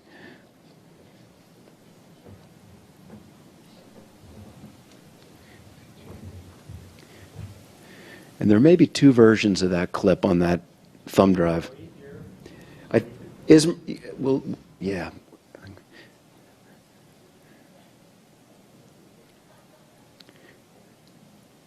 Okay, in the meantime, let me just say this. We have run out of programs, and we have some new registrants coming tomorrow. If anyone has an extra program that they do not need, please leave it with the ladies at the counter, or myself for that matter. We would appreciate that. Is that? There's nothing on that thumb drive for that particular clip. Okay, we have it here on campus. We're going to play it at some point. In the meantime, is Marie here right now? Is Marie here? We just wanted to say thank you for Gaten, and thank you for coming up here. And we will play that clip. I'll have to get them a fresh file. Something happened in the transmission there. I have the cassette also. I didn't think we'd have a cassette player here. Maybe we do. That'll be the low-tech solution. Okay. So we're going to be moving along now. In the early 90s, as you know, the Assassination Records Collection Act was passed and enacted, I should say, and the Assassination Records Review Board was created. The Assassination Records Review Board did a lot of good work. There are questions whether they did enough work. What did we learn from them? We've asked Jim Lassar. Jim, as you know, is the founder and president of the Assassination Archive and Research Center in Washington, and a prominent FOIA, Freedom of Information Act attorney specializing in matters relating to the JFK and Martin Luther King cases. Jim Lassar.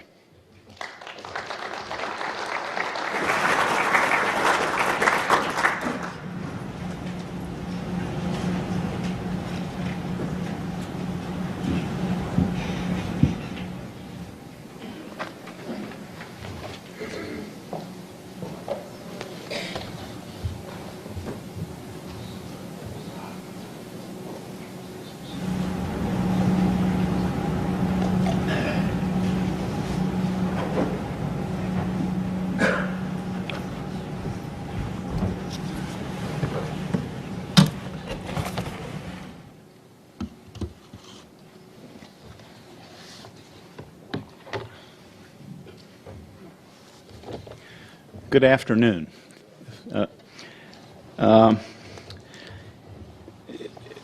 In 1991, Oliver Stone produced the JFK movie, and it had the largest impact on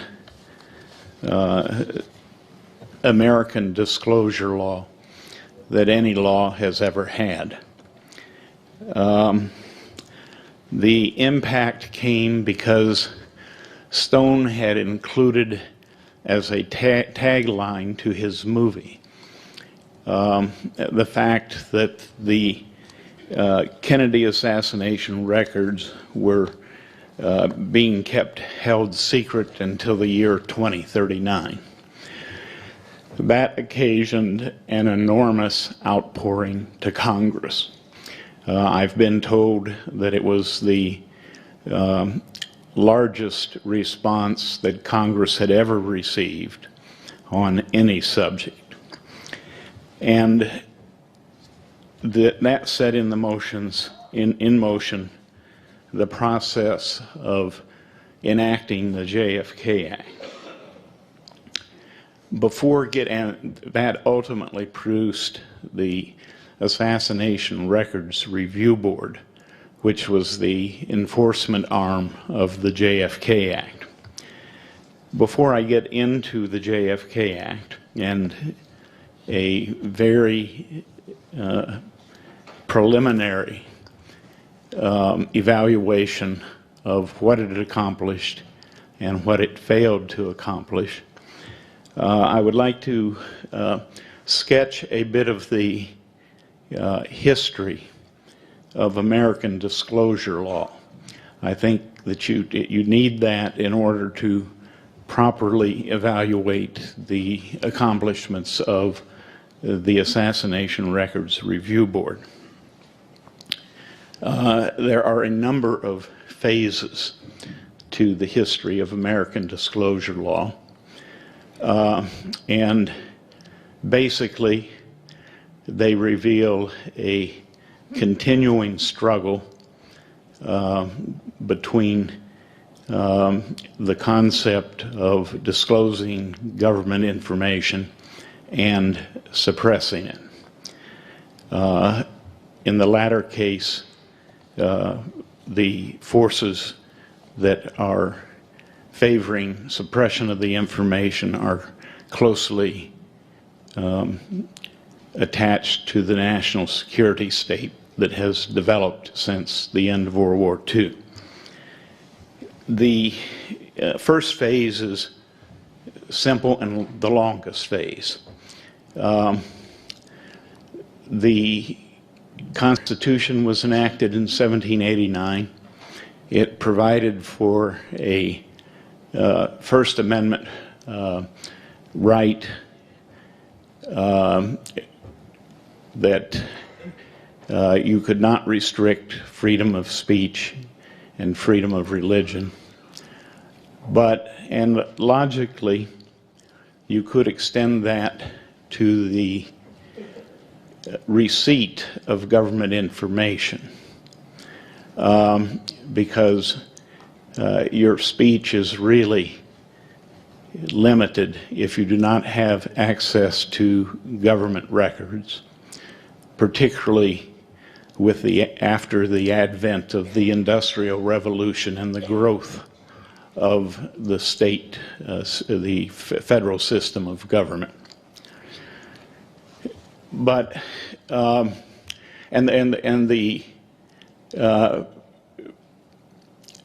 the theoretical basis for requiring the disclosure of government information was laid early on by James Madison, and I have his quote here somewhere. Essentially, it is that knowledge will forever govern ignorance, and a people who intend to be their own governors must arm themselves with the power that knowledge gives.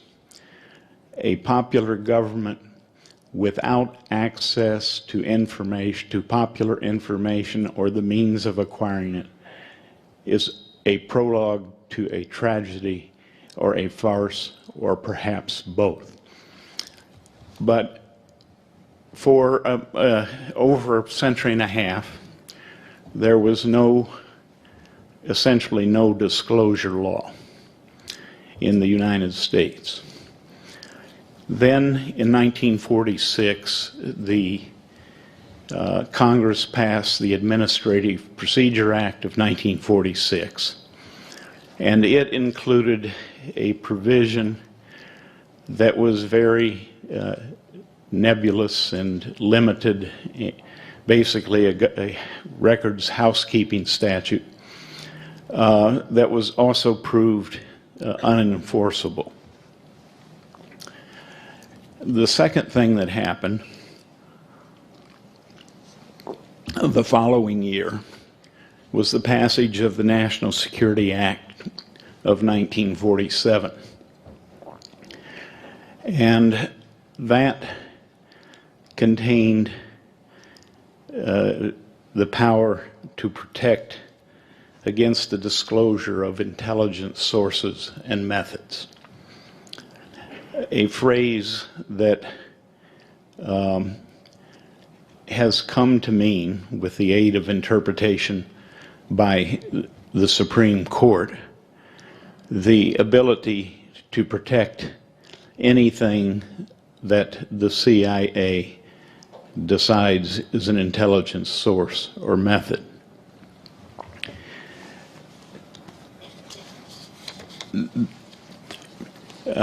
By its nature, when you set up an intelligence agency, you are going to want access to media. In particular, you want access to all kinds of sources, and particularly to those in the media.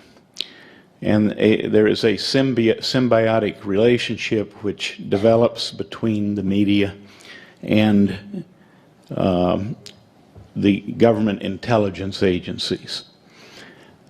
The media curry favor with government agencies to gain information, and the government agencies then exploit that in a variety of ways. So the passage of the National Security Act set a very dangerous precedent, combined with the power to conduct operations and the power to protect intelligence sources and methods, with no right of access by citizens to question those powers. You had essentially set up a system in which you could commit a political assassination and the roots of it could never be uncovered. That was the phase of American disclosure law from 1947 until the passage of the Freedom of Information Act in 1966. In 1966, citing the quote that I just gave you from James Madison, Congress passed the Freedom of Information Act. It was a unique law in a number of respects, and its author, as a practical standpoint, was Bernard Fensterwald, Bud Fensterwald, who later became deeply involved in the investigation of the Kennedy assassination and other political assassinations.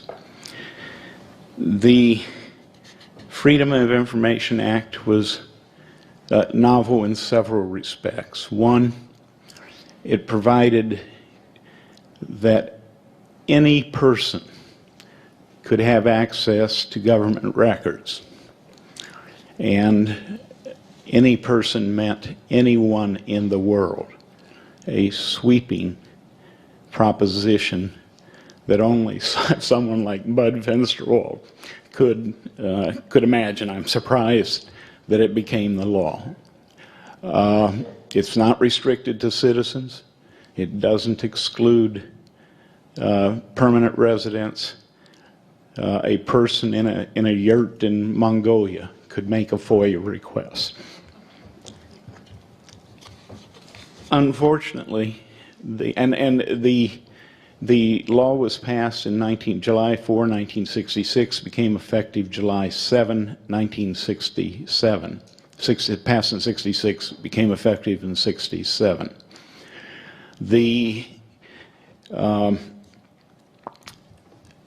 It soon ran into troubles. The agencies resisted it totally. The The courts would not enforce it, and it quickly languished. And a Kennedy assassination researcher who led the way in FOIA litigation for a couple of decades, Harold Weisberg, was one of the first to use the act.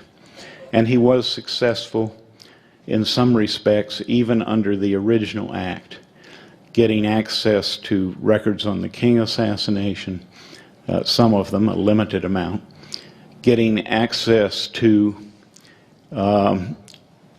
the Warren Commission executive session transcript, the January 27, 1964 Warren Commission executive transcript, which revealed that Dulles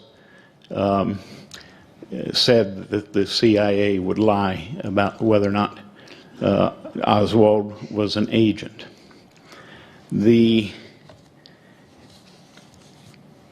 But on the whole, the act soon ran into troubles, and it was the Kennedy assassination issue that led to a crisis and the demise of the original FOIA. Weisberg had filed a lawsuit. Bud Fensterwald was the lead counsel. I assisted him a bit. And that suit was for the spectrographic analyses on the Kennedy assassination. The suit actually landed in the court of Judge Sirica, Maximum John Sirica, who later became famous because he got Watergate reopened on the basis of Bud Fensterwald's representation of James McCord. The spectral lawsuit, Maximum John Sirica threw the case out, saying that it was not in the interest of the United States to reveal the records. The FBI had filed a declaration in the court saying that the heavens would fall, law enforcement would collapse if the FBI lab results on the testing of the bullets in the Kennedy assassination were revealed to the public.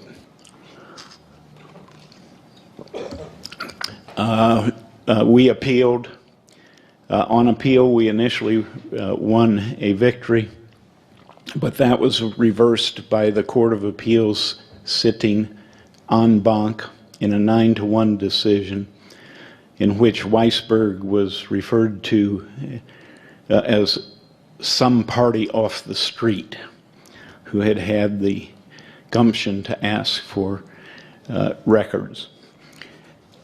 And the final passage of Judge Danaher's opinion in the en banc decision, Danaher had been the dissenting judge in the panel decision, but he wrote the majority opinion and said that as to plaintiffs' proposed further inquiry into the assassination of President Kennedy, Kennedy's assassination, the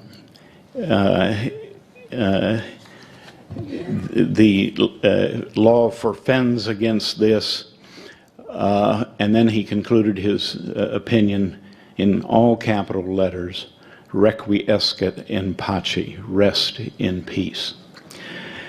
There was an attempt to appeal to the Supreme Court. Only one justice wanted to grant certiorari in the case, Justice William O. Douglas. But at that time, this occurred at the time that Watergate was breaking open, and the Congress, and there was another development which related to national security law, and that is that the Congresswoman Patsy Mink had requested the results of the nuclear testing at Amchitka, Alaska. And the Supreme Court ruled that if the government had cited Exemption 1, which is the exemption protecting classified information, and the government said that if a government agent had stamped a document classified, that was the end of the question, the end of the matter. You couldn't do any more than that. And the Supreme Court upheld that, saying it didn't matter whether or not a mistake had been made or the decision was actually corrupt. If the government said it was classified, and that was the end of the matter. That and the Watergate environment led the Congress to seek to amend the Freedom of Information Act. And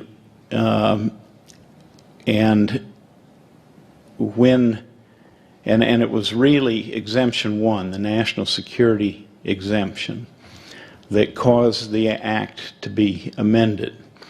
But what happened during the process as the bill to amend Exemption 1 was being debated on the Senate floor is that Senator Hart of Michigan had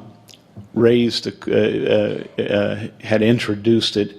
Senator Ted Kennedy asked Senator Hart whether or not his amendment, Senator Hart introduced an amendment to the bill to amend Exemption 7.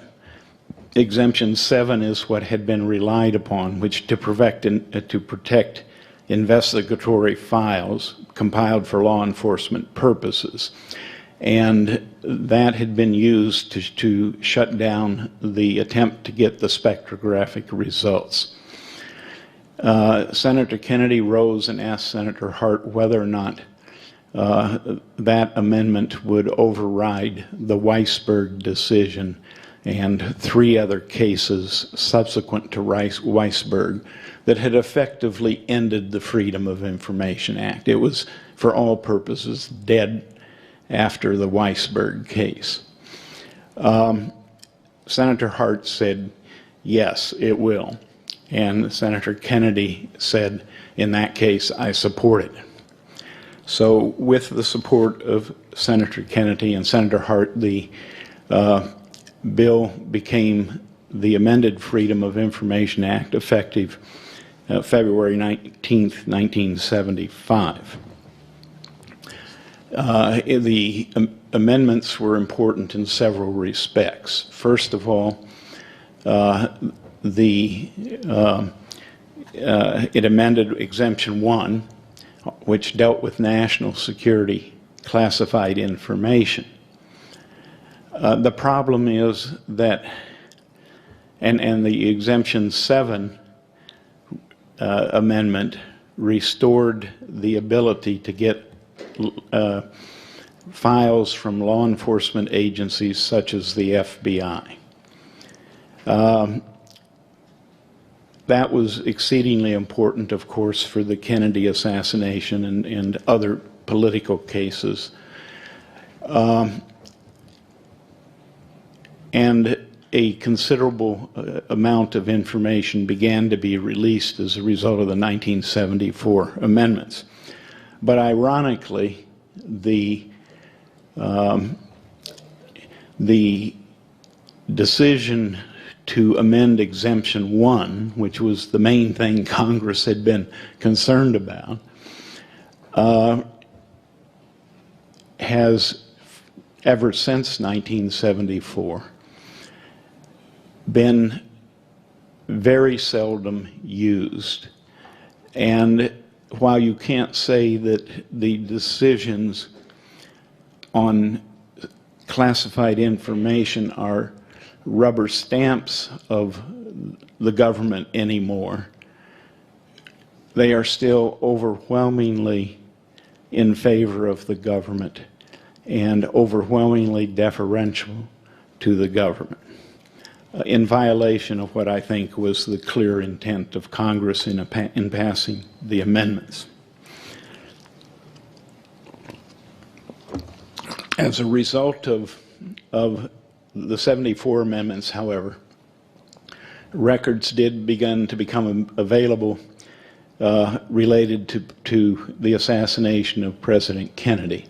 There were significant successes. The spectrographic records were obtained, those that could be located and were said to exist and found. That process was very time-consuming and took several years, but eventually at least some records on the spectrography, in fact a considerable number of records responsive to that request were found. And as a result of Weisberg's lawsuits and lawsuits brought by Mark Allen, there were probably a couple of 100,000 pages at least released by the FBI and the CIA prior to the enactment of the JFK Act. But the basic problem was that while you could get some records under the amended FOIA, they were heavily redacted. Vast amounts of materials were being withheld. And this came to the head when the JFK Act was passed in 1992. And the JFK Act was a really remarkable development in the history of open disclosure in America. It was the first, it changed the very concept of how a government was supposed to respond to declassifying information or releasing information in any document. The Freedom of Information Act had been based on the concept that information was either exempt or not. And although there were some exceptions, the tendency was that if it was found to be exempt, it was exempt forever. The JFK Act changed that concept fundamentally. All information was ultimately to be released. It could be postponed for a period of time, but ultimately all of it had to be released by the year 2017, except for a few documents, a very few documents, which would be permitted to be withheld until 2017. But everything else bore a presumption created by Congress that it would be disclosed promptly and that there would be a presumption of disclosure. And in terms of the scope of the Act, it applied not only to executive branch records, which was the limitation of the Freedom of Information Act, but it applied to congressional records as well. So you got access to the House Select Committee records, the records of the Church Committee, and the Pike Committee, the Rockefeller Commission, and so forth. Another very important thing, the amount of material that could be withheld was much different. There was very liberal, it's the most liberal disclosure law that I know of in terms of what must be released. And in charge of this process, the JFK Act created the Assassination Records Review Board, the AARB, or the Review Board. And that in itself was a novel development, because it was putting into the hands of ordinary citizens the power to declassify information, national security information.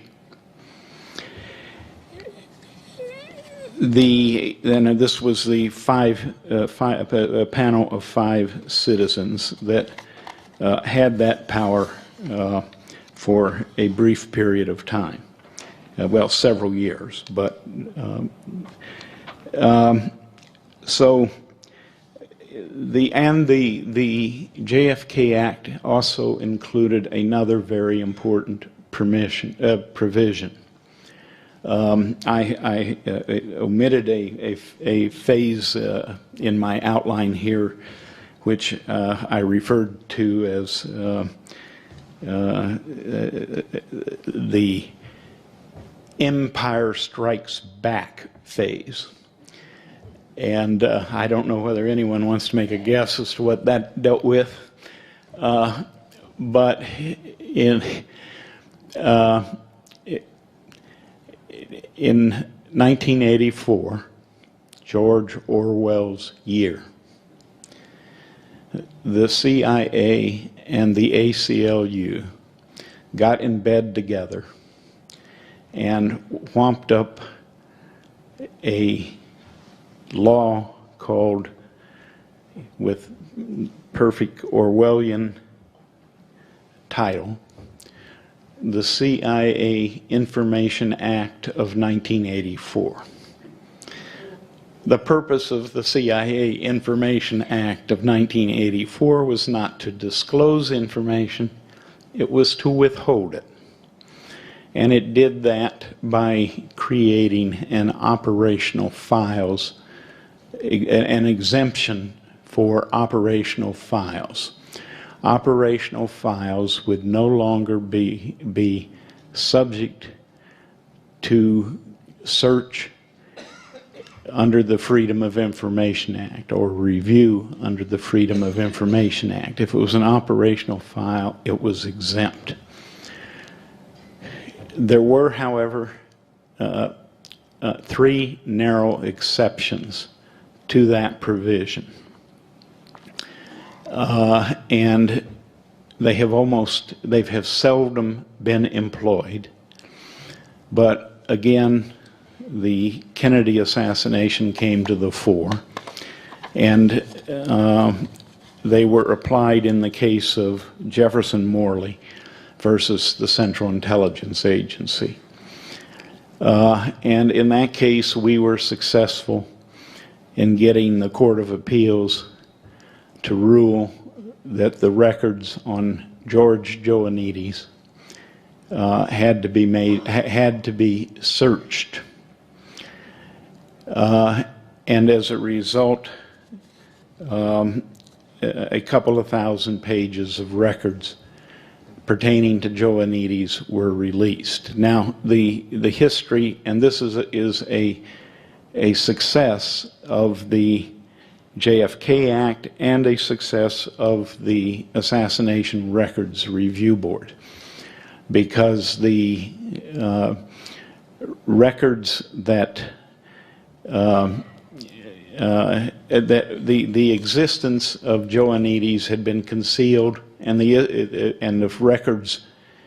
Well, first let me backtrack. So most of you probably know, but some of you may not, that George Ioannidis had been the case officer for the DRE, the Cuban Student Directorate, which Oswald had been in contact with in the months prior to the assassination of President Kennedy. And that information had been concealed from the Warren Commission, the Church Committee, and when the House Select Committee on Assassinations began to ask after those records, the CIA brought out of retirement a case officer, George Ioannidis,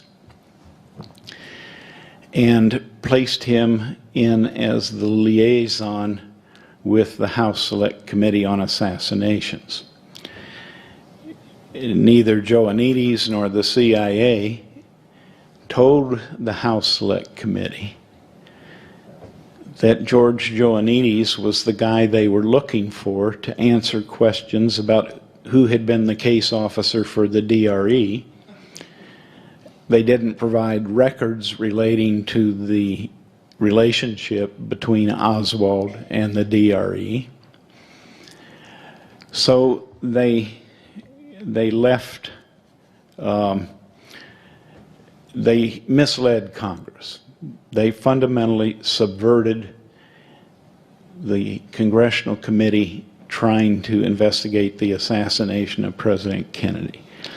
This is one of the most important results of the JFK Act, because it means that the last official investigation to probe the assassination of President Kennedy was subverted by an agency that itself was under investigation.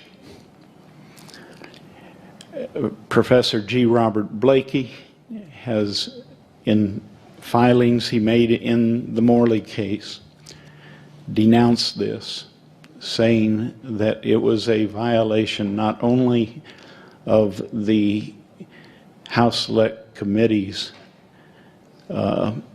agreement with the CIA in their memorandum of understanding, but also was a violation of criminal law.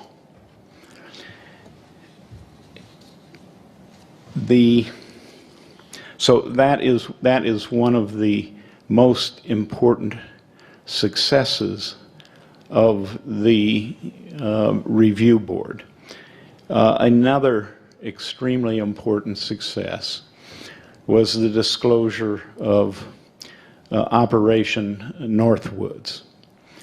This, of course, is the operation agreed to by the Joint Chiefs of Staff and their leader, General Lemnitzer, which drew up plans very reminiscent of those on September 11th, to include terrorist activities, shooting people in the streets of Washington, D.C. and Miami, shooting refugees in boats flying from Cuba, hijacking planes, all in order to foment a case for invasion of Cuba.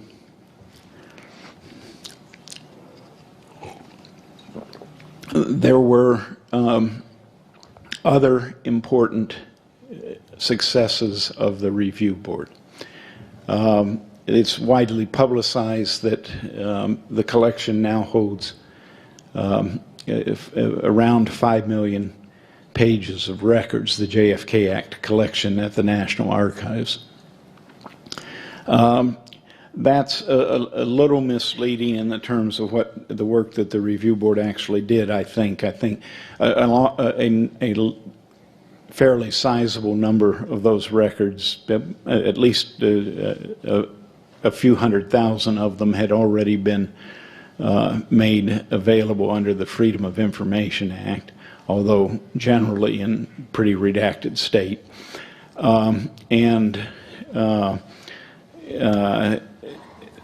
And a lot of them were duplicate copies, but it's still a very impressive achievement. They got a lot of stuff out, and importantly, they did what no court had been able to do, what no congressional committee had been able to do.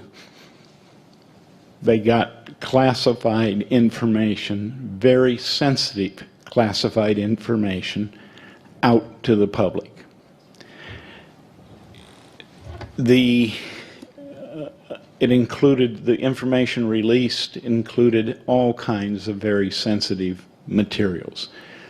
Code names, pseudonyms, cryptonyms, CIA stations, information that the intelligence agencies for decades had resisted, generally successfully, from being released by anyone, either court or congressional committee. It came out in a huge volume. And much of the time that has passed since the passage of the JFK Act and the process of releasing these records began has been devoted by researchers to trying to assimilate that vast repository of information. And we're seeing the results of it now in book after book, which contains new revelations about what the government did. There were other things that the review board did that were also important. It got medical records released and the medical record clarified.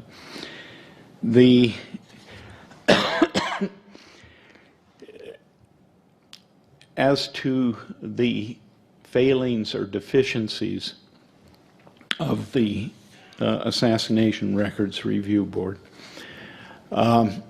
that's a bit more complicated of a question. There are some that are clearly, there's some things that are obvious, and some of them are admitted in their final report. They didn't get ONI records they should have gotten. They didn't. The Secret Service destroyed relevant records. They didn't get White House communication tapes. Now, not all of this is necessarily the fault of the review board. The agencies continued, some of them particularly continued to put up obstacles of various kinds. But still, while I have to say that the review board did an outstanding job in many respects, and in terms of the historical comparison, it is at the maximum of what it has been able to achieve through legislation to get access to government records. There are a couple of things that are particularly troubling. And one of them, of course, is whether or not the review board lived up to the basic commitment of the JFK Act. The basic commitment was that they were going to get all records out promptly, and they were going to do this to end the climate of distrust that Americans had towards the government on the issue of the Kennedy assassination. And they were going to reassure the public and restore that confidence. The problem is that that hasn't occurred to the degree that it should have occurred. We now know, as a result of the Morley lawsuit, that the CIA has been withholding until 2017 and perhaps beyond, although it is supposed to by 2017, absent personal approval by the President of the United States, to release all records. It has been withholding 1,171 documents that are JFK Act documents.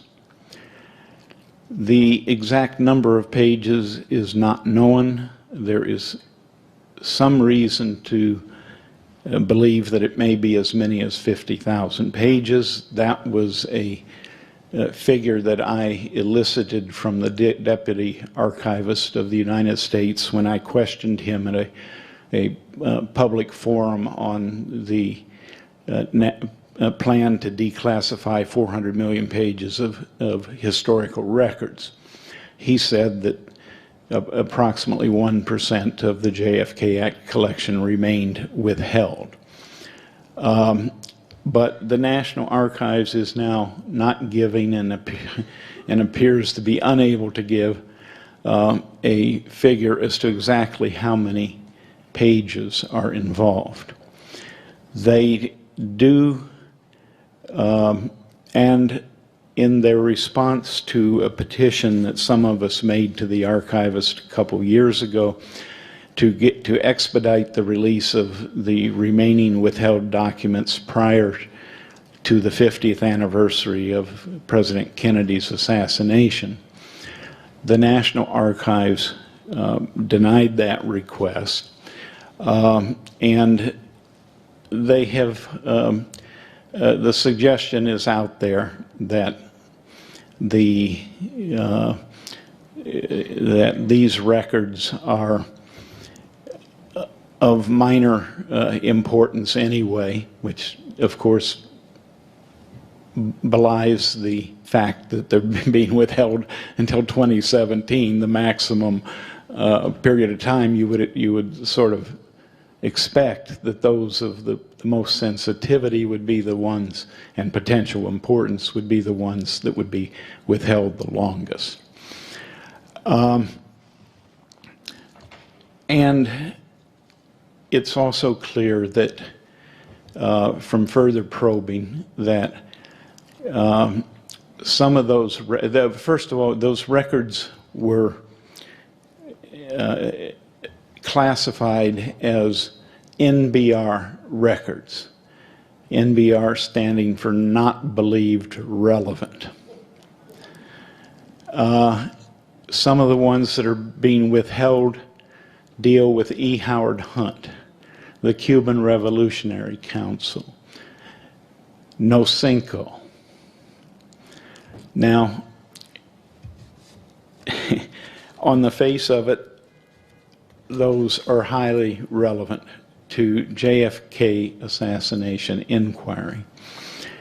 They're certainly within the basic statutory definition of a JFK assassination related record because they were requested by the House Select Committee on Assassinations.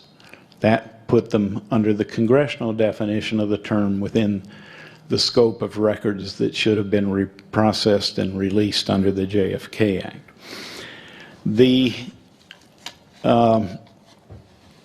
It is possible, of course, that that there are materials there that are not of importance but got labeled NBR and withheld until 2017. We can't be sure at this point, not having seen the documents. And there are, in any large investigation, there's always the possibility of records that are not related to the subject matter of the investigation getting included.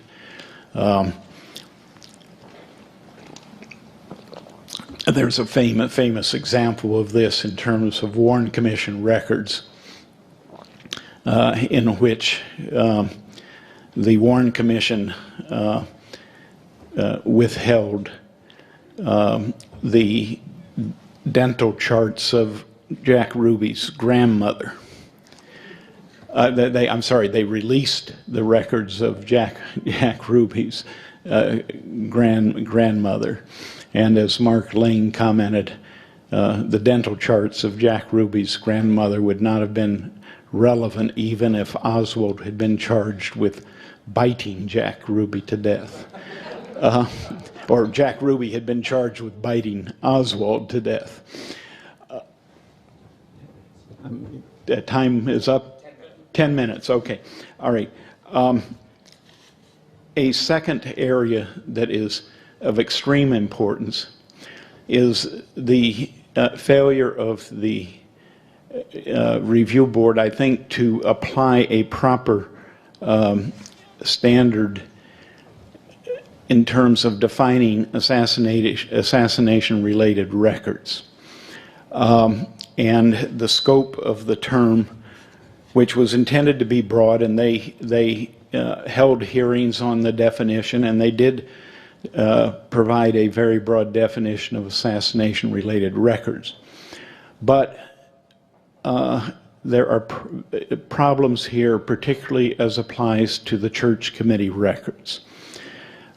First, there are church committee records which were within that term and apparently were designated as JFK assassination-related records, which have not been provided. And that is a prime source of concern that needs to be addressed. Secondly, the scope of the definition of JFK assassination records as it was applied to the church committee, and I think to other bodies of records as well, was, I think, unduly limited. On the face of it, they did conduct an investigation of church committee records to determine what records were related to the JFK assassination. But that, I think, was misguided.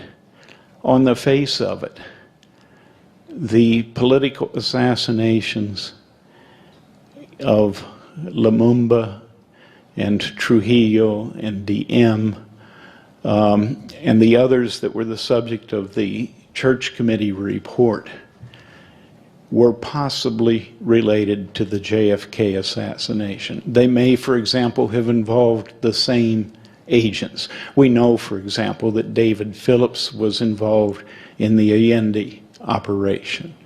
We now know, despite the church committee's finding to the contrary, that the situation regarding the Lumumba assassination was more complicated and less exculpatory of the CIA than the church committee made out.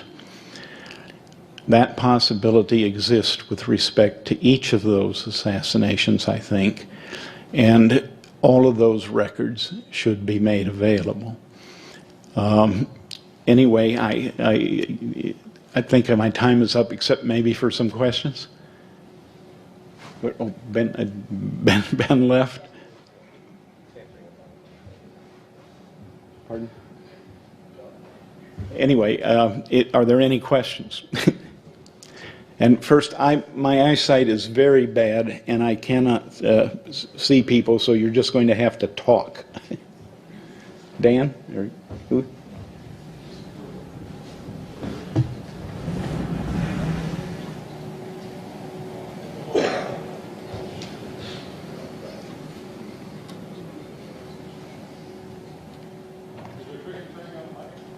Hello? Yeah, you got it. Jim, what happened to the 2039 date for the Warren Commission releases? Well, that was wiped out. Well, first of all, that date was hypothetical. It wasn't really in effect, is my recollection. But the Warren Commission records were basically almost all made available back in the 1960s as a result of a very unusual development that shows that sometimes citizens can have a big impact even in places of power.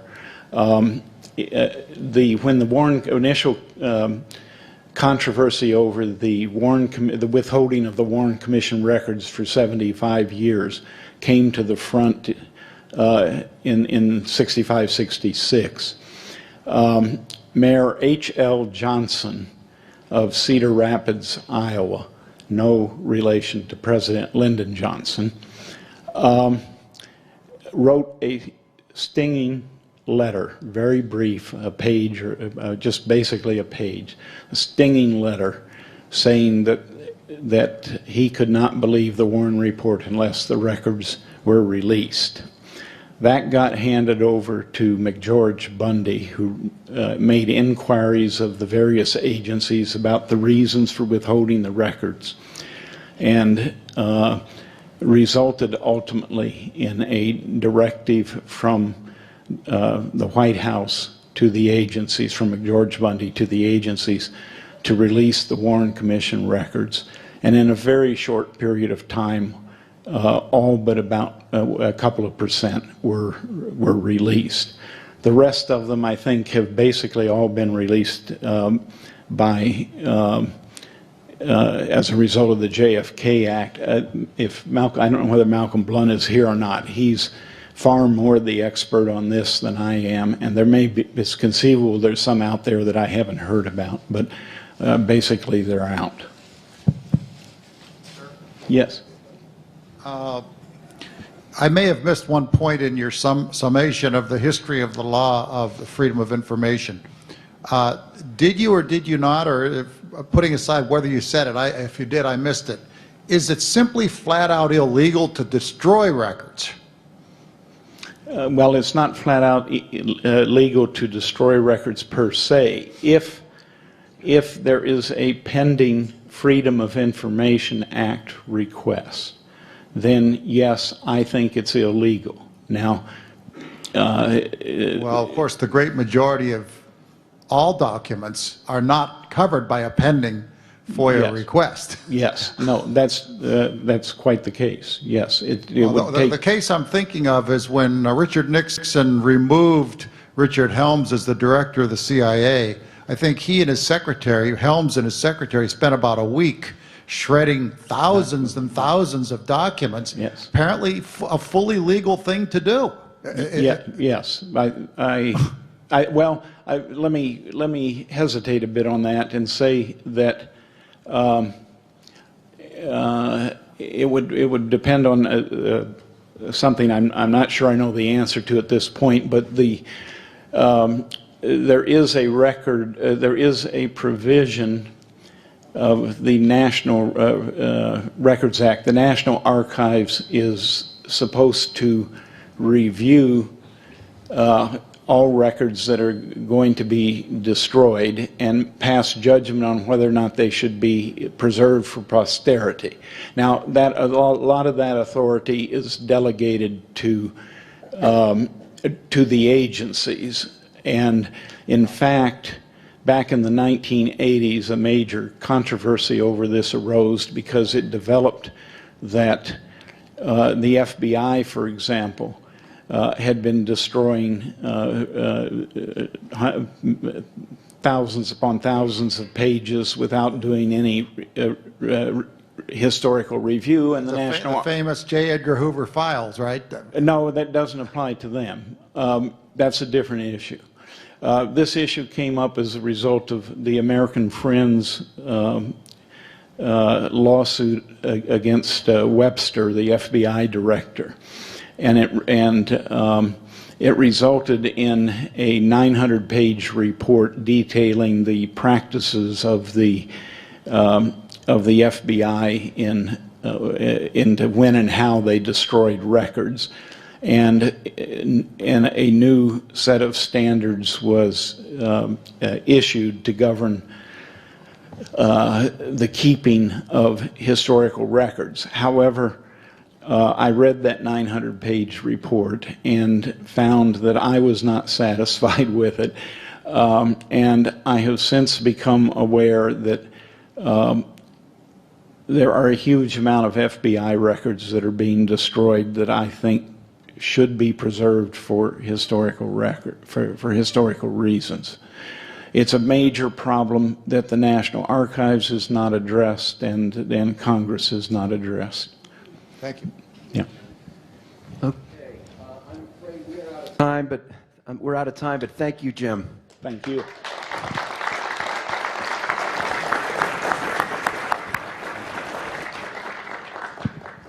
I think that audio clip we can play. Okay, we're going to try this again. Marie and everyone, through the miracles of modern technology. Let's see. In 1976, more than a decade after the assassination of President John F. Kennedy, And long after a majority of Americans had decided they didn't believe the Warren Commission report, the United States Congress announced it was going to conduct a full and complete investigation. Congress lied. Congress said that its new investigation would be more impartial than the Warren Commission's, would examine with unbiased finality every piece of evidence, and would explore the possible involvement of every individual or group with the means and motivation to kill the president. Congress lied.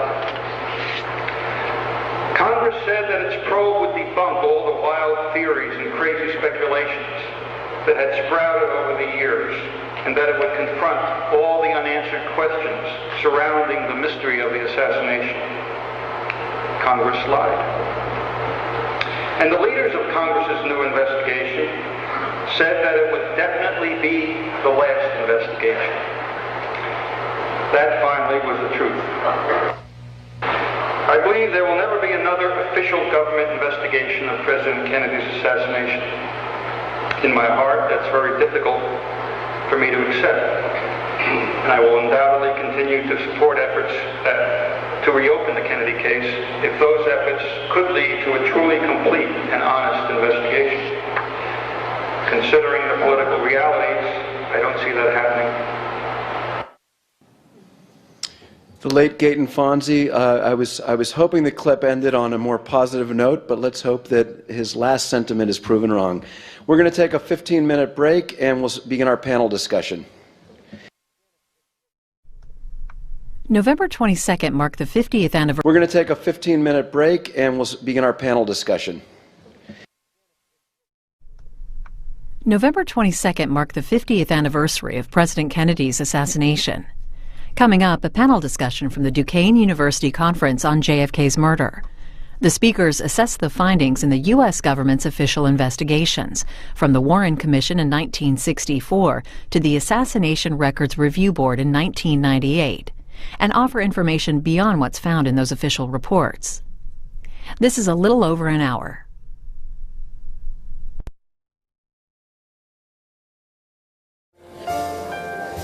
Okay. Welcome back. For the end of the day, we decided to gather, we couldn't fit all of today's speakers up here, but we gathered as many as we could. And what we want to do is, I don't think we're going to reach a consensus here by any means, but have a discussion as to what the respective investigations and commissions and boards have concluded. To what extent have they have these conclusions jibed with one another? To what extent are there major areas of discrepancy, and so on? So to moderate this panel, I asked Dan Alcorn. Dan is I kind of think of him as the other Jim Lazar. He's a prominent FOIA attorney in Washington D.C. Who has developed an expertise in JFK-related files. His work revolves around many other types of federal government files. Dan is also one of the members of the Assassination Archives Research Center in Washington. And I'm going to have Dan make a few remarks, and then he's going to have the members of the panel make some remarks, and then we'll take questions. Dan. Ben, thank you so much, and thank you and your father for putting on this wonderful conference for all of us. We have here on our panel literally hundreds of years of experience in thinking about this case, and going all the way back to the beginning with Mark Lane, who begins with just days after the assassination, and with the Warren Commission. So given that we have this expertise, and it's 50 years, we're approaching 50 years, and that's an important milestone, what we thought we would try to do is do a lessons learned exercise. And they say that lessons learned is important. I read that our current president likes to do lessons learned exercises, but that he picked up from the military, apparently. So we're going to do that in our own context and look at what lessons have been learned, not so much in the minute detail of specific facts, but what lessons have we as a society learned from the 50-year period, from the official investigations, from the state of where we are? And because we're at 50 years, we're beginning to think in terms of posterity here. And I looked up posterity in my dictionary, and it says future generations. And so because we have this wonderful collection of history and talent on this case, I'm going to call on each of the panelists and ask them for, say, 7 minutes or so of what lessons they think we can learn from the official investigations and that we as a society can take forward. So I'd like to begin that with Mark Lane. Mark. And you can either speak here or... I'll sit right here. Hi. Hello. Hi. How are you guys?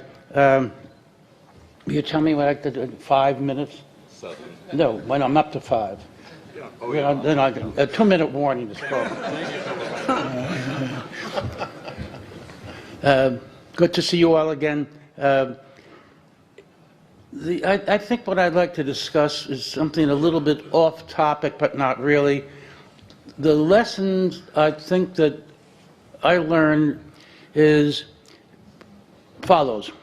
We started in the court system bringing massive numbers of Freedom of Information Act applications, arguing them, winning most of them, getting documents which were classified and not available, and so we knew how to do that. Then we tried various ways to raise the questions, raise the consciousness of the American people, and above all, get information. And then all other avenues having been exhausted, I thought that we ought to try to get the Congress to investigate. And let me just talk about that, because that's that effort is something which can be replicated, I think, in the future. I went to see Herman Badillo, who was a member of Congress from New York. And he was a kid in my campaign when I ran for the state legislature, and I worked to help him get elected to Congress. And I went to see him, and I said, I have an idea, Herman. He said, what's that? I said, I think that the Congress should investigate the assassination of President Kennedy. And he almost laughed. He said, you know, we're not a grand jury. We don't investigate crimes. I said, you'd never have investigated a crime? He said, no. I said, okay, that's probably a good time to start now. The President of the United States has been assassinated, and we've done what we can with other branches of government. I appeared before the Warren Commission, the executive. I brought stuff before the judiciary, asking the courts to order the documents to be declassified. We won a number of those. That's why there are so many massive documents available, thousands and thousands and thousands of pages. And I said, now let's see what we can do with the legislature. And Herman Badillo said, you won't get, we're not a grand jury. We don't investigate crimes. You won't get one member of Congress, not one, to sign your petition. I said, how about you, Herman? He said, well, I'll sign it. I said, okay, that's one. That was one. I spent the next months, I lived in Washington, I moved to Washington, right on Capitol Hill, walking into the House office buildings, meeting with members of Congress, cooking. My one culinary skill is cooking Chinese food, and inviting 3 members of the House to dinner one night, 5 members another night. It's got to be a kind of tradition. One night a week, I'd have members of Congress, we'd have dinner, but above all, on the agenda was the question of having Congress conduct this investigation. And they said, this is really great. What's our cost here? I said, there's a petition, sign it. We ended up with more than 100 members of Congress signing a petition calling for the committee, it turned out to be the House Select Committee on Assassinations, but having to have a congressional committee conduct an investigation into this. It's a sort of a new idea, and it took a little while for people to understand that. And when we got to the point that where we had 100, I went to see the members I knew best who had some influence in Congress and got them to introduce the resolution. They all told me there was not one chance in the world that it would pass Congress, but okay, if you insist on it, we're going to do it. And it was Don Edwards of California, who had been a member, an agent, special agent of the FBI, and later became a liberal congressman from California, who raised the question. And I was there expecting that it would be voted down, but we were going to get a vote. I thought it would be voted down. I was there with my paralegal, and I took out all my ID and everything, gave it to her, my keys. I thought I was going to be arrested because I was in the front row of the balcony, and as soon as they voted no, I was going to say shame and indicate on them that they had turned their backs, and this was about the possibility of investigating facts regarding the assassination of the president.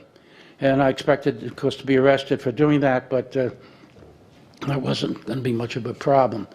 I've been arrested in any number of civil rights demonstrations, and including once in Jackson, Mississippi, as a freedom rider with Percy Sutton, the president of the NAACP. So one more adding to my collection of some 25 arrests and not a single conviction. We won every case. I wish I could do that well from all of my clients as I did for myself, but I was there in Congress waiting for the vote, sitting in the first row, expecting soon to be in the D.C. jail, and they got up to vote, and the score came in. It's an interesting thing to have the scorecard there. Members of Congress go out. Sometimes they vote remotely, and the number goes up. And remarkably enough, it passed. And that is how the House Select Committee on Assassinations was formed, remarkably so. And they then conducted an investigation. I'm sure other people here will be talking about that. I just want to give you a little bit of the background about how that was all pulled together. Okay, it's 5? Thanks.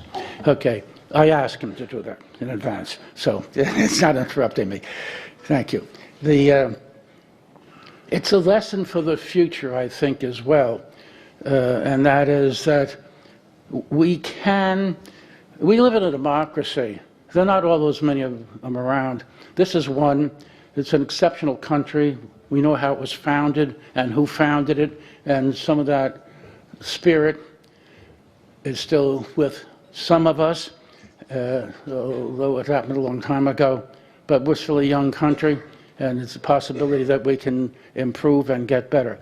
I love this country, not as much for what it is now, for what it has been. We have a history. We have a history of slavery. We have other histories which are not pleasant, as we know.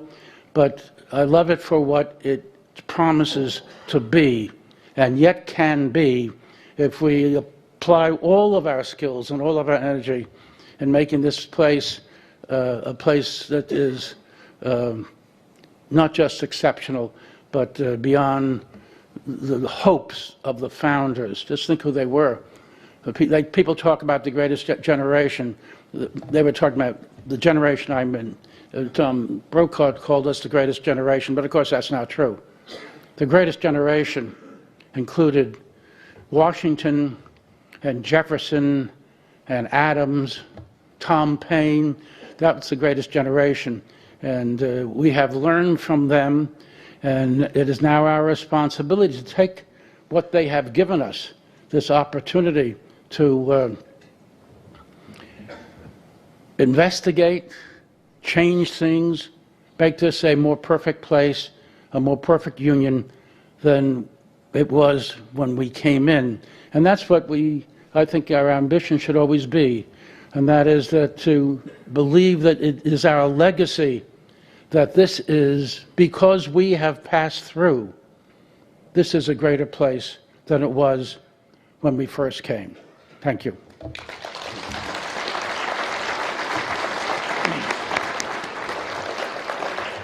Our next panelist is Joan Mellon. Joan.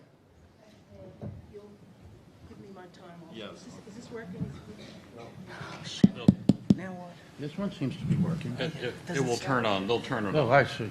Is this working? Yes. I hear it now. Okay, I just want to underline the story that Bob Tannenbaum told you about that meeting with David Atlee Phillips. We're very lucky to have that inside view of Phillips' behavior there before the House Select Committee, and I think we should pause and think about that for a minute. But what I have for you is a quotation from Don DeLillo's novel Libra. The character David Atlee Phillips appears in this novel as Larry Parmenter. And this sentence that I'm going to read you is from Parmenter's, which is Phillips' point of view.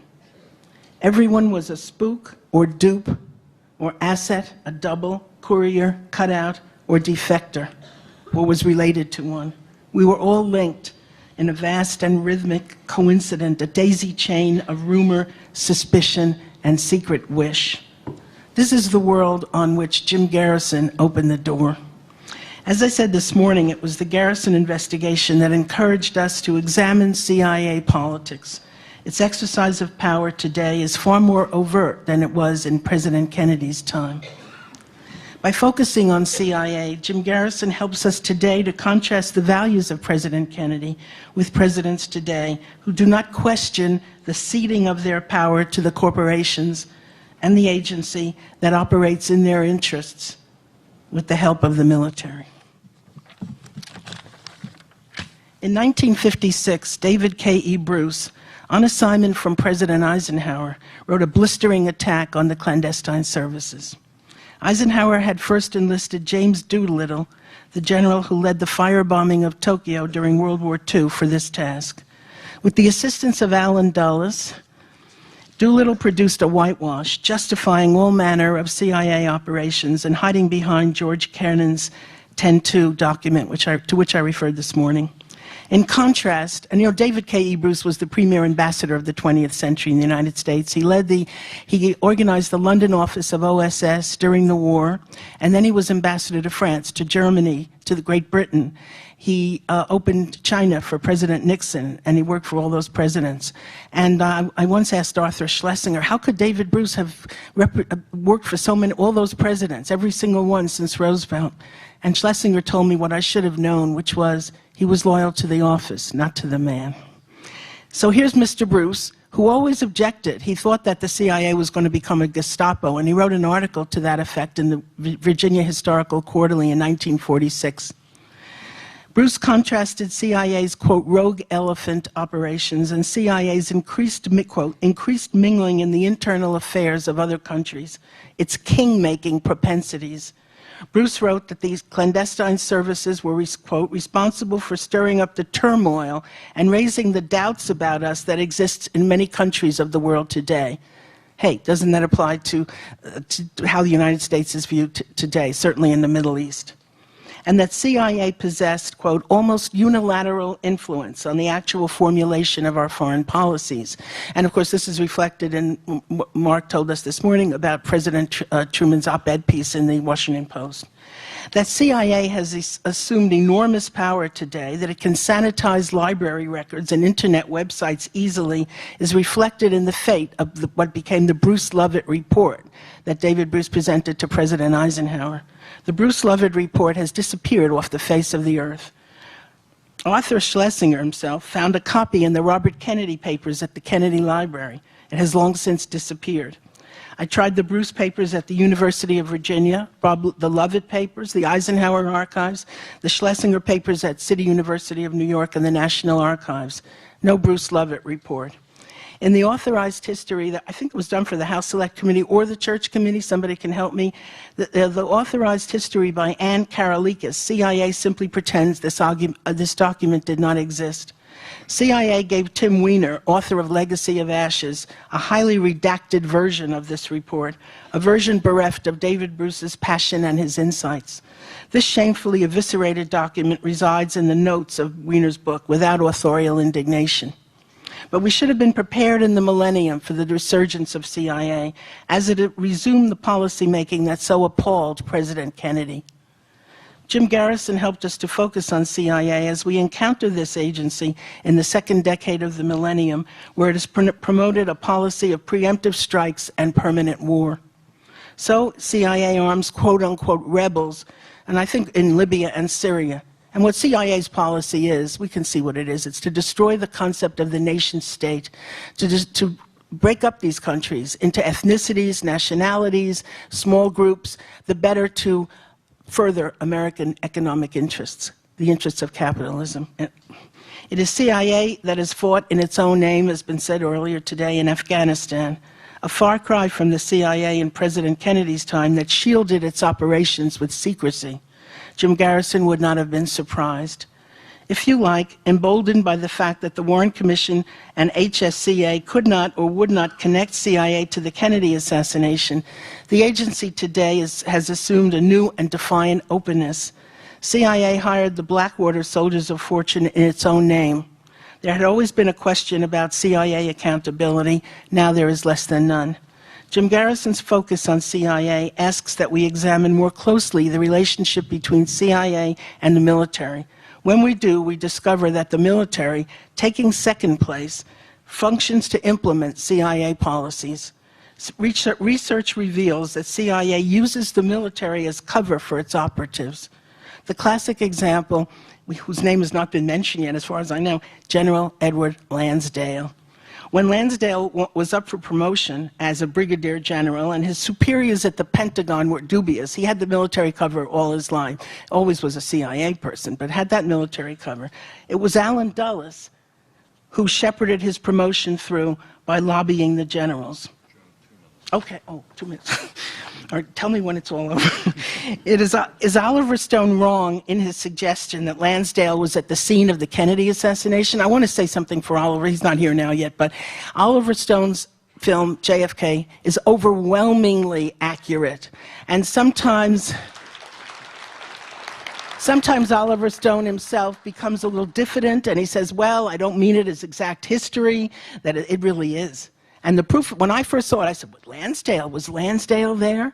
And then out comes this document, General Brute Krulak to Fletcher Prouty, in which Prouty had sent Krulak some photographs that were taken at Dealey Plaza. And Krulak writes, examining one of the photographs, it's Lansdale. What in the world was he doing there? And there's more about his ring and various other modes of identification. Garrison suggested that President Kennedy's anger for his defiance of his orders and his power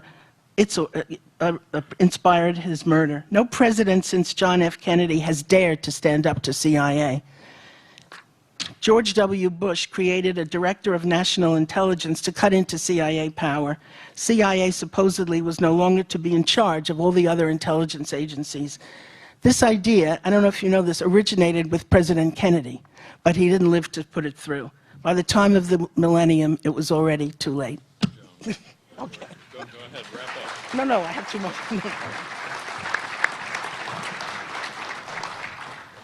Thank you. Next is Rex Bradford. Rex? Okay. I think I'm going to talk about the Church Committee a bit again. I think one lesson that comes out of the Church Committee's assassination investigation is just how hard it is to penetrate the defenses of an organization like the CIA when it comes to a topic like that. CIA counterintelligence chief James Angleton spent years in Byzantine schemes to protect the agency from penetration from the KGB, which is arguably a more formidable adversary than the US Congress. And it was Angleton who once said it's inconceivable that a secret arm of government has to comply with all the overt orders from that government.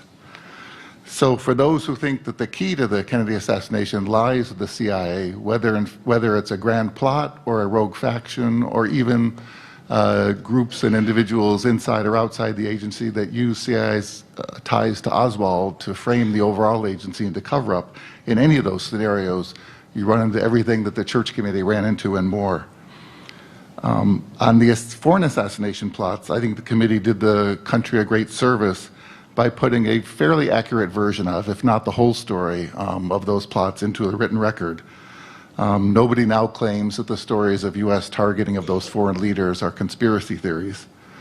Their JFK assassination probe, by contrast, was a somewhat more limited review, limited by time and by design, in terms of having the sole focus be on the agency's, FBI and CIA, support of the Warren Commission or lack thereof.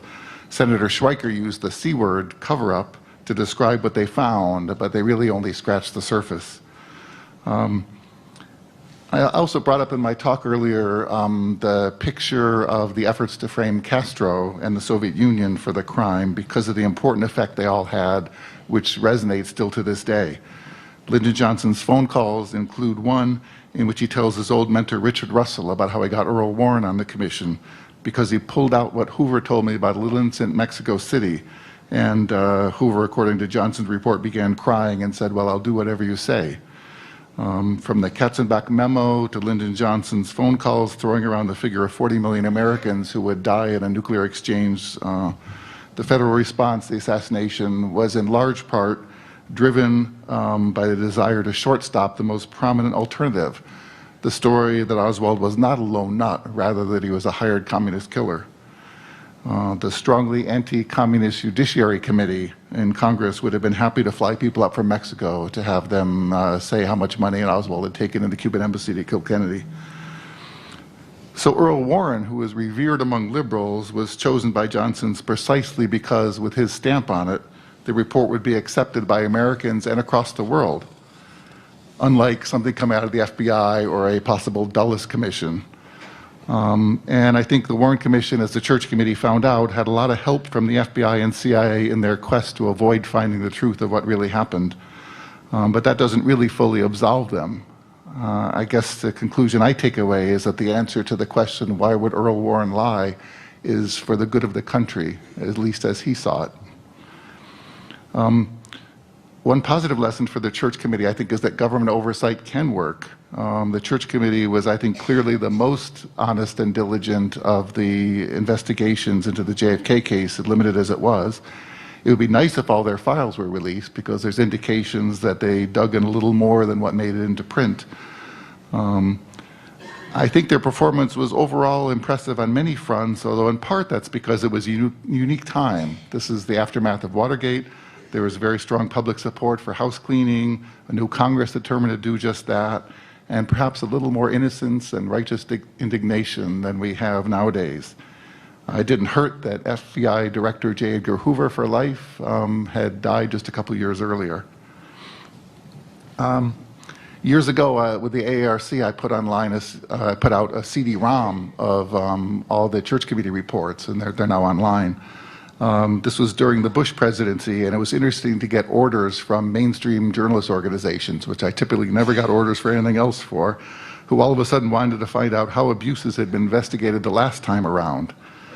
And I think we've let some of the lessons lapse, which brings me to the last point I'd like to make, which is that I think that the most important lesson from the overall Church Committee investigation is one that we as a country may have too quickly forgotten, and that is this. If you hand over unlimited money and power to secret agencies because they're the good guys fighting the good fight against the bad guys, you're likely to come to regret that choice.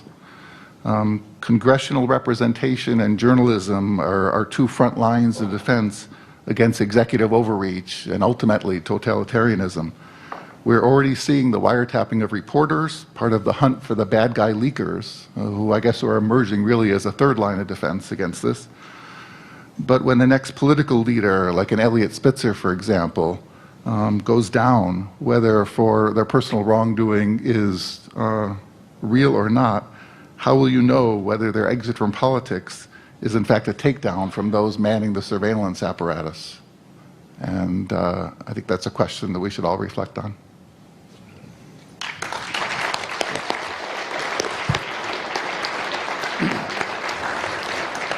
Bob Tannenbaum, next. We'll have this. I'm going to yield a moment here to my professorial friend who grades me. I think you want to say something. I just want to say one thing. I asked Don DeLillo whether that character Parmenter was really based on David Atlee Phillips, and he said, "Did I say that?" Okay. The issue that the gentleman just raised is critical. It's not a question of whether oversight can work. Oversight must work, because if it doesn't, our democracy will not long endure, will it? We have to be in charge of this government. And let me give you a background as to why I say all this and why I left the committee. When I grew up in Brooklyn, there were gold stars hanging out on blankets and drapes from windows where I lived on Ocean Parkway, which is in the southwest portion of Brooklyn. Ocean Parkway is a north-south street, and it goes from the Battery basically down to Coney Island. Those gold stars were what we call the Gold Star mothers, whose sons died in the war. And I remember when I was a child, and I asked my mother about what that meant, and she kneeled down as we were walking on the street and tearfully explained to me that those were boys who were never coming home again. And there's not a day goes by where I don't think about that, the obligation, the pain. We can never know, unless we've experienced in our own families with loved ones or dear friends, the kind of pain that goes on about those kinds of tragedies. So we have a responsibility, and I believe that each generation of Americans is bonded with the next generation to make life a little bit more democratic, more secure, more just, both politically and financially for our children, the generations that come. When I was at Berkeley, I was on the debate team. I was having an argument with one of my colleagues prior to our class, and I said in the heat of argument that she was a blank liar. You are a blank liar kind of thing. At which point, Dr. Strip, who was a minister, walked into the room. I didn't realize it. I had my back to the door, and he grabbed me by the arm. "Bob, how can you say that?" She said, "Oh, no. Tannenbaum's right." Her father, by the way, was the American theoretician for the Communist Party in America. And she made no bones about being a communist. It's fine. It's fine to the extent that we, at every campus in this country or anywhere, people have a point of view, fine, say it. But when you give a presentation, make sure that we have people who are prepared to give some rebuttal to it so that you have an opportunity to understand which way you want to go. And that's something that the university should be doing a lot more of. But nevertheless, she said, "Tannenbaum's right, I did lie. But what he doesn't understand, because he's so committed to what he considers the sacred portion of the Constitution, due process," she was right about that. "It's essential to lie in order for us to make sure that at times we can get our programs passed, because we know what's best." And at Berkeley, we created what was the following with respect to this. Don't let the ideologues create utopia here on earth. They'll take away our freedom and make things much worse.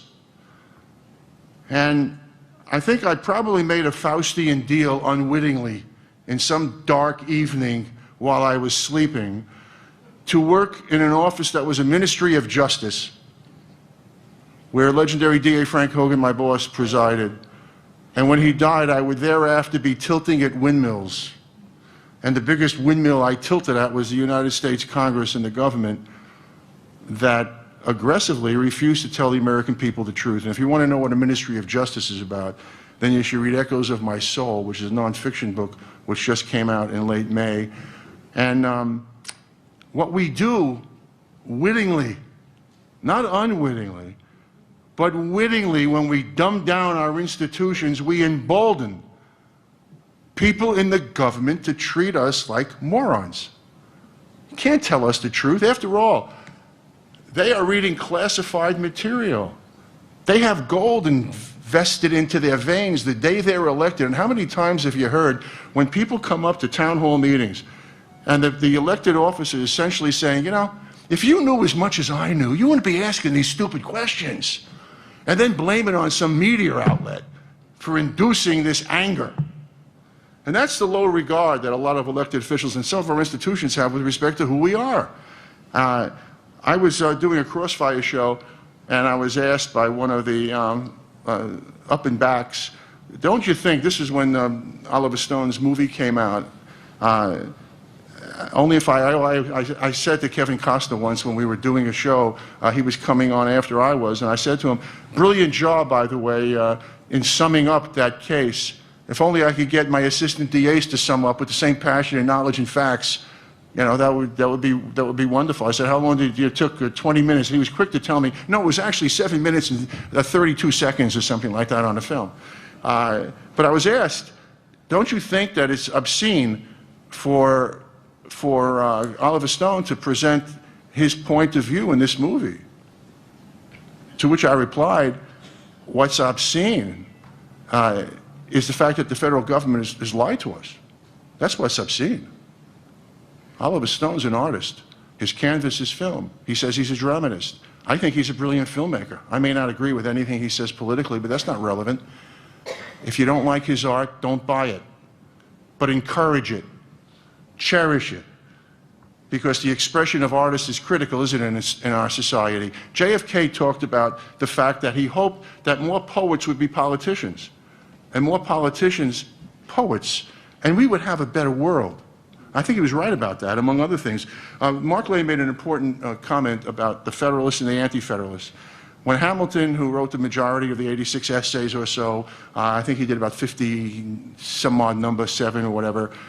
John Jay was sick, he did about 9, and the rest were done by Madison. He wasn't talking about creating a large government. He was talking about creating a government because when he was with Washington as his scrivener, he understood that we had to organize, deal with issues of commerce and the Commerce Clause and all these other issues. He, of course, was right about that. But the Anti-Federalists, so he was promoting a limited government with enumerated powers, which is what the Constitution is. But it was the Anti-Federalists, particularly Patrick Henry, who talked about the notion, no matter what you create, it will become a Leviathan. And the Leviathan will take away our freedom. And when you read the Declaration of Independence, and I really advise everybody to do that, because the lawyers who wrote the Declaration of Independence, and that was Adams and Jefferson, and Adams didn't, of course, he didn't have the need for ego reasons to put his name on it. He wanted it to be Jefferson. Keep in mind, Adams wrote the Constitution in the state of Massachusetts, which was recently argued with respect to equality on various social issues. But they talked about the king. They listed the reasons in their Bill of Particulars, legalistically, for the justification for the revolution. And one of them is that the king is creating these offices, in paren, emphasis added, words changed, agencies of government that are taking away our freedom. So they understood, just as Marx said, as the greatest of all Americans, exactly what their fears were and what they were creating to prevent it. So I was always moved by the notion in 1992 when I was having a Saturday evening debate with friends for dinner, a normal thing, and of course taking the minority position, they asked me, who are you going to vote for in this primary? And there were 6 candidates. And I said, well, definitely not the governor from Arkansas. And they said, why? I said, because he's already on record supporting perjury. There's a tape. And the seduction of power when you're in the government is enormous. People want to get along. Conservatives want, some of them, want to get an article written in the New York Times editorial pages saying they're a real good conservative. And the liberals want that from the conservative press. It doesn't happen. But my son interjected. He said, Dad, what are you getting so upset about? He's 10 years old at the time. Everybody who runs for president lies. And I was so taken aback by that. He stymied me. You know, what stymied me was nobody listens to a goddamn thing I say in my family anyway. I still take out the garbage, but I mean, what an insightful comment from this 10-year-old. And I said to myself, what's happened to our country? I never thought that Adlai Stevenson in the battles with Ike, that they were liars.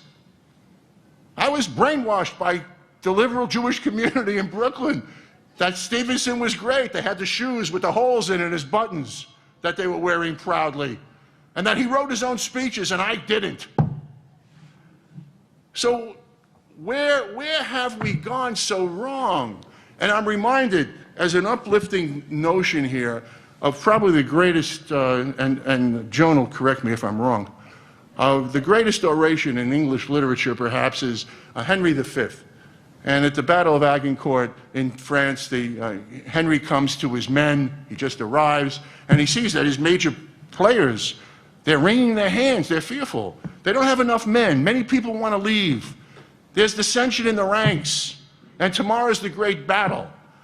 And Henry says, in substance, the great words from Shakespeare about, we will become household words and things that we've carried on. And if he who is not ready to this fight, send him home, create his passport, give him crowns.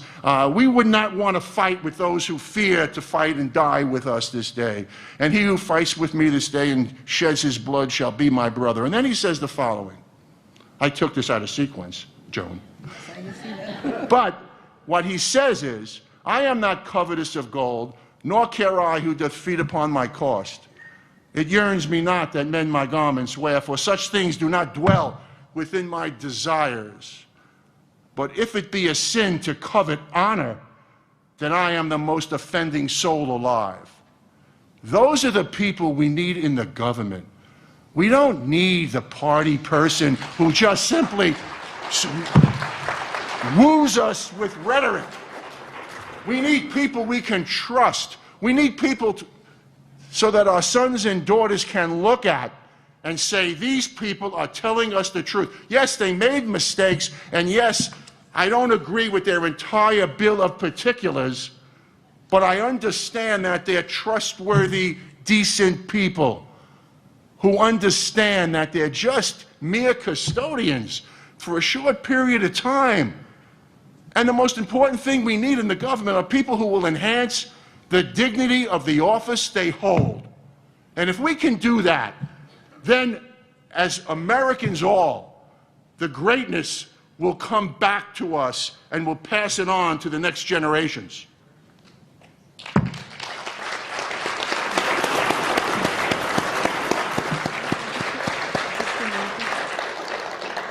Next, Jim Lazar. And that is the value that Shakespeare gives in that speech to solidarity among men. And he uses the phrase band of brothers. That's in that same speech. Jim Lazar. Yes, thank you. I think that the important lessons to learn are that throughout the very lengthy and very complicated, extraordinarily complicated history of this case, there have been time and time again significant breaks that have given an opportunity to push the case forward. And what we need to do is to focus on the way of accomplishing that the best we can. It helps, particularly if you're seeking congressional oversight, to be able to formulate an issue that may have popular support. I think there are two such issues that are now present that can be pressed and should be pressed with the hope of getting popular support and official action. One is the issue of the release of the still withheld JFK Act records. That's an issue likely to have popular support, and I think does have popular support because people are upset with the idea that 50 years after the assassination, they still do not know everything. They do not have access to all of the records. So that is an issue that needs to be pushed. And given the fact that the JFK Act has never had any oversight hearings regarding the performance of the review board and the successes and failures of that legislation, even though it is recognized and established that it was highly unique legislation passed by a unanimous Congress. That gives you a concrete case to put before the Congress and to demand oversight hearings. And that could get you a great deal. Secondly, what we have learned as a result of the process involving the JFK Records Act and the review board's performance is that the last official investigation of the Kennedy assassination was corrupted by an agency that was itself under investigation in connection with the assassination of President Kennedy. The oversight responsibility of Congress is the bulwark of democratic accountability. If you don't have congressional oversight, you don't have democracy. So you've got an intensely powerful case that you can make, and you've got a situation in which the former chief counsel of the committee who conducted that investigation has denounced the CIA for having corrupted that investigation, for having violated the memorandum of understanding with Congress, and having also violated the criminal law in the process. So you've got, you are in a position where you can make a powerful case. Now you've got a tremendous obstacle because Congress has traditionally not engaged in meaningful oversight of the CIA. So it's going to take a lot of effort, but it's a push that needs to be made. Thirdly, I think there are also possibilities of bringing matters before the Office of the Inspector General at the CIA, the Office of the Department of Justice, Office of Inspector General, and the CIA equivalent. That can be done. That would require an awful lot of detailed professional work to do it properly, but it may be doable. Lastly, I think it is still possible. The irony, of course, is that the JFK Act came into being because of the futility of proceeding under the Freedom of Information Act. And that is still the case because the National Archives and the CIA, although they signed an agreement with the review board to continue seeking JFK Act records after the demise of the review board, they have not abided by that. But in an ironical development, although we're back to square one under the Freedom of Information Act, which is nowhere near as beneficial as the JFK Act, there is still a possible alternative under the FOIA because of the Morley lawsuit opened up the precedent that you can go after operational files under the FOIA. Secondly, Obama has issued a new executive order which has changed the standards for declassification rather markedly. And this means that once information is 50 years old, it becomes much more difficult to withhold it even under the Freedom of Information Act. So there are paths to sane and sensible and rational action that can be undertaken. Thank you.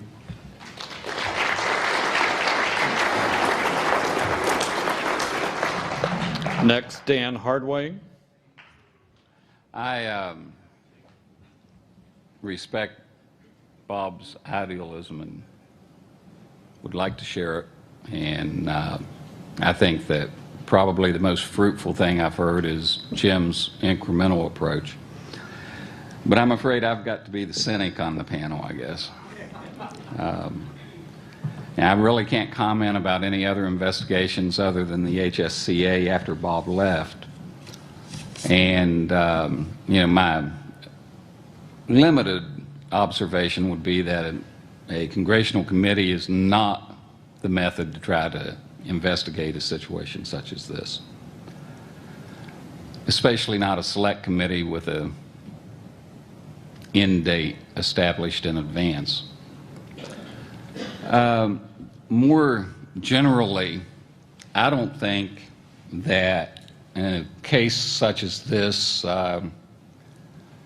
can ever be investigated as long as we tolerate the secrecy and accept plausible deniability as a legitimate concept in any place in our government,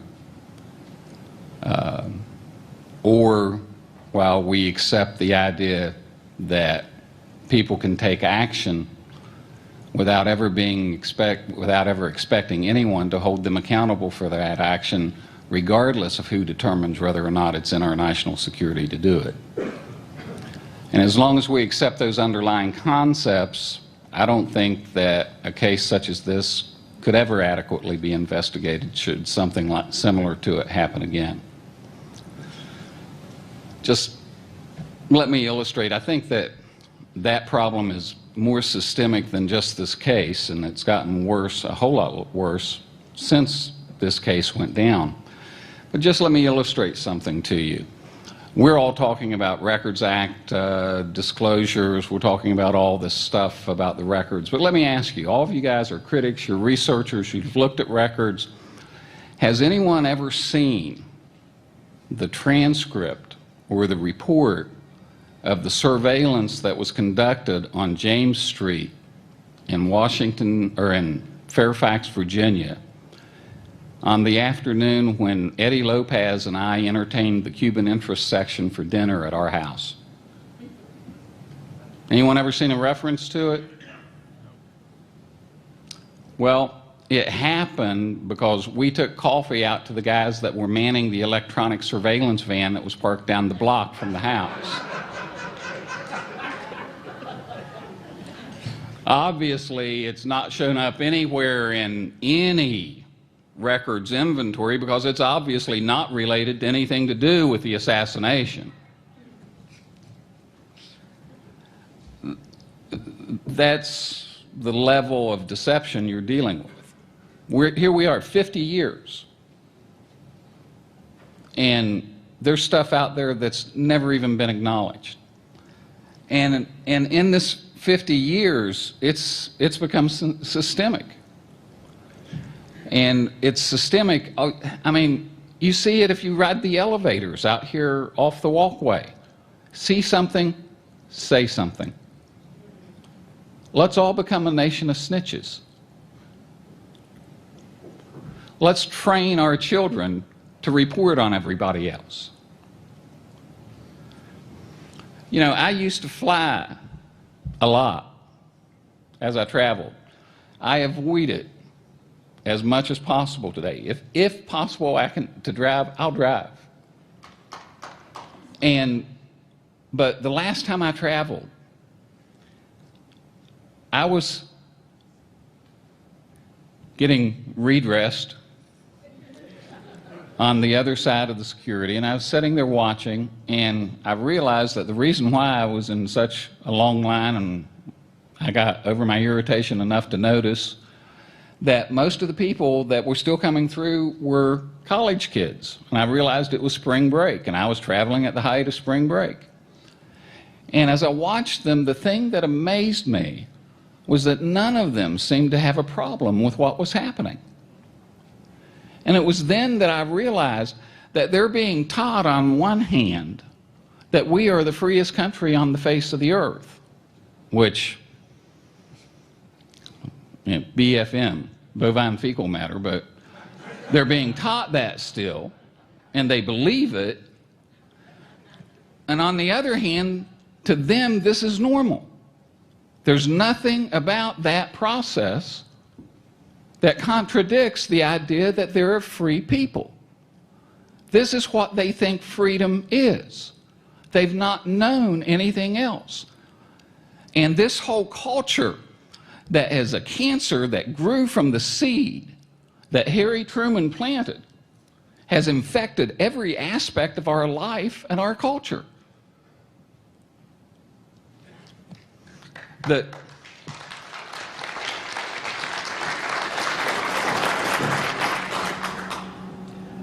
How you deal with that, I don't know. Except a revival such as what you're saying. But the idea that congressional oversight might be effective, again, I just don't buy it, because every single congressional committee that's set up to provide oversight to the intelligence agencies ends up co-opted by them. They become the very spatial people. They can't even tell the other congressman what it is they're in on.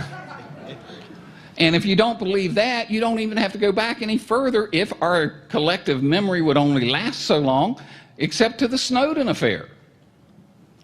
You know, I don't know how you feel about all the stuff he revealed. I feel pretty upset about it myself. I don't care to have that kind of data available to the government.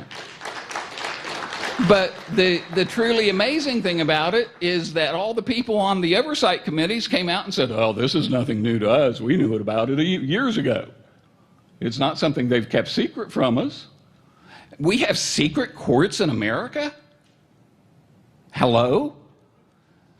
And this is supposed to provide us safety when only one side gets to appear in front of the court? In England, didn't they call that the Star Chamber, Bob? And we accept this idea? We sit passively? And then I look over this crowd, and you know, how many of you in here are under 40 years old? Look at that. What, 15, 20 people?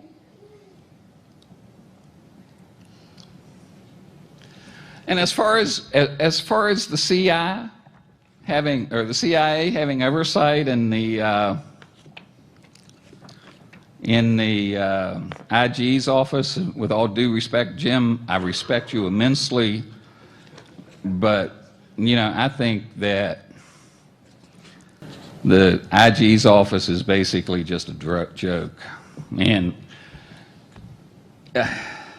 you know, when Johnny Roselli started talking and the Inspector General went to the Director of Security of the CIA, the Director of Security of CIA wrote a CYA memo to the record.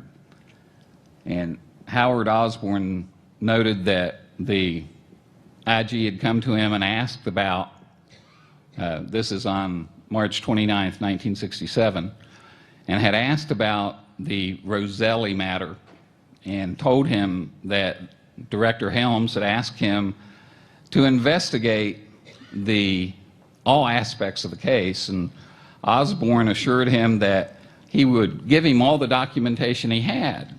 And as soon as the IG left Osborne's office, Osborne, according to this memo, hustled down the hall to Director Helms' office, and he said, quote, I told him that I assumed I had his approval to take this action, since I considered myself currently under his admonition to bury this material.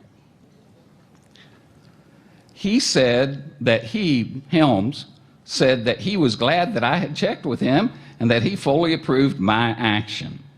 It seems that the White House, Congress, and Drew Pearson are digging into the allegation that the agency played a role in an attempt to assassinate Castro, and he wants to be in a position to say that his Inspector General has investigated the matter thoroughly.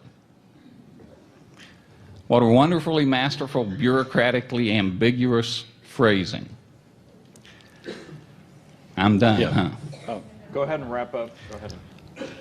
What was it that the Director of CIA fully approved? Was it his agreement to turn over the files? Or was it his understanding that he is burying the files as he was previously admonished to do? And along the same lines, note that he didn't say, I want to be able to have fully investigated and disclosed this, even internally. It was, I want to be in a position to be able to say that my IG has fully investigated it, but don't you dare let him get hold of the stuff.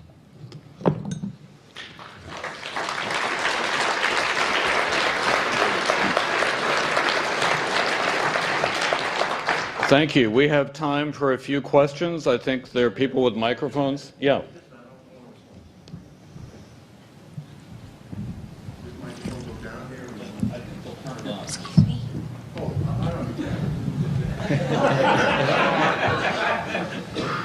In response to what the gentleman said, I am telling you, I worked in the Ministry of Justice.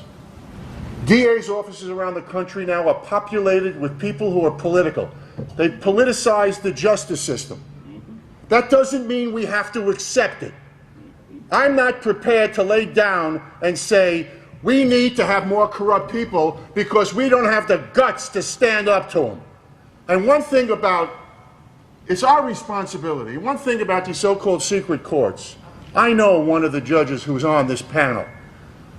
But what is misstated is, and I don't support the notion, but every time in our system with due process, whenever any DA seeks a search warrant, whether it's for material, contraband, to go into a place of business or to go into one's private home or private possessions, they ex parte go to a judge in order to get approval and lay out in an affidavit exactly what the probable cause is.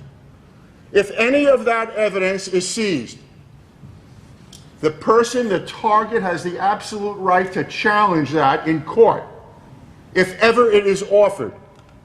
What has happened with respect to these so-called secret courts, because of the nature of the enemy that has waged war on us, the notion is, whether you agree with it or not, that the same process exists. There are affidavits. And if we continue to criminalize terror, then the terrorist will have the same rights that everybody here has and everybody else has in America. And that's the opportunity to challenge it in court. So it's really unfair to call them star chambers when it's exactly the precise thing that's gone on since 1787 and 1791, really, when the Bill of Rights was incorporated into the Constitution. But I don't want us to simply say that the bad guys have won. They're counting on that. And I'm telling you, we can turn this around.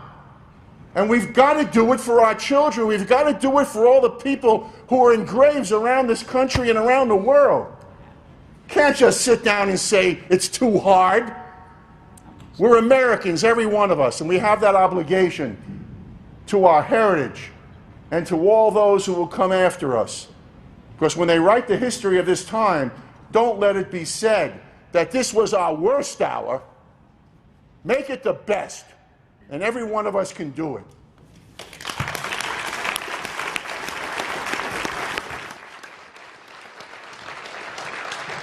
We have time for a question or two, but we're getting short. So over here, there's a microphone. Yeah, this question is addressed to Mark and Dan. Mark, would you explain at what point in your mental processes after the assassination that you actually crossed the line and decided that this was a government national security state operation, and how you reached that conclusion? And then, Dan, I noticed, I inferred from your talk that when you left law school to work for the committee, you already had a predisposition that the CIA had done this. And if that's correct, and I've interpreted that correctly, would you tell us how you had reached that conclusion at that fairly young stage of your life? Do I go first? Sure.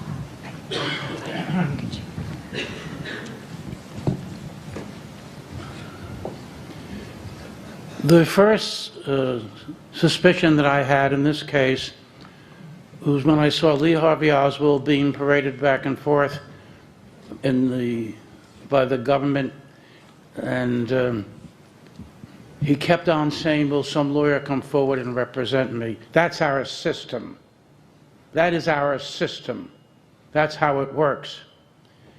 And it became clear that the government was not going to allow him to tell anyone what it was he was doing, remember when I've been a defense lawyer for 60 years, to more than a quarter of the history of the American judicial system, I've been doing this.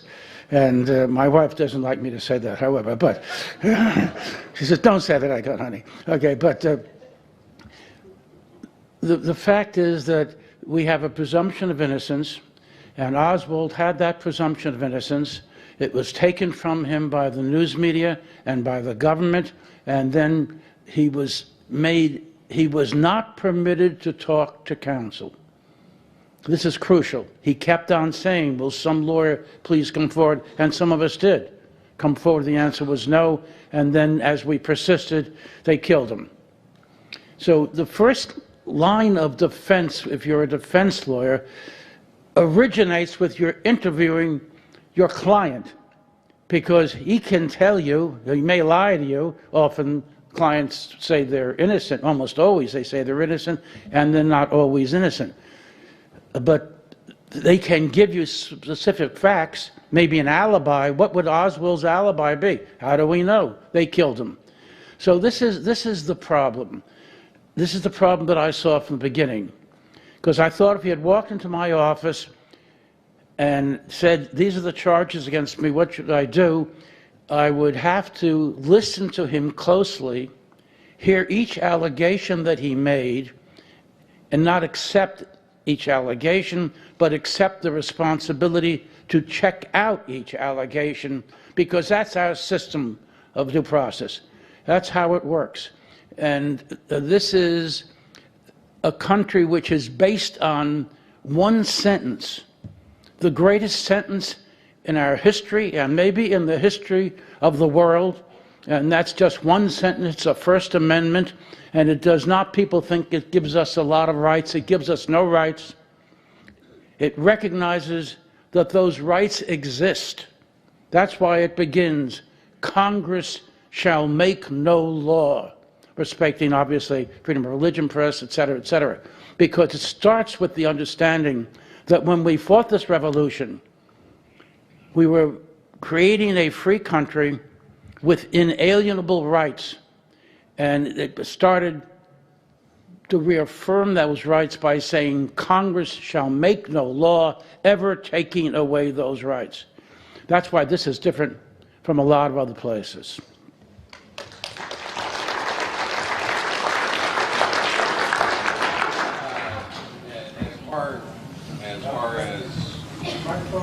They'll turn it on. Just keep talking. As far as I can recall, what got me interested in and formed my early suspicions of CIA activity was probably Mark Lane's book, Sylvia Meyer's book, and probably more than anyone else, Bud Finsterwald's book, which before the committee I had pretty much dog-eared the whole copy.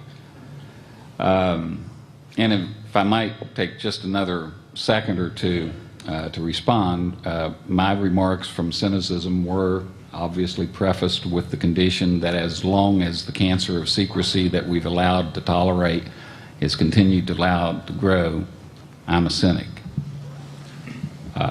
As far as due process is concerned and everything, and in my stating it negatively, I can turn it around and state it positively. How do we turn this around? We end the secrecy.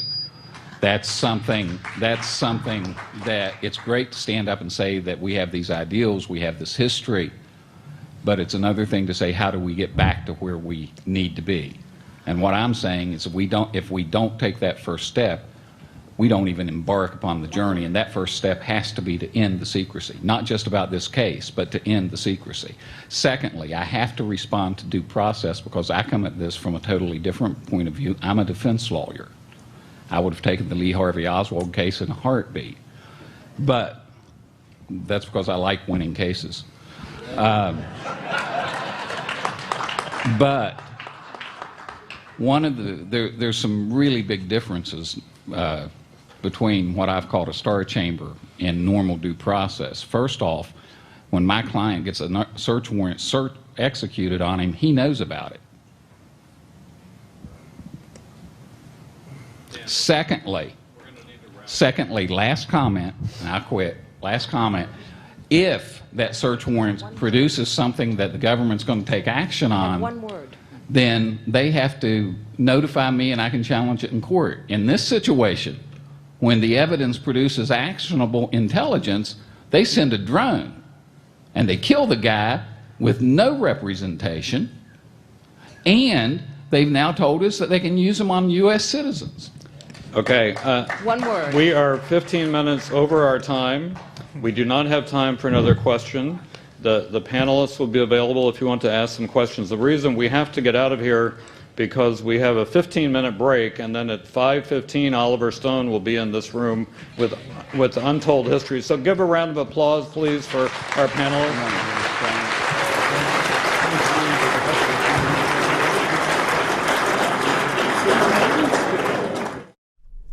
You can watch American History TV every weekend on C-SPAN 3.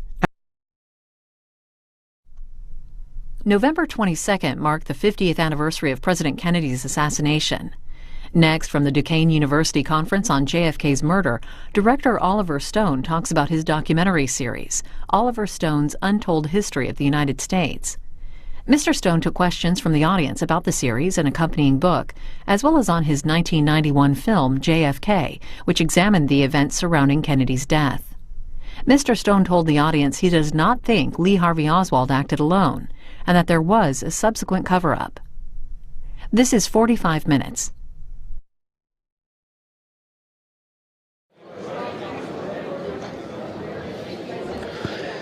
Okay, welcome back, everyone. For the final act of the day, we were very happy to be able to add on to the program. Very special guest. We've been trying to get him, I think, for about a year. I'll just say as a quick aside that I was very shocked one day to get an email. I think it was directly from Mr. Stone, or it might have been just from his email account, addressed to my dad. Cyril, it said, Cyril, I can only come to Pittsburgh for 2 days. Which 2 days do you want me there? And needless to say, we were thrilled. I'm going to ask my dad, as a longtime associate, if that's the right word, professional acquaintance of Mr. Stone, to introduce him.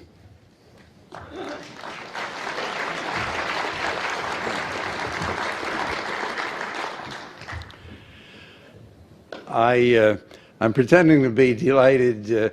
As a matter of fact, this is feigned graciousness, because when Oliver Stone had me come down to New Orleans to be a technical consultant for the movie, he promised me that I would succeed Paul Newman.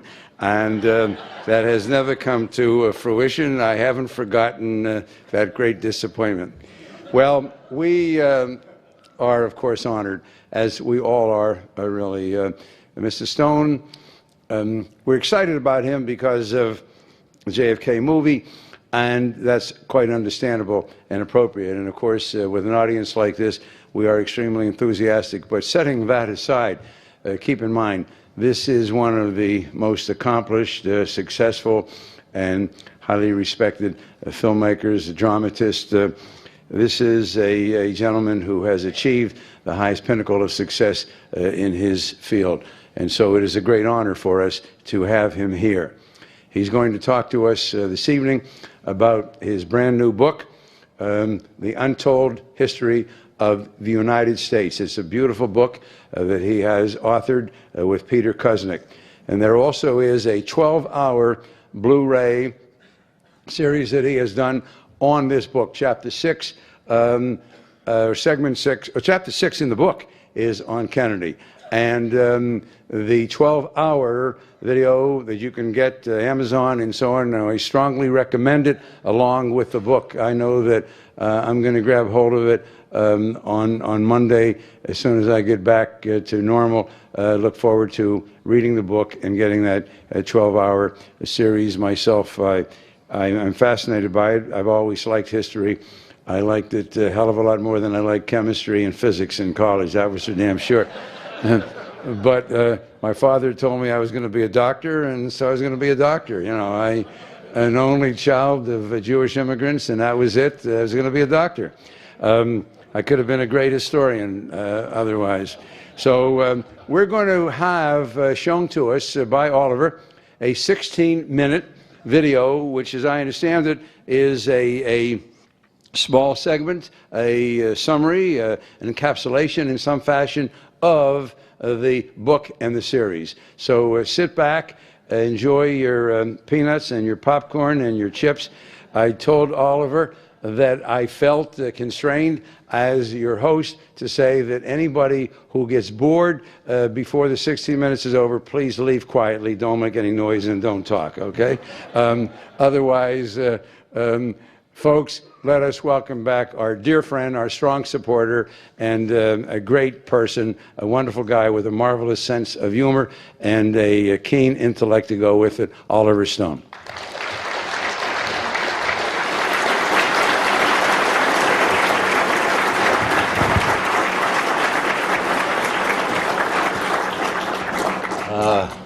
Not bad on the delivery, Cyril. I said last night, Alfred Hitchcock, you know, don't go too far and don't expect Paul Newman. I think you're a hell of a man. I really do. You know that I said that last night. I don't want to repeat myself. Even if you put me in a room that moves and shakes through the night. But without sleep, I'm going to try to say, we only have an hour, so I can't show the full hour. This is, you actually learned the word Blu-ray. That's pretty cool, that quickly. But he's right, it's a 12-hour collection, and it took us quite a bit of time to make. It's actually, that was the beginning. We wanted to make this series. As we were into it, and we realized we were in for 5 years, instead of 2.5, which is what we originally planned, we said we need a book because there's too much detail. We need to really substantiate these claims and stuff. And this is not new history. This is taking together everything Peter Kuznick has studied and taught history, but he studied under the revisionists of the 1960s at Rutgers, at University of Wisconsin. They were all over the place. They started to come up. They were questioning the Cold War. Because of the Vietnam War, they began to question the whole ethic. What happened to create the Cold War and even World War II. And that was the area that Peter excelled in, starting with his study of scientists in the 1930s and nuclear weapons and so forth. So that became the basis of our series, and that's where we launched it. And then the book followed from that and basically is an outgrowth of the TV series. Now today we're going to show you only 16 minutes because they had to pick and choose. I have to come back up here and talk about Kennedy, and I'd like to open it up for some questions. But I'm going to show you the last 16 minutes of the episode, and it sort of opens up the debate on Kennedy and his legacy. Let's roll it, and then I'll come back up here. This is Walter Cronkite in our newsroom, and there has been an attempt, as perhaps you know now, on the life of President Kennedy. He was wounded in an automobile driving from Dallas Airport into downtown Dallas, along a dark page in the annals of America has been written to the crack of an assassin's bullet. A nation mourns, the world grieves. The man who became 35th president less than 3 years ago is dead.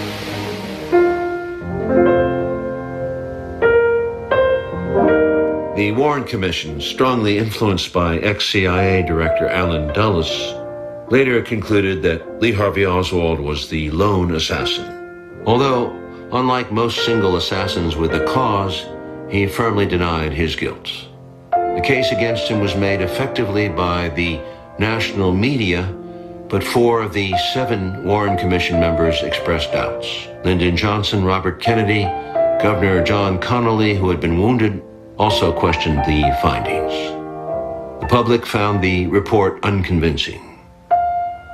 We may never know who was responsible or what their motive was, but we do know that Kennedy's enemies included some of the same forces who had cut down Henry Wallace in 1944 when he was trying to lead the United States down a similar path of peace.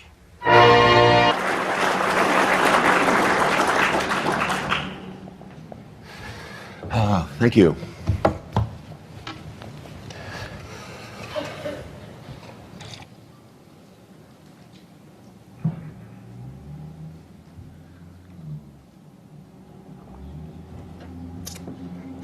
Yeah, Nixon's the one. I hope you got a sense of the series. Some of you have seen the whole thing, but it is finally, for me, this is the culmination of a long journey of my life. It's to have it all in one piece at 12 hours is, for me, it's all in one. I mean, it seems sometimes you watch an hour, you can watch 2, you can watch 3, often with a girlfriend or a boyfriend, and you sit there by the fire. It's a nice weekend charmer. A counterweight to the football games or whatever. But I would suggest watching more than 1 hour at a time, because you do get into, if you can take this journalist I just talked to today, Huffington Post, he said he watched all 12 hours in one go. I said, what? He really did. He's one of those binge guys. And I suppose, there is a fever dream thing that goes from 1900 to 2013, and you feel it. And if we could just take our history and look at this 113 years and put it into a capsule, my God, I think we'd all learn something, because I think we have to listen. But I wish, sometimes we don't learn fast enough. I know, one thing I wanted to point out in the show was that, we don't go into the assassination, because I visited that area 25 years ago, and I really think I didn't have anything to add to it except more detail. But I feel very strongly the same way, that what Fletcher Prouty and what Jim Garrison were saying back then holds up. It really holds up. And when you study more of it, you study the untold history, which and I don't mean untold because it has been told, it's been in headlines, but people call it the unlearned history, put it that way. Because our education system repeats certain mythologies, and I grew up that way, so I'm a victim, I'm a witness to being a victim. I know what it's like to grow up brainwashed. I mean, really brainwashed as badly in our way as they were in the Soviet Union about their systems. Our series, begins with 1900, McKinley, Bryant, and of course compares that to Gore, Bush, because there's an interesting 100-year parallel about, both candidates talk about power and the projection of American power abroad, the need for empire. And McKinley is the first empire candidate, essentially. And Bush against Gore. Gore talks about empire, and he's all pro-empire. But it's interesting because Bush is the guy who says, well, we got to be more reasonable here. And what you know from what happened from history is it works out quite the opposite. But it's an interesting beginning. That's a prologue, too. The idea is that with World War II, this whole thing accelerates into a national security state. The America that is pictured in the 1920s and Woodrow Wilson's era all of a sudden becomes this national security state under Harry Truman. As quickly as 2 weeks, didn't take long. Roosevelt died, unfortunately, 3 months too early. Had Roosevelt survived till August, my God, I think the whole world would have had a different shape, at least for now. But Harry Truman had a lot of decisions to make, and like George Bush, he was certainly a common man, and many people liked him, but he was apparently supposed to be a New Dealer, but he was a very narrow-minded man, and not able to empathize as Roosevelt and Kennedy were with the Russian people. In fact, he'd made some statements about, we ought to kill as many Russians as we do Germans, or let them kill each other as much as they can, and then we'll sort it out. And that was his statement on the Senate floor in 1941. 2 weeks after Roosevelt's death, he he had a rough meeting with the Soviet Foreign Minister Molotov, and basically Molotov stormed out of the office. He'd never been talked to in his life like that. So Truman just didn't handle people with the same savoir-faire that Roosevelt had, that grace, that wonderful charm that Roosevelt had. It was what we needed. And Truman was a blunt-spoken machine politician. That vision, though, that goes, of course, Truman has ups, downs, sideways, but essentially it got worse from that moment on, from April 45, late April 45, the founding of the UN, to this horrible thing where the American security state really kicks in. It's called the atomic bombs on Japan. We had to do it. This is what we learned to school because we had to end the war and save American lives, and the Japanese were going to fight to the bitter end. That's what I learned. What we don't know in America, what we really don't know, is that one, the Japanese economy was devastated. The transportation system, the ports, everything was gone. They were starving. They were at their rope's end. And the other thing that was held back from American children is the Japanese wanted to surrender. They had been abundant signs of it. We knew about it. Truman and his inner circle certainly knew, because we had broken their code long before the beginning of the war. We broke the Japanese code. We knew about their signals to their ambassadors abroad. We knew they were reaching out to the Soviet Union to try to broker a deal with the U.S. So it puts Truman... Truman knew this, but never told the American people. On the contrary, he made it sound as if the Japanese were going to fight on for another couple of years. And the third thing that was held back from the Americans is the impact, huge impact of the Soviet invasion in Manchuria and areas of Japan with the intention of taking Japan. These were age-old enemies. It terrified the Japanese, who knew very well the fate of the Russian Tsar, when he had been shot by the Russians, who might well shoot their own emperor, who was a god. They also knew well the fate of Mussolini. They'd seen it on the newsreels, and of Hitler, etc. And the rapes and so forth and so on in Germany. So there was a huge impact on the Japanese. Who knew about it? Not that many knew about it, because frankly the news machines were kept at the higher levels. But the Japanese War Command knew about it. They just destroyed within 2 days the Kwangtung army. 700,000 men surrendered. They were a fearsome army, the Russian army, and they were sweeping towards Japan. Okay, given those 3 points, then you have Truman knows full well, as do the military command, that the American invasion of Japan cannot proceed for 3 months, logistically. So we're talking August, September, October. We can't get there till November 1. In those 3 months, at the pace at which this war is going, so much is happening. Either the Japanese would have crumbled, the Russians would have come. In any case, Curtis LeMay, who was the greatest terror bomber of all time, he beats anybody Bush would have sent out there. But even Curtis LeMay said, you know,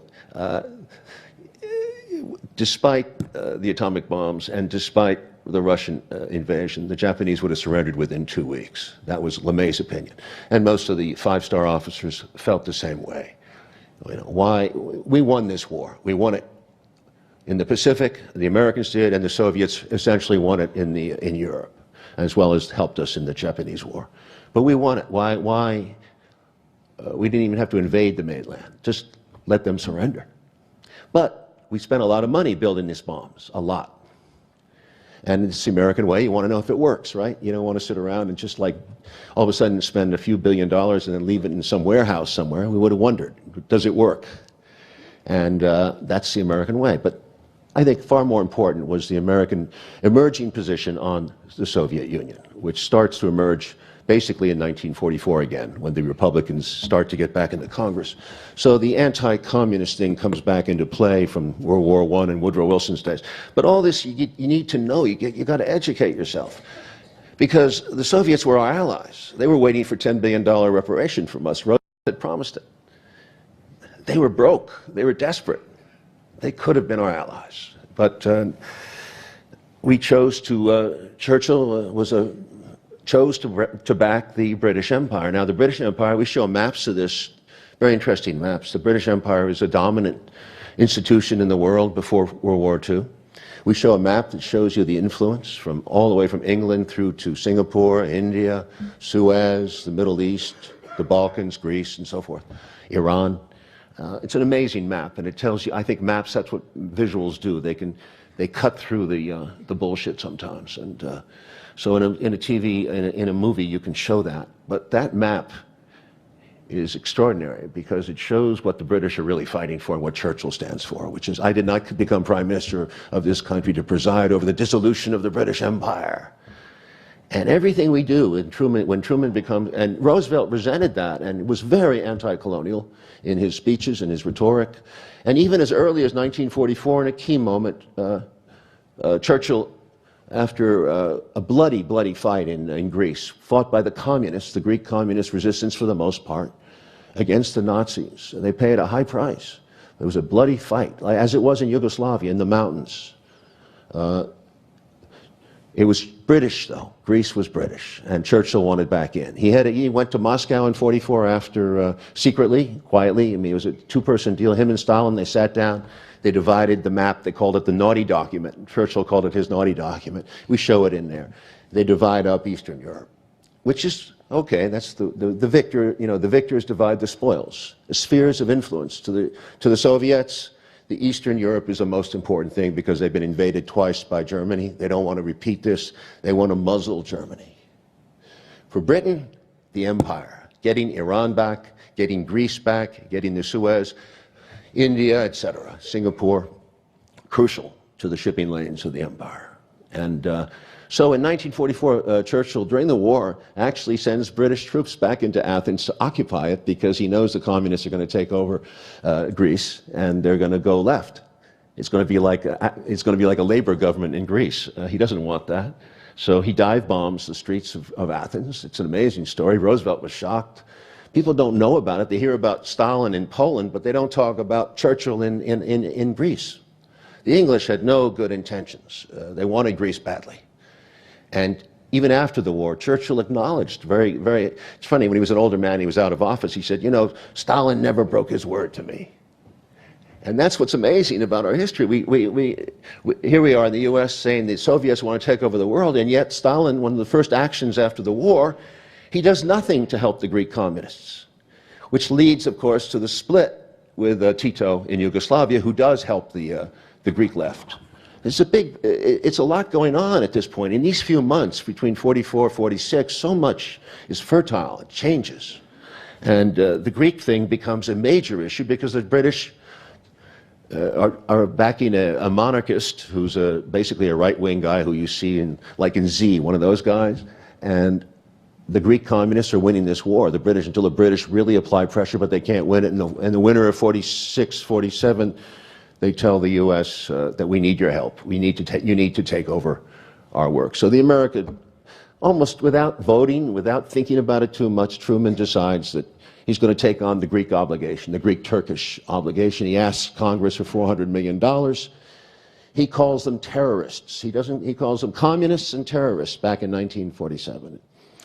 Arthur Vandenberg had told them, sell fear, sell fear. The American people will back you if you tell them how scary this is. And that's what he did.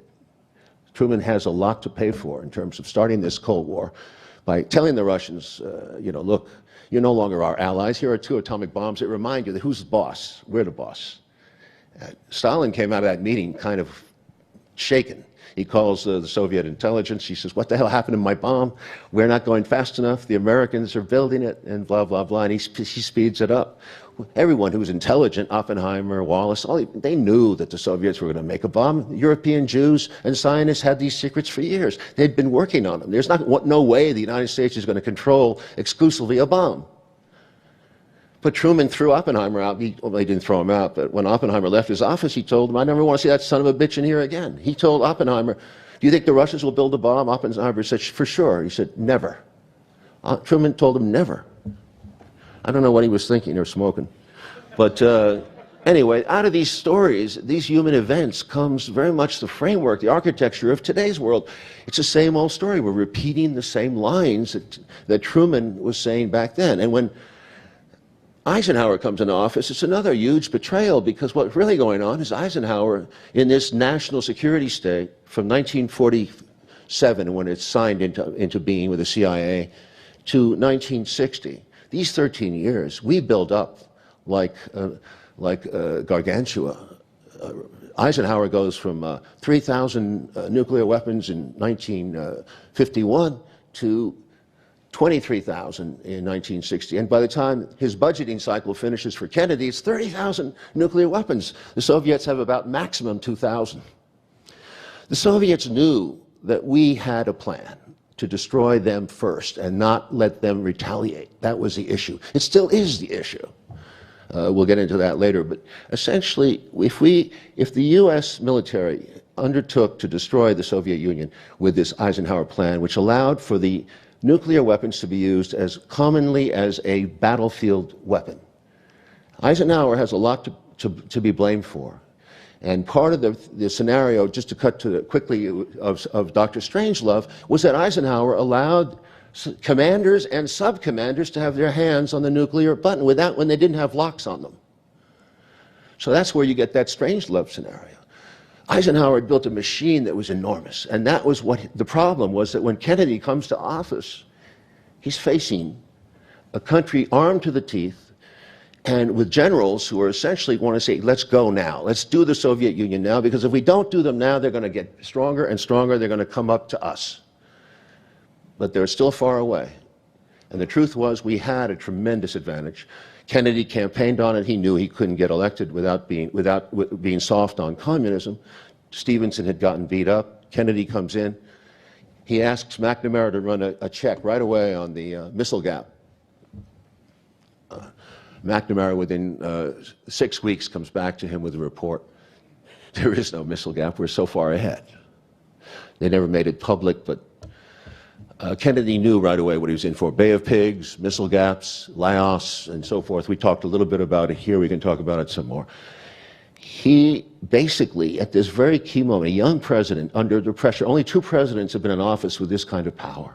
Imagine the pressure he's under. By the time the Berlin Wall rolls around, it's so thick, the air is thick with tension.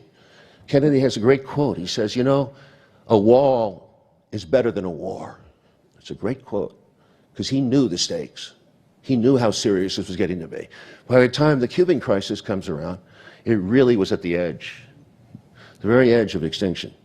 The battle plan was much bigger than anyone knew. McNamara found out that the Russians had 40,000 really tough troops there, led by this commander of Stalingrad, that they had 100 nuclear weapons, field weapons, which we didn't know about. The Cubans were much bigger, our force, than we thought about. We were facing many more casualties than we had planned. That would have led to the conflagration. We also had everything armed on Okinawa, ready to blow up China, Red China, with an H-bomb. We were ready to go to war. They wanted it. Now was the moment, because if you wait, in a few years, the Russians are going to catch up. Curtis LeMay wants it. The Joint Chiefs of Staff want it. All those heroes. I think Eisenhower, a man I always respected, was telling Kennedy, go into Cuba. And I thank God that Jack Kennedy had some experience of war. He had a lot of experience. He was a man of character, not like some of the presidents we've had since. He was a man who could say no to the generals. Do you think Obama would have said no to the generals now? Never. He couldn't say no to them on Afghanistan. Imagine the pressure that Kennedy was under. But he'd been at war with them now for 3 years, since Bay of Pigs, and since Laos, and we can include the story of Congo, and so forth and so on. He had said no, and at the same time trying to appease them, trying to work his way. Worst of all, he fired Dulles and that group, and Bissell. Firing Dulles is like firing the high priest in this country. You don't do that. But he did it. So his fate was being sealed that year. And we can go into that story too, if you'd like. My point is that by the time Johnson comes back in, it's a reversal of policy, essential policy. And Johnson is at war in Vietnam. He sends the first ground troops in March of '65, and he starts covert actions right away in '64. But everything Johnson does is the old way, the Eisenhower way. And one thing is the other. Nixon comes in. We think there's going to be a change, and of course, it leads to 4 more years in Vietnam. And I think Carter made some attempts, definitely, and so did at peace, and genuine ones. But he was turned, and we go into that in depth. And I think Mr. Clinton had good intentions, but he also was backed off quickly, more quickly than Carter. And Obama, well, I do think there were some good intentions there. I voted for him on that belief. But again, things change. So this thing, this beast, this military-industrial complex that Eisenhower called is now a global military complex. It's global architecture with eavesdropping on everybody in the world. And here we are. Please watch Chapter 10 on Obama and Bush. It's called The Age of Terror in Which We Live. Because I started my life in the Age of Terror with the nuclear weapons in New York City. We were going to be obviously bombed in Manhattan. You knew that. So we were always being drilled in school.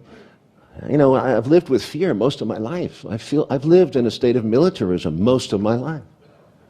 I ended up in Vietnam. It's a natural product of conservative Republican upbringing. It's sort of natural to be at war if you're an American. We think aggressively. We love violence in our television, our movies, and our sports, and so forth. But it's time we have to re-educate ourselves, and we have to start with our history by facing up to it. Anyway, in that note, I think, have I exceeded my time here, Cyril? I don't know where I am. Yes? Let's, what time is it? 6:15. Okay, let's take some questions so we can open this up. Here we go. Thank you. Mr. Stone, thank you very much for your work, but you said last night you have concerns about the next generation. And I'm a teacher at Oakland Community College. We teach a course in the JFK assassination. I've taught it since 1992.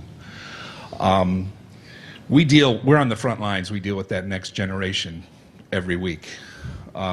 Cyril Wecht is going to come to our campus a week from today.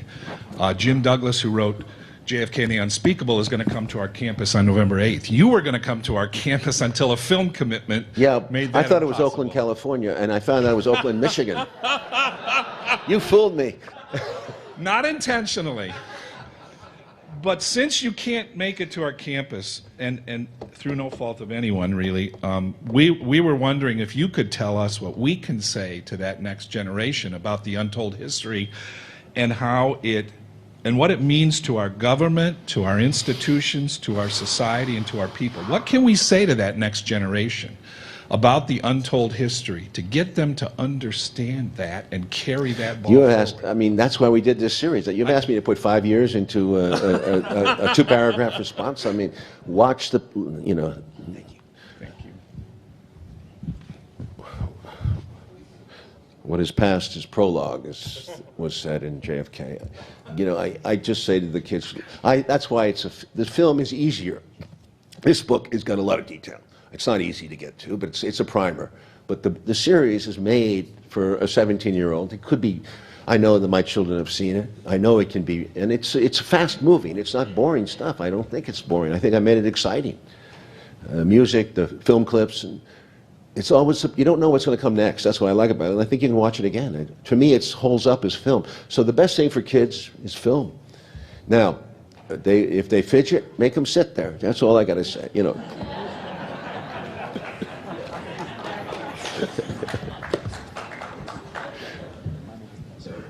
Mr. Stone, first off, I'd like to personally thank you for getting me into this with the movie JFK.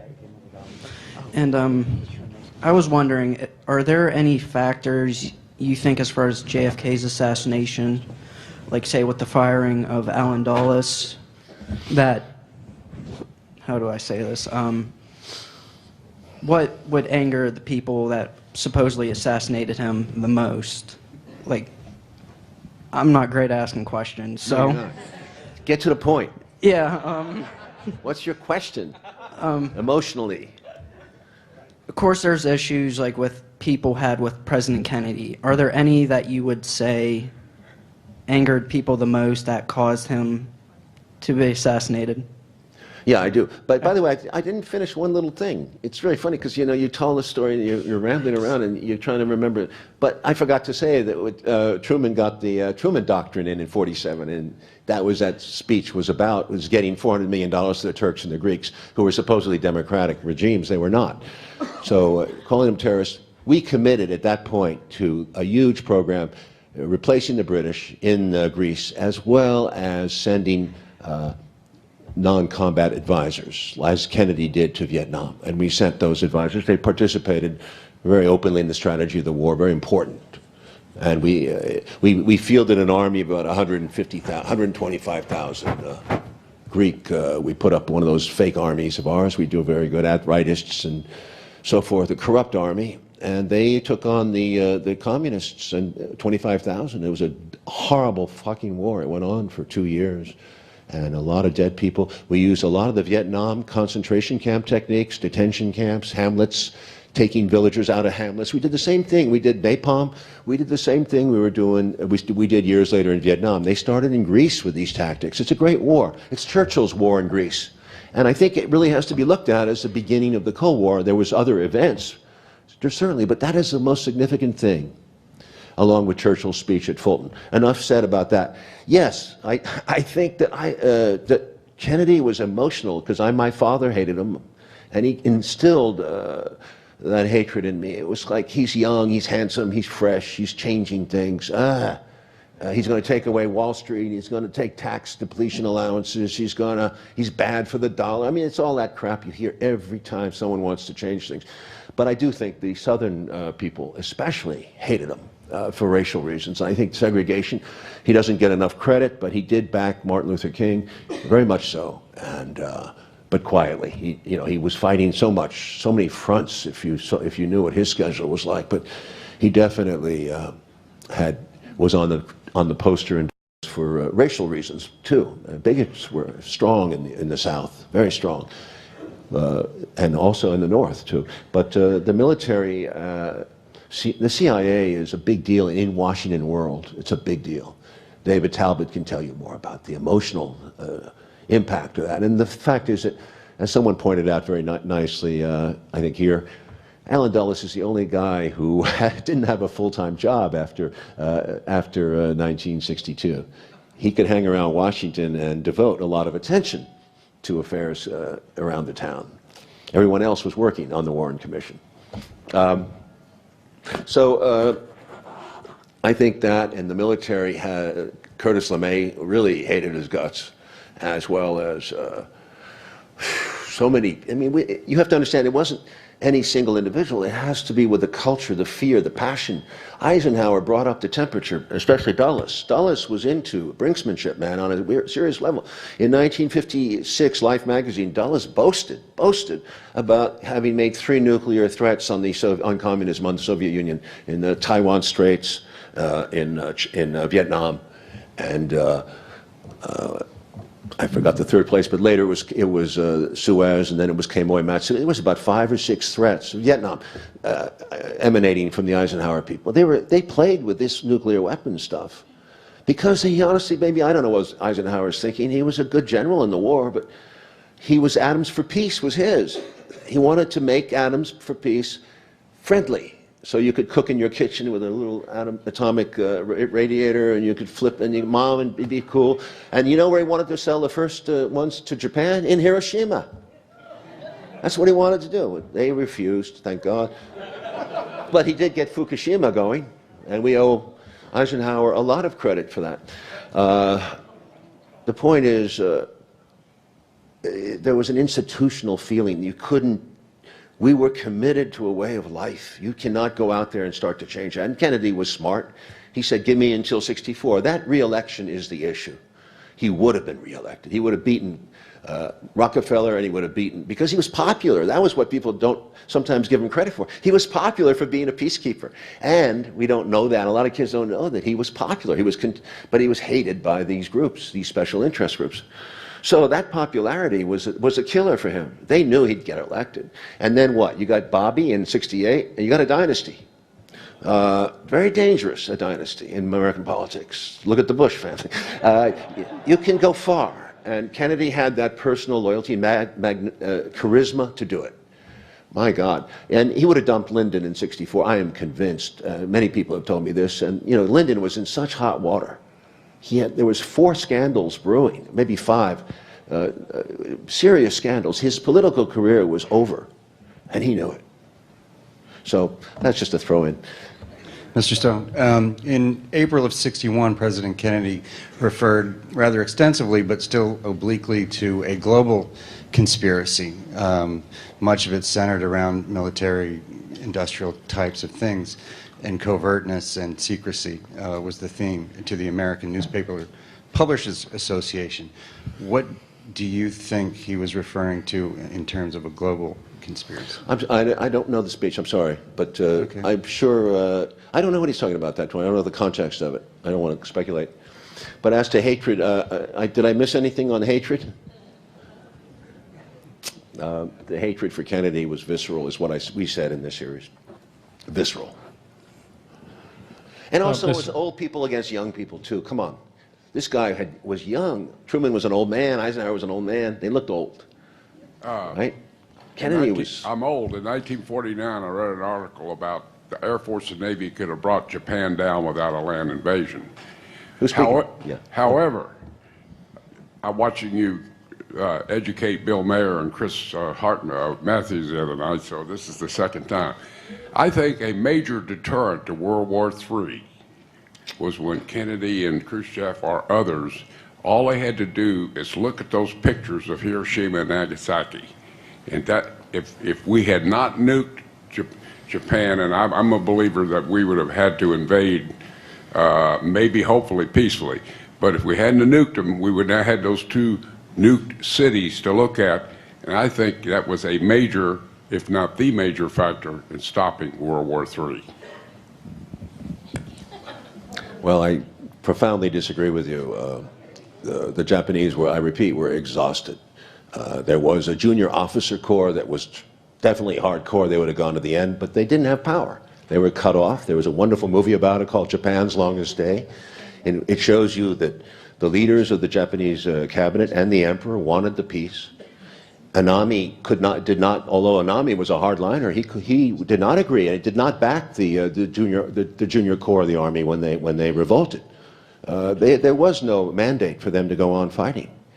And the Soviets were a significant factor in a far larger army than our own. How would we, and we had 3 months before we could have gotten it together. Don't you think something would have happened in those 3 months? Like, anyway, I don't want to get into that too much, but look, see that movie, Japan's Longest Day, and take into account what Russia means to this equation.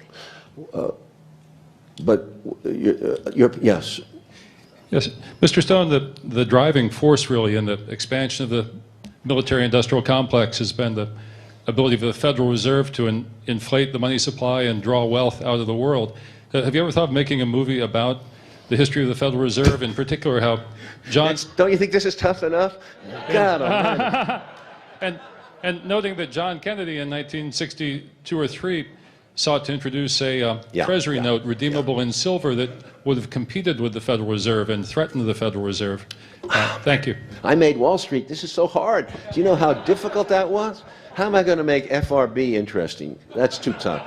I mean, honestly, I know it's a great story, but it's a story that should be a documentary, no? There are things like Untold History. You can't really make a movie of that depth and complexity. No. People send me scripts all the time about Jekyll Island, and they're all boring, you know. You got to make a movie interesting. The basis of this movie is bless his soul, is Jim Garrison, because I was not particularly interested in the assassination. I didn't know much about it.